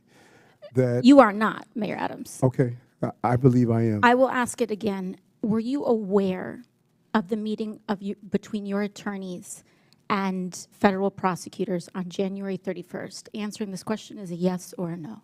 And I'm going to answer it again. Out of deference to Judge Holt with this case in That is front not an of, answer, Mayor Adams. He is going to deal with the outcome of the case. Mayor Adams, is it your intention to not comply with these questions?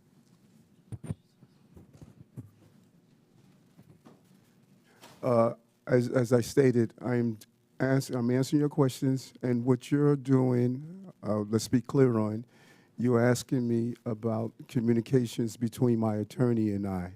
And I don't think I'll that move is on to the next appropriate question. If to it's be about- if asking a it's- question if it's between about- my attorney and I, because we are in a country of law and order. I understand. And your So, Mayor relationship Adams, and who communications is with your your attorney should be respected. Who is your attorney?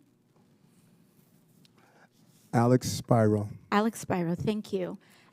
Now, Mayor Adams, have your attorneys ever met with city officials? That is not covered. I'm not asking about your conversations with your attorneys. Have your attorneys met with city officials, New York City officials?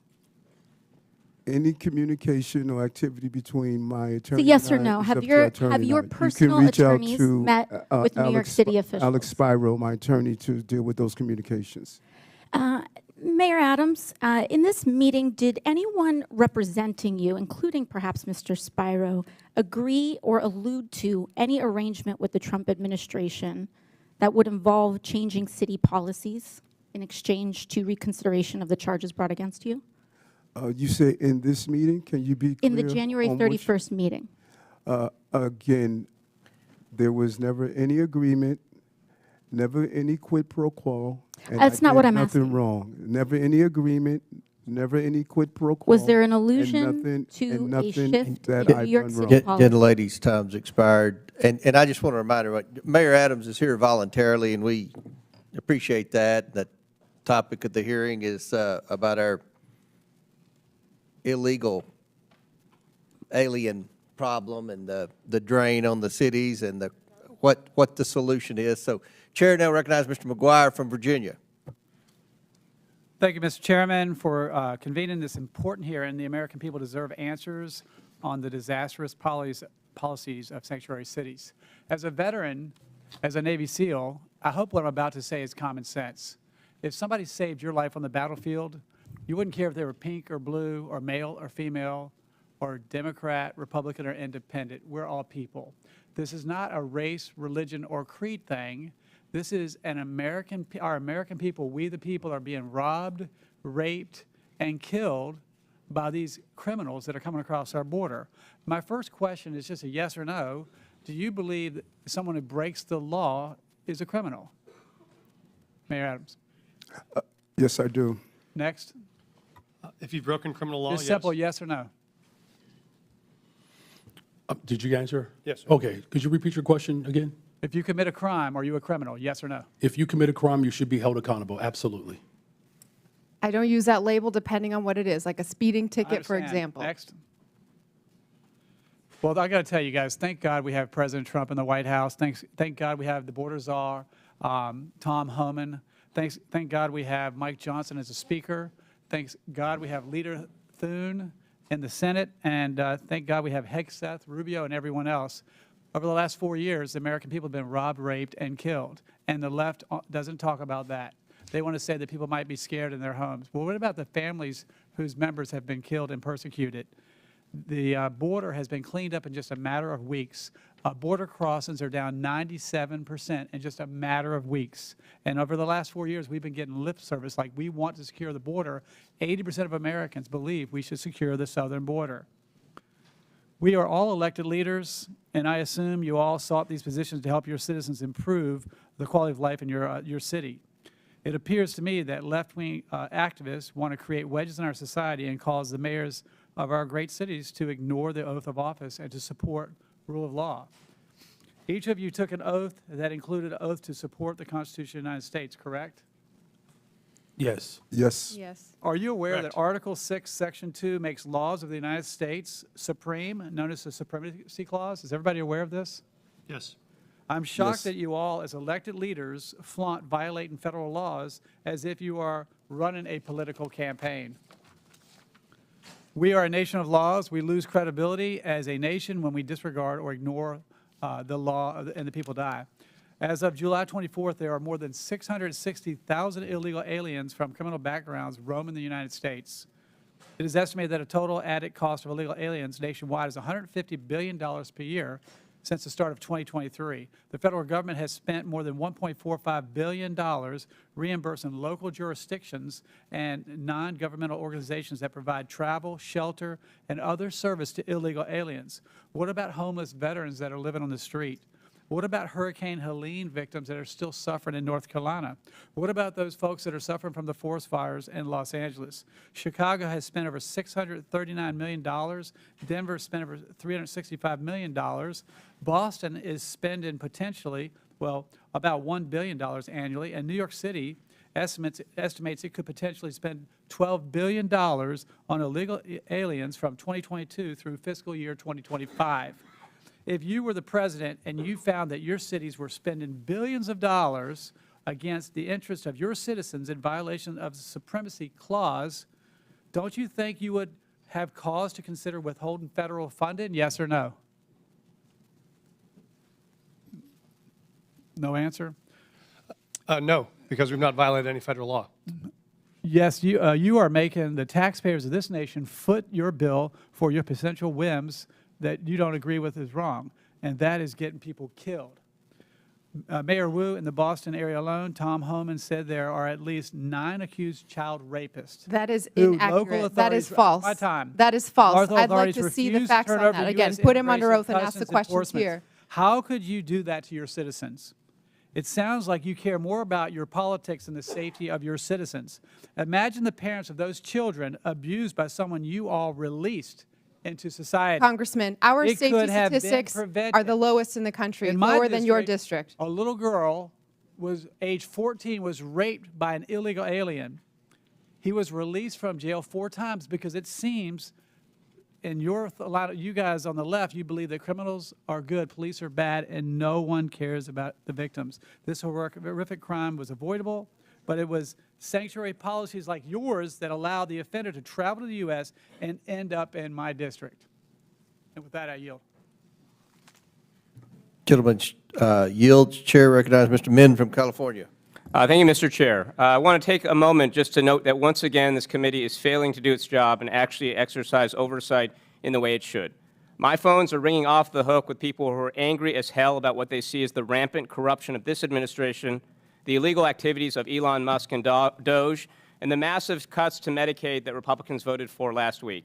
Literally not one person has called to ask about the immigration enforcement priorities of the cities I represent, let alone Boston or Chicago. This hearing is an attempt to distract from the actual waste, fraud, corruption, and abuse that is happening at unprecedented levels in this country right now. So thank you to the witnesses. I want to start off with a few simple yes-no questions for y'all.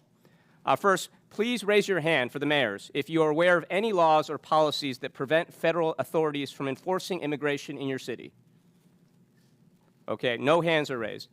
Please raise your hand if you're aware of any cities or states in America that have laws or policies that prevent federal authorities from enforcing immigration law. Any cities or states. Okay, I just want to note for the record again, there are no hands up. And as your answers make clear, this whole sanctuary city, quote-unquote, debate is a sham. There's no place in America, not one, that actually provides sanctuary from federal law, period. The real issue here is whether state and local governments should spend scarce taxpayer dollars to help the federal government enforce its immigration priorities. Whether local police should spend their time focused on their actual jobs, keeping our streets safe, apprehending violent criminals, solving crimes, or whether they should be deputized to help enforce federal immigration laws. And a lot of cities and states, including my state of California, have made the very reasonable decision to say, hey, we want our teachers, nurses, doctors, cops, firefighters to focus on their actual jobs and not be dragged into this Republican war on immigrants. And let's be clear, the Republican immigration policies being pushed forward right now are counterproductive and will make us far less safe, something several of our mayors pointed out in their testimony. Look, I support a 100% ban on all illegal border crossings, but the reality is we already have over 10 million people here in this country without proper immigration status, many of whom have been here for decades. And if you have ICE agents patrolling our courthouses, police stations, and hospitals, that means that those undocumented immigrants are not going to go anywhere, but they are going to stop reporting crimes or seeking medical care, and this makes us all less safe from the rapists and murderers out there. Now, recently, my Orange County Sheriff, Don Barnes, a staunch conservative, issued a statement outlining his position on immigration enforcement. And here's what he stated. The Orange County Sheriff's Department does not enforce federal immigration law. It is not part of our primary mission, and we remain focused on violations of state and local laws. The department will provide for your safety and respond to your calls for service regardless of your immigration status. We do not and never will ask the immigration status of victims, witnesses, suspects, or those who call to report crimes. We enforce state and local laws equally without bias and without concern for your citizenship. Now, I actually think this is a pretty good summary of what each of you are describing happens in your cities, a situation where the federal government enforces immigration law while states and local authorities enforce state and local laws, and it makes a lot of sense. I don't know what my colleagues on the other side think, but I don't want my police focused on immigration status and asking people about that. I want them focused on preventing violent crimes. But with that, I want to shift gears to address Mayor Eric Adams. Mayor, as has been well discussed in this committee, you are the first sitting mayor in modern New York City history to be indicted while in office. Last year, of course, you were charged with numerous felony counts for soliciting and accepting bribes for nearly a decade from foreign nationals, businessmen, and others, including illegal campaign contributions and luxury travel. On February 10th of this year, the Trump Justice Department instructed federal prosecutors to drop charges against you. This decision caused 7 federal prosecutors, including a Trump appointee, to resign because they believed this was such an enormous miscarriage of the rule of law in law enforcement. Now, as some of my colleagues have pointed out, this was widely reported as a quid pro quo. I know you've denied that. I know you're probably limited in what you can say. But a lot of people out there, including a lot of people in New York City that I know, believe that these charges were dropped in exchange for a quid pro quo for your agreement to help the Trump administration enforce its immigration policies. So my question for you, Mayor Adams, is actually a very simple one. It's clear that whatever your intentions, whatever actions you take, whether on immigration or anything else, you do not enjoy the trust and confidence of the people of New York City. So my question is, why haven't you not resigned yet, and do you plan to resign today or anytime soon? I'm really surprised after you laid out your strong belief in the country It's a and, yes/no question. and what we stand for, that Why you are haven't you acting resigned to yet, take away Mayor the Adams? power Why have you of not the resigned people. yet? The It's people not of a the question that city gets to your elected lawyers. me to be Why the have you mayor, not resigned yet? and you Please answer should the not be a question. hypocrite and ask the people of the city power to be usurped for them. Why have you not I resigned was yet, and elected do by you the people of the intend to city, resign anytime and you soon, don't Mayor? live in the Gentleman's city. time's expired. Gentleman's time's expired. Chair recognizes Mr. Jack from Georgia. Mr. Chairman, thank you for convening this hearing, and I'd like to begin by offering some thoughts about our colleague from Texas, Congressman Sylvester Turner, who sadly just passed away, as some of you may know. Congressman Turner was a former 2-term mayor of Houston, and as our witnesses can no doubt attest, being the mayor of a big city is not easy. Congressman Turner was a member of our freshman class, and his office is right next to mine in the Longworth House Office Building, and as such, I had an opportunity to walk with him to and from votes, found him to be an incredible gentleman with respect and courtesy. My colleagues across the aisle, particularly the freshmen, knew Congressman Turner better than I, so I certainly yield to them on this topic, but I wanted to at least mention my own thoughts for the record. Now, to the topic of today's hearing. I prepared for today's hearing by chatting with some of the mayors from my district, from those who represent just a few hundred to those who represent a few thousand, and I found a common theme of frustration. They, along with me and many other constituents I proudly represent in Georgia's 3rd Congressional District, want to know why policies are in place that benefit citizens of other countries at the expense of citizens of our own country. So if I could, Mayor Johnston, I'd like to start with you from Denver. I know Chairman Comer, in his opening line of questioning, discussed an ordinance passed by the Denver City Council in 2017, and I recognize you had just left the state Senate by then. But this ordinance prohibits city and county employees from assisting the enforcement of federal laws or inquiring about a person's immigration status. So I just have to ask, do you see a benefit in learning whether or not someone charged with a crime is a citizen of another country? Thank you, Congressman. I do just want to say Mayor Turner hosted me in Houston when I first became mayor, so that's a powerful statement for me. Thank you for acknowledging it. Thank you, sir. We don't ask someone's status when we first contact them because it's not relevant to whatever charges we may be pursuing. They may list their country of origin on a document that we ask for. It does not indicate their immigration status. They could have legal status but be from another country. Thank you. Mayor Johnston of Chicago, do you see a benefit in asking someone charged with a crime whether or not they're a citizen of our country? The benefit of community safety is trust between local residents and law enforcement, and that relationship is critical to driving violence down. Under my leadership, violence has gone down in the city of Chicago. And Mayor Johnston, if I can ask, have you ever disciplined, fired, or arrested law enforcement officers or correction officers if they notified ICE or other federal immigration officers of an illegal criminal alien in lockup or courts in violation of your sanctuary city policies? Have you ever disciplined, fired, or arrested a law enforcement officer that worked with ICE? That is not, I don't believe that's under the jurisdiction of the mayor. I don't arrest people or. Are there issued memos in which you direct Chicago officers from not assisting with enforcement in immigration law or helping ICE identify folks who may not be here illegally? We do have documentation around making sure that the residents of the city of Chicago know their rights. That's important because it builds trust between law enforcement and community. By having that confidence and trust, people are more likely to come forward to report violent crime regardless of their immigration status. Well, I have to submit to the record, Mr. Chairman, an article from NewsNation now, January 21st, 2025, in which it says Chicago police reminded they cannot cooperate with deportations. And if I may ask, Mayor, are there any memos? Thank you. Are there any memos that direct Chicago police to not cooperate with President Trump's deportation plans? Well, so local law enforcement, we're not federal agents. So local law enforcement in the city of Chicago, they do not dub as federal agents. But that having been said, from your mayoral office, have you ever issued memos to the police department instructing them not to cooperate with President Trump? We remind people of what the Welcoming City Ordinance entails. Would you submit to the committee any written documentation to the Chicago Police Department as it relates to this? For the Welcoming City Ordinance, we're happy to make sure that this body has that ordinance, and that policy has been around for 40 years. Thank you very much. Mayor Wu, back to my line of questioning with Mayor Johnston and Johnston. Do you believe that if you are asking someone who's been charged with a crime, whether or not they're here in our country legally, is that a proper and beneficial thing to do? The laws of Massachusetts and the Boston Trust Act help Boston police solve crimes. We do not ask for immigration status because it allows for people to trust that when they call 911, when they have information that might help bring justice to another family, that they feel comfortable sharing that. Thank you. And Mayor Adams, in closing, obviously you know the police very well. Do you see a benefit in asking folks who've been charged with a crime whether or not they're a legal citizen? Yes, I do. With that, Mr. Chairman, I yield back. Thank you. Gentleman yields back. Chair recognizes Ms. Gillen. Thank you, Mr. Chairman.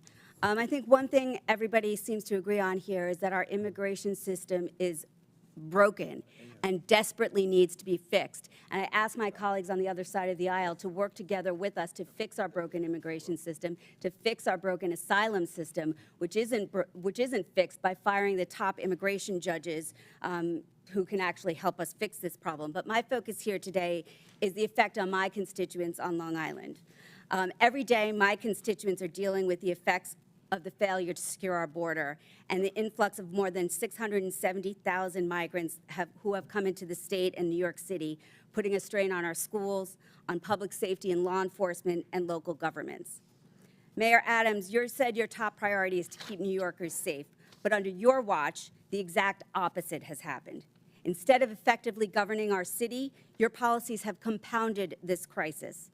New York has housed migrants in the Roosevelt Hotel for nearly 2 years, not only giving them food and shelter, but also debit cards. In New York, taxpayers have paid about, as you acknowledge, $7 billion to respond to this crisis. That figure is outrageous.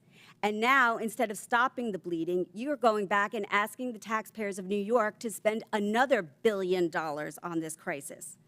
While you focused on your own personal problems, crime has skyrocketed in New York, increasing 20% since you took office in 2021. An AP poll has said that the majority of Americans agree that undocumented people who commit violent crimes should be deported, including 79% of Democrats. But what have you done? I was astounded to hear that ICE was prevented, even if they knew there were gang members in the Roosevelt Hotel, from actually doing anything to get those gang members out of there. Mayor Adams, what have you done and what is your answer to the taxpayers of New York for the money that has been spent on this crisis? You raise several things, and there's a level of inaccuracy in some of the stuff you raise. When you look at our crime numbers, I'm not sure where you got those from, but we could give you an accurate account of our crime numbers. Crime has continued to drop since I've been the mayor of the city. We have moved over 20,000 illegal guns off our street. And although we had 230,000 migrants and asylum seekers that came to our door, 189,000 were able to go on to the next step of their journey. We managed a crisis. Congress makes our immigration policies, not mayors. I managed a crisis that was dropped at my door. And I continue to do that every day, and I'm proud of what my team did coming out of COVID and managing this crisis as well. Our city has more private sector jobs in the history of the city. We received our bond rating increase and stabilized. Our city is functioning, and we're going to continue to do the job that I was elected to do. So spending $8 million is $1 billion is a good job. Mayor Adams, what you said today has given me no confidence in your ability to continue to serve and lead our city. But you don't live in New York City. You live on Long Island. You don't vote for me. Mayor, and you should resign. And I said that before you made your deal with Donald Trump. Thank God you don't live in New York City. You live on Long Island.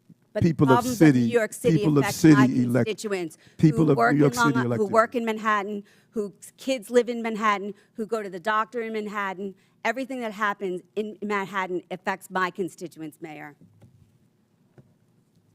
I yield back. Would the gentlelady yield to me, please? I thank the gentlelady. My question, Mr. Bier. We've heard a lot about crime. So the overwhelming majority of crime in the United States is committed by undocumented individuals whose immigration status is dubious. Is that correct? No, that's not correct at all. The overwhelming majority of crime is committed by U.S.-born Americans. So if I wanted to demonize naturally born Americans, I could cherry pick crime rates from that population and demonize them and dramatize that and use it to smear an entire subgroup in the population. In this case, the majority group. Is that correct? Oh, absolutely. You could look at people with driver's licenses and say, man, they're committing a lot of crime. We should stop issuing driver's licenses to people.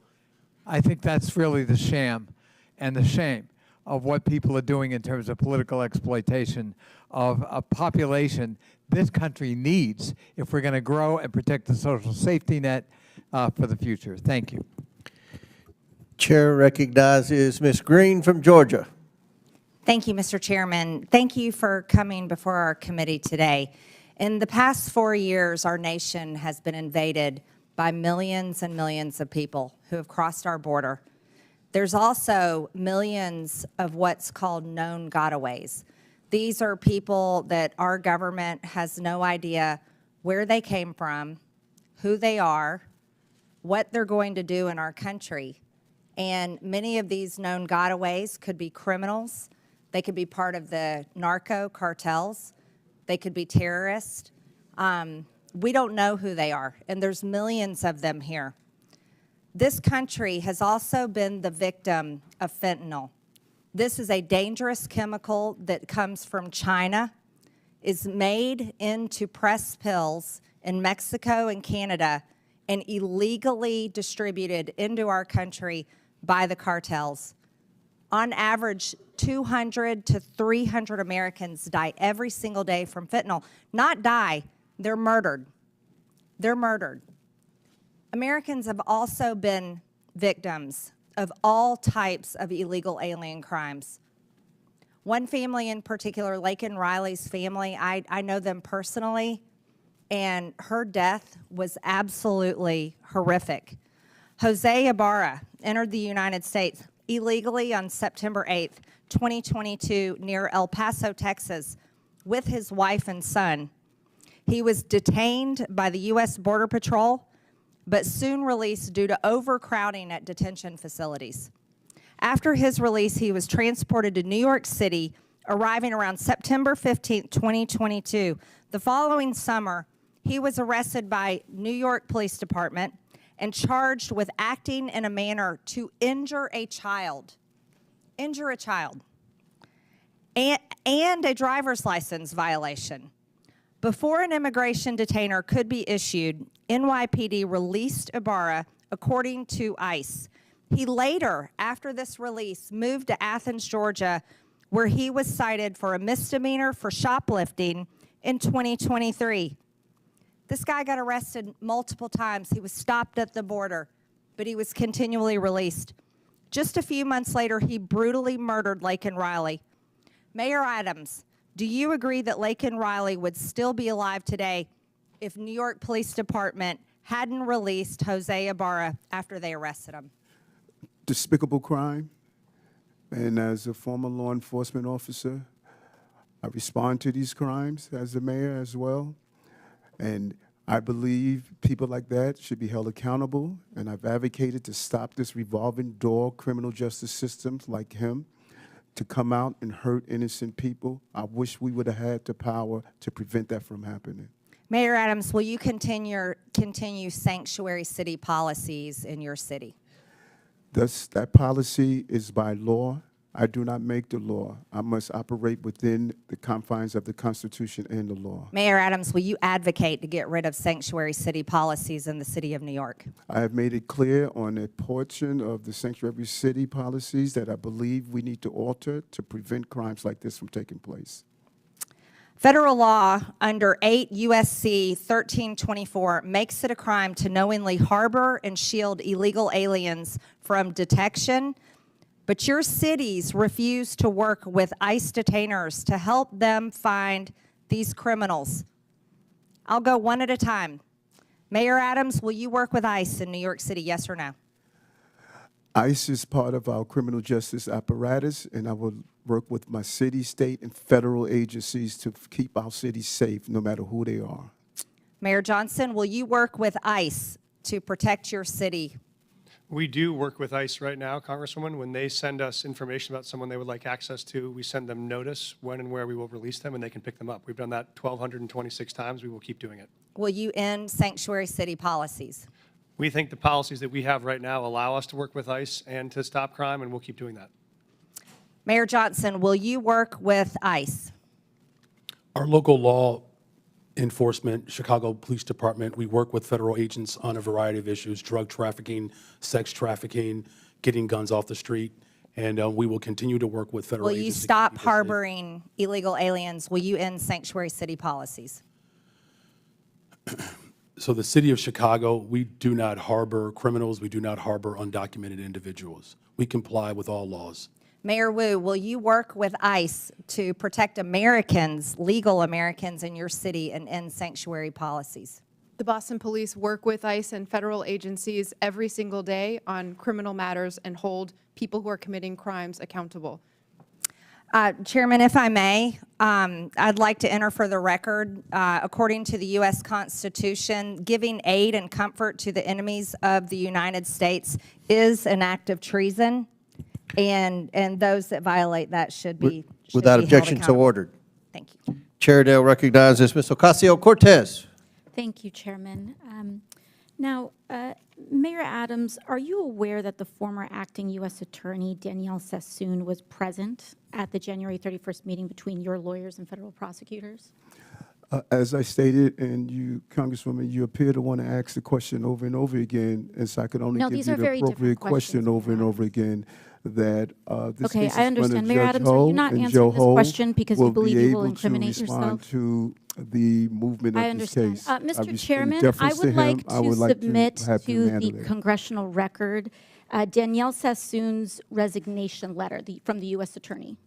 Without objection, so ordered. Thank you so much. In her letter, the former acting U.S. attorney, a registered Republican, a former clerk for Antonin Scalia, was appointed by President Trump to serve as acting U.S. attorney, was present at the January 31st meeting between Mayor Adams' attorneys and federal prosecutors. After that meeting with attorneys, the acting U.S. attorney resigned rather than dismiss the charges against Mayor Adams. In her letter, which I have just submitted to the congressional record, Ms. Sassoon stated that during that January 31st meeting, Mayor Adams's attorneys, quote, repeatedly urged what amounted to a quid pro quo, describing it as a, quote, improper offer of immigration enforcement assistance in exchange for a dismissal of his case,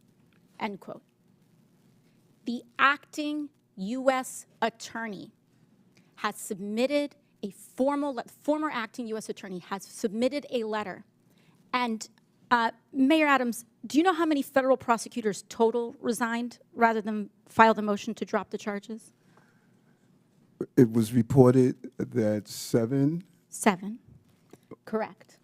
Mr. Chair, I would like to submit another letter from Hagan Scotton, his resignation letter. Without objection, so ordered. Mr. Scotton was an assistant U.S. attorney who also attended the January 31st meeting between your attorneys and federal prosecutors. He also resigned rather than drop the charges. In his resignation letter, he stated, and I quote, "Our laws and traditions do not allow using the prosecutorial power to influence other citizens, much less elected officials." 7 federal prosecutors, the acting U.S. attorney, the assistant U.S. attorney, all gave up their entire careers, Republicans included, then drop these charges because of what they saw transpire in that January 31st meeting. This is important not just for the city of New York, but for the people of the United States of America. Because what is being alleged is genuinely not just about what may or may not have occurred from the mayor's office and with the mayor, but what is happening at the Department of Justice. And that's what I want everyone to understand. These are not Democratic U.S. attorneys. These are Republican U.S. attorneys that have trained under Republican-appointed Supreme Court justices who have stated that there is and suggested as well, that the prosecutorial power at the Department of Justice may be influencing what is occurring. And instead of carrying that out and carrying out the erosion at the Department of Justice, they would have preferred to give up their entire careers. 7 lifelong public servants involved in law enforcement, mind you. And to that, when it comes to the fact that this may or may not have anything to do with this hearing, respectfully, Mr. Chairman, this is about specifically immigration enforcement in terms of that. And this right here is the 4-alarm fire that everyone must be paying attention to.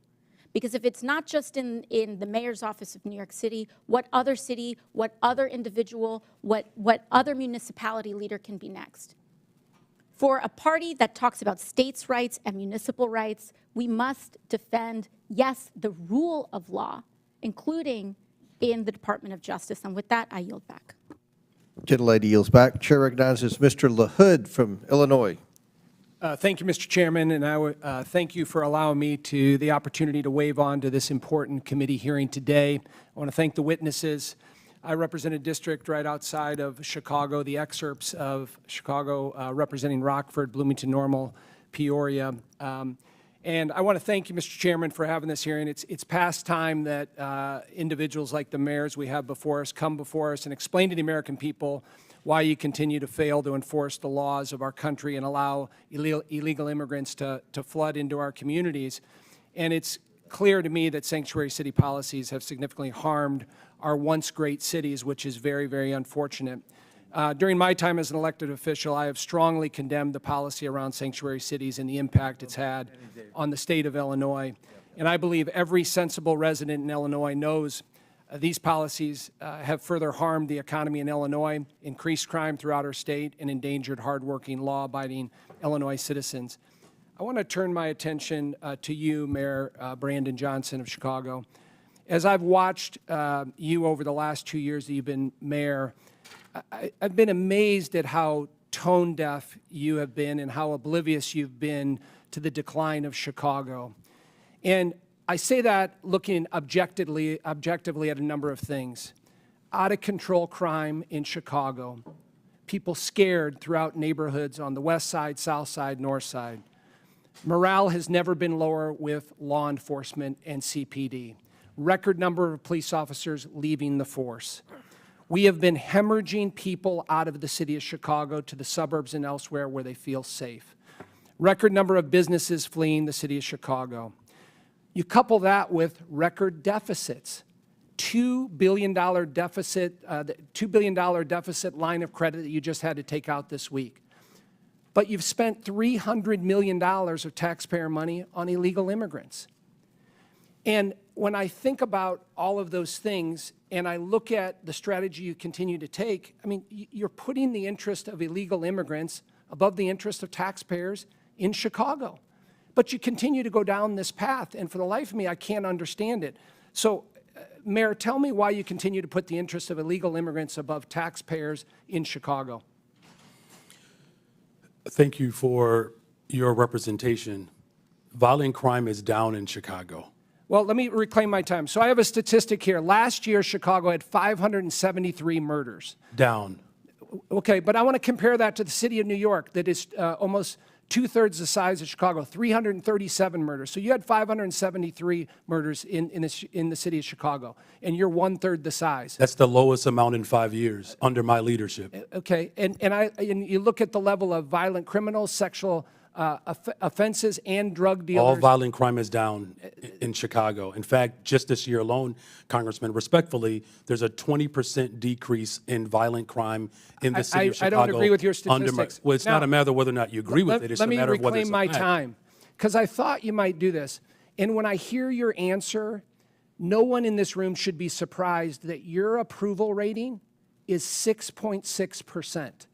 Now, that's not just me saying this. Newsweek article, the least popular politician in America is Brandon Johnston. So, recent poll, M3 Strategies conducted this February 20th to 21st, showed that Mayor Johnston has a 6.6% approval rating, the worst showing of any political figure in the country's history. So, I know you're talking about crime is down and things are great and, you know, the city's flush with money. None of that is backed up by the people in the city of Chicago. And so I'm wondering why you continue to go down this path of failed policies, destruction to the city of Chicago, people fleeing, law enforcement at an all-time low. And I'm wondering if you have any remorse for that here today and can tell us why you continue to double down on these failed policies.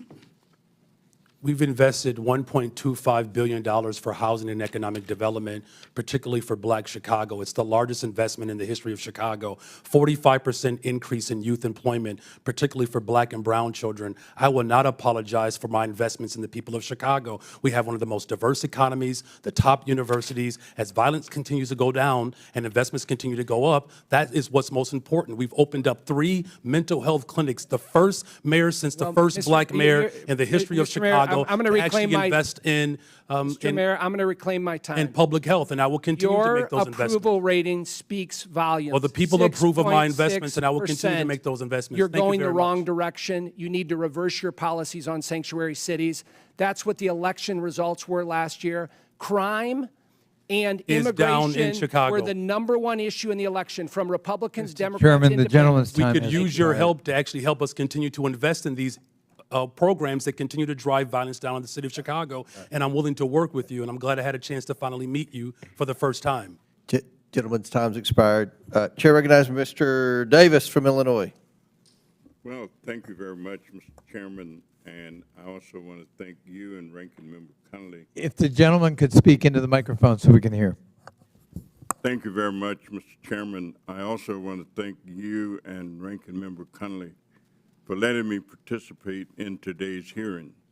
I also want to thank all of the witnesses. I served some time as a city councilman, so I know what it looks like to be mayor and what happens. Thank you for your service. As a proud Chicagoan, I stand in support of our city's locally elected leaders, namely Mayor Brandon Johnston, who could be back home serving the residents of Chicago, but instead is here before us today, preserving and protecting the sovereignty of the city of Chicago as a welcoming and humane city.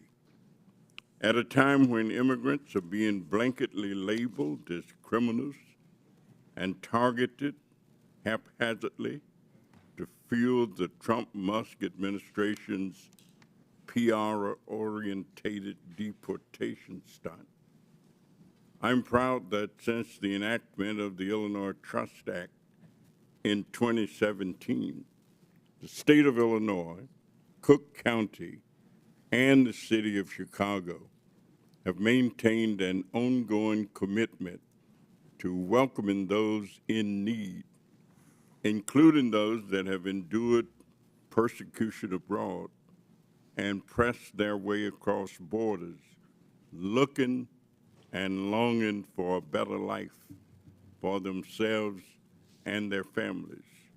I think we all agree that immigration has long played an integral role in the development of American society, culture, and its economy.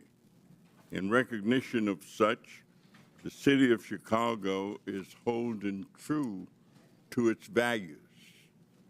As Mayor Johnston has stated on several occasions, that Chicago, and I quote, will remain a welcoming city, end of quotation, despite recent and repeated threats and attempts of coercion from the current administration to do otherwise. Likewise, H.R. 32, the supposed No Bailout for Sanctuary Cities Act that undergirds today's hearing, is drafted in the same threatening, intrusive, and non-constructive manner, as the measure unfairly calls for welcoming jurisdictions to be stripped of federal funding that we just heard often goes towards supporting critical public safety initiatives and local programming needs. In fact, I would commend that the bill as drafted infringes on the constitutional balance of power between states and the federal government and will cause more harm than help if enacted. So, Mr. Mayor Johnston of Chicago, the Windy City, the city of the big shoulders, would you share with this committee what principles and concepts guide your thoughts and actions as you go about your task of being mayor for all of these people in Chicago? Thank you very much, Congressman Davis, for your leadership, and it's good to see my neighbor here today. You know, look, the city of Chicago, we reflect and we represent the best part of America. It's a diverse city, again, a city that was established by a Black Haitian immigrant and a Potawatomi woman, a city that has invited immigrants from around the world, a city that was built by the formerly enslaved, my ancestors. And it's a very proud moment to not only represent the city of Chicago, but it is my honor. What we've experienced over the last 20 months since I've been in office, first of all, the city of Chicago is safer. We have violent crime has gone down in the city of Chicago. by over 20% just this year alone. We've invested in housing. We've invested in mental health care. We've invested in youth employment. We've invested in our overall community safety plan, 200 more detectives to solve crime. We are headed in the right direction, and I'm grateful for your leadership, and I will look for this body to continue to support these efforts for all of our cities. Thank you. Mr. Chairman, and I yield back. Thank you, Chair. Thank you. Mr. Chairman, and I yield back. Thank you. Chair recognizes Mr. Evans from Colorado. Thank you, Mr. Chairman and Ranking Member, for allowing me to wave onto this committee. And of course, thank you to the witnesses for taking the time to come and have this conversation. So, Denver Mayor Johnston. I'm a Colorado native, grew up in and around the Denver metro area, also Latino, grandson of an immigrant from Mexico, and I also served for 12 years in the U.S. Army, Colorado Army National Guard, and in the Denver metro area for another 10 years as a police officer. And unfortunately, as a Denver metro area police officer, I've seen firsthand how public safety in Colorado and in Denver is plummeting. When I started my law enforcement career, Colorado was ranked 31st in the nation for our crime rate. We were ranked 3rd in the nation last year. Denver, 6 years ago in 2019, they didn't even make the top 50 most dangerous dangerous cities in the country list. This year in 2024-2025, U.S. News & World Report ranks Denver as the 10th most dangerous city in the country. Denver has twice the homicide rate as San Francisco. We've lost more than 7,000 Coloradans to illegal drug overdose deaths since 2020, with a significant percentage of that coming from illegal drugs like fentanyl. And we know from criminal intelligence that in the Denver, Colorado area, almost all of that fentanyl is being trafficked by illegal transnational criminal organizations, the Jalisco cartel and the Sinaloa cartel. We've seen a massive increase, this is just a recent headline, we've seen an increase in Tusi, which is the drug of choice of Tren de Aragua in the Denver metro area, and we've seen headlines that show that overdose deaths in the Denver metro area remain stubbornly flat despite falling in pretty much everywhere around the country. In terms of violent crimes, Denver's had over 6,400 violent crimes, so that's including things like 689 sexual assaults, over 1,200 robberies, over 4,400 aggravated assaults, and again, depending on which database you look at, anywhere from 65 to 71 homicides. Again, double the homicide rate of San Francisco. So the first question to you is, for those homicides, do you know how many of those were committed by people illegally present in the country? Thank you, Congressman, and happy to answer that because I think you may have some bad facts. I'm happy to clarify them for you. In terms of what's happening in Denver right now, as we know, crime is down in Denver from last year to this year. Reclaiming my time, Meyer. Do you know? I do want to answer the question you phrased. Reclaiming my time. Do you know how many of those 65 to 71 homicides were committed by people illegally present in the country? And I'm happy to show all of the sources for my facts. We don't ask anyone's status at point of arrest. We do not know someone's status and when they're charged. Thank you. Thank you for the answer, Mr. Mayor. And I'm glad you've brought that up because, as you can see displayed here, we actually have a training bulletin to the Denver Police Department dated January of this year, which pretty much says what you just said, which is that Denver Police Department is prohibited from asking for any information about the national origin, immigration, or citizenship status of any individual, and that's a problem because of the second item that we're going to display here, which is the standard FBI fingerprint card, something that I filled out for over a decade when I was a police officer, which has those items as mandatory fields, location of birth and then the citizenship. And so I've heard, being a cop in the Denver metro area, that police officers in Denver are being told not to fill out those mandatory fields in the FBI fingerprint card, which could potentially indicate why you're unsure of how many of these crimes are being committed by illegal immigrants in your city. So the second question is, will you allow Denver police officers to fill out all of the information on an FBI fingerprint card, to including asking for and recording the citizenship status? Thank you, Congressman. Right now, under city ordinance, we do not ask someone's status at point of contact, and that does not prejudice in any way our prosecution. We believe it doesn't matter where someone's from, thank you, Mr. what crime Mayor. they've committed. So We're you're gonna not charge them aggressively regardless. so you're not filling out the FBI fingerprint card as required? Right now, we are filling out information when folks arrive, and none of that information prevents us from prosecuting them to the full extent of the law, which is what we do. Thank you, Mr. Mayor. So not filling out the FBI fingerprint card, which would directly contradict your statement that you want people who are illegally present in the country and committing crimes to be held to account for those crimes. And I think that the statistics that we've gone through in the space of crime show why Denver is specifically cratering in their public safety statistics as compared to major cities around the country. That's just actually false. I can show you my statistics. And as a police officer, I am here to make sure that we are uplifting the voices of the victims of these crimes who are being taken advantage of in communities that provide sanctuary to dangerous illegal criminal gangs like Tren de Aragua, which your jail released just last week. We talked about somebody back into the community. We must take care of our victims. I've brought legislation, the Uplift Act, to focus on this. We're here to protect the victims, and Mayor, I would ask you to join me in that. We've already done that, and yield we'll back. keep doing that. Thank you. I'm happy Chair to answer. recognizes Mr. Crank from Colorado. Mr. Chairman. Oh, wait, one moment. Just quick UC. I would ask unanimous consent to enter the record an NPR article entitled Criminal Records of January 6 Rioters Pardoned by Trump Include Rape, Domestic Violence. And I would also ask the correspondence between a number of us and the new Attorney General Pamela Bondi be entered into the record at this point. Without objection, so ordered. The Chair. Now, Chair recognizes Mr. Crank from Colorado.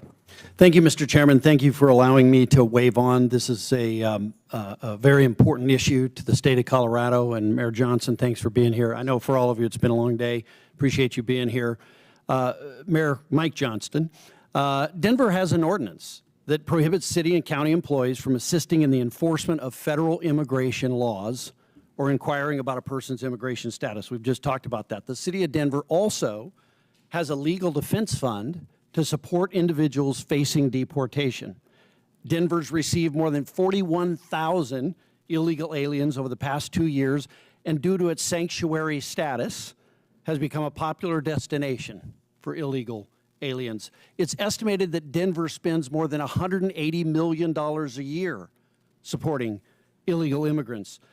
And in rare cases where ICE is able to apprehend an illegal immigrant in Denver jails, Denver forbids that transfer from taking place in the jail. Now, I just did a ride-along with El Paso County Sheriffs. That's my home county. Colorado Springs, just an hour away. I just did a ride-along with them for the safety of their officers, and the ICE officials. The community and the detainee do transfers in the jail with El Paso County officers present and with the handcuffs on. Now, that El Paso County method has never, ever resulted in the injury of an officer during the transfer. However, in Denver, you require that Denver Police Department release Tren de Aragua gang members to the quote-unquote streets, uncuffed, and hope that ICE agents aren't able to apprehend them on their own. That's the hope. Let's just be honest. With no Denver Police Department officer there to assist if the situation turns violent, that's irresponsible. And to be clear, there's no federal law that forces you to do it this way, Mr. Mayor. This policy and the danger that it creates is wholly a result of your policy as the city and county of Denver. Just last week, it resulted in an illegal Tren de Aragua member assaulting and biting an ICE agent because he was uncuffed and he was released by Denver to a parking lot. Now, you're putting police officers who you're sworn to help protect as their mayor at risk to score political points. And I think it's outrageous. It's unbecoming to your office, and it's a danger to the people of Colorado and the citizens of Denver. Now, we have this case, and I know you've talked about it today. Abraham Gonzalez, suspected TDA gang member, released from Denver County Jail, as I mentioned, due to Colorado's sanctuary policies. This is a post by ICE. Was forced to arrest him in public. ICE was forced to arrest him in public where he assaulted officers, sanctuary policies, endanger communities, and law enforcement. That's their post. I'd ask that this be entered into the record, Mr. Chairman. Objection, so ordered. Mr. Mayor, yes or no? Would you feel safe if you were alone in a parking lot with a Tren de Aragua gang member? We did not put a situation where someone Just yes or no. Would you feel safe if you were in a parking lot alone with the Tren de Aragua member like you make your police officers do, or like you make an ICE agent do? Yes or no? There were 6 ICE agents on the scene. Could you answer when my he was question? Would released you feel safe without in- any weapons? Would you in feel a safe? secure location Reclaiming my time, thank you. with Would a fence around Coloradans, reclaiming my time, Mr. Mayor, you're not going to answer the question. Would Coloradans be safer if ICE had full cooperation from Denver to remove Tren de Aragua gang members, yes or no? We currently honor those notification requests. We've done it 1,226 times. This is the first time I've ever been aware of there being an incident, which is why I reached out to ICE Full yesterday. cooperation would be allowing them to come into the jail and doing it in the jail, not in the parking lot. Will you change that? For the safety of your officers and those ICE agents, would you change that? I reached out to the ICE officers as soon as I heard about this. I have a meeting with them in the coming weeks to talk about the procedure. We have 2 jails. 90% of the pickups are from the other jail where we've never had an occurrence Would you like this. change it? And so I'm going to sit down with the ICE officers and see if they're It's just common sense. You don't do a transfer in the middle of a parking lot when you can do it in a jail. It's common sense. It's common sense. It's been Is your- common sense 1,226 times it's worked, and so we're going to figure out what happens. Mr. Mayor, is your Figure highest out how to- priority as mayor the citizens, the safety of the citizens of Denver? My priority as mayor is to protect public safety for all of our Okay, residents. last question. Have you apologized to the federal law enforcement agent who was assaulted by a Tren de Aragua gang member because of your failed leadership? Yes or no? I reached out to the ICE officers yesterday, and I've asked to sit down with them to talk about this procedure and how we can align systems to make sure no other officers get injured. Thank you. Chair recognizes Mr. Burleson from Missouri. Thank you, Mr. Chairman. From what I gathered from this hearing, the term sanctuary cities seems to mean a sanctuary only for criminals. Throughout this hearing, we have heard countless examples of illegal immigrants with criminal histories being allowed to roam free in these cities and continue to commit crimes and violence against American citizens that should never have happened. The bottom line is that sanctuary policies are a violation of federal immigration laws. The states, when they enacted the Constitution in Article 1, Section 8, Clause 4, made it very clear that it's in the purview of the federal government, not the states, to determine these policies. States shouldn't be flaunting our laws that they gave us the sole responsibility to implement. And yet Chicago, Denver, New York City, and Boston are aiding and abetting in the furtherance of laws and policies that are in direct defiance of the immigration laws that are passed by Congress.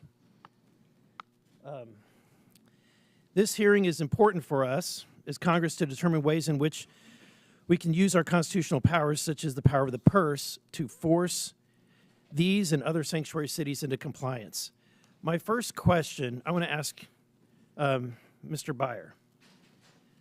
You haven't had a lot of questions today, right? Not enough. I want to ask, okay, so are you aware of how much it costs the American taxpayer per illegal immigrant in the United States, roughly?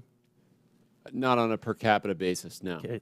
The Budget Committee has determined it's almost about $9,000 in net loss per per illegal immigrant. That's definitely not correct. Okay, you can question, but that's the group that did the research. So let me ask you this.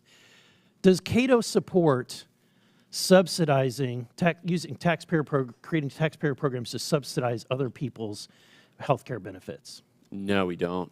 Okay. Does Cato support using taxpayer dollars to support people staying in hotels? Definitely not. Okay, just wanted to get that cleared up because I was worried where Cato stood. Mr. Adams, you stated that the migrant crisis. Wait, first, I want to ask this question from everybody on the panel. Is there a difference between, if there's a difference between the ICE detainer and a criminal warrant, which one would you honor? I'm sure I understand the question. You said there's a difference between an ICE detainer and a criminal warrant? Yes. We would always honor an ICE detainer that comes with a judicial warrant. That is what the law calls for in the city. Okay, and do you concur? Is that what you would do? We always support our criminal warrants with ICE requests, yes. Okay. Mr. Johnston? With a criminal warrant, our local police department, with a criminal warrant, will collaborate and cooperate with federal agents. And Mrs. Wu? Whenever there's a criminal warrant from any agency, Boston Police enforce it. Okay. Mr. Johnson, I'm concerned about about what's happening, obviously, my neighboring state of Illinois. But you said that you're prepared, let's see, you said that you oppose proposals to eliminate sanctuary protections for illegal immigrants that are convicted of serious crimes. Why do you think it's important to protect even violent criminals? We do not protect violent criminals. In fact, my top priority is to make sure that the people of Chicago are safe. Our local law enforcement work hard every single day to ensure that. That's why I invested in more detectives so that we can actually solve crime. And as a result of the work that I've done in my leadership, crime has gone down since I've been mayor.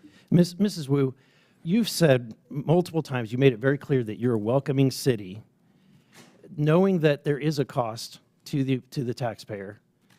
What's the acceptable number?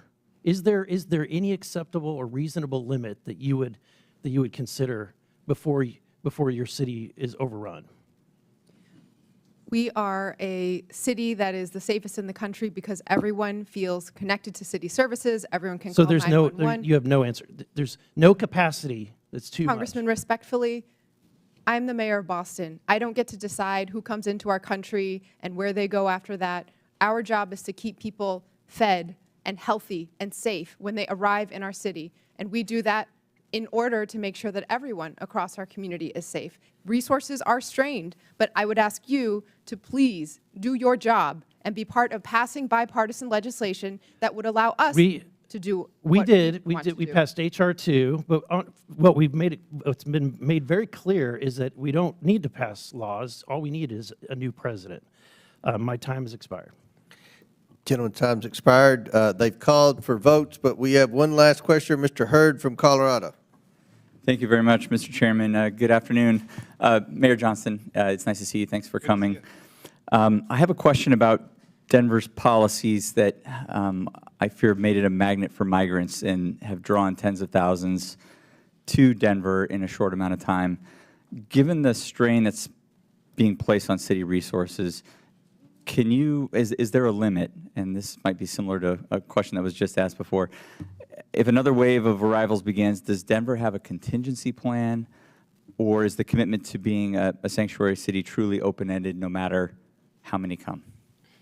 Thank you, Congressman. And we have adjusted our policies when we were facing some of the fiscal crisis around this. We were hoping for the Senate bipartisan immigration bill to pass, which would have provided some resources to interior cities. When that didn't, we had to make adjustments. And so what we've done now is we've really focused on connecting people to work. So those folks that arrive, we think the most important thing is for them to be able to work and support themselves, pay their own taxes, pay their own rent. And so we've run work authorization clinics to help people get legal work authorization. If this body could help us accelerate the rate of work authorization, we would not need to spend any public resources at all because folks want jobs they could support themselves. So that's been our real focus. The more folks we work authorized, we've been able to then need to provide fewer resources around housing, shelter, food, et cetera. Are you concerned that Denver could be reaching a breaking point soon? Thank you, Congressman.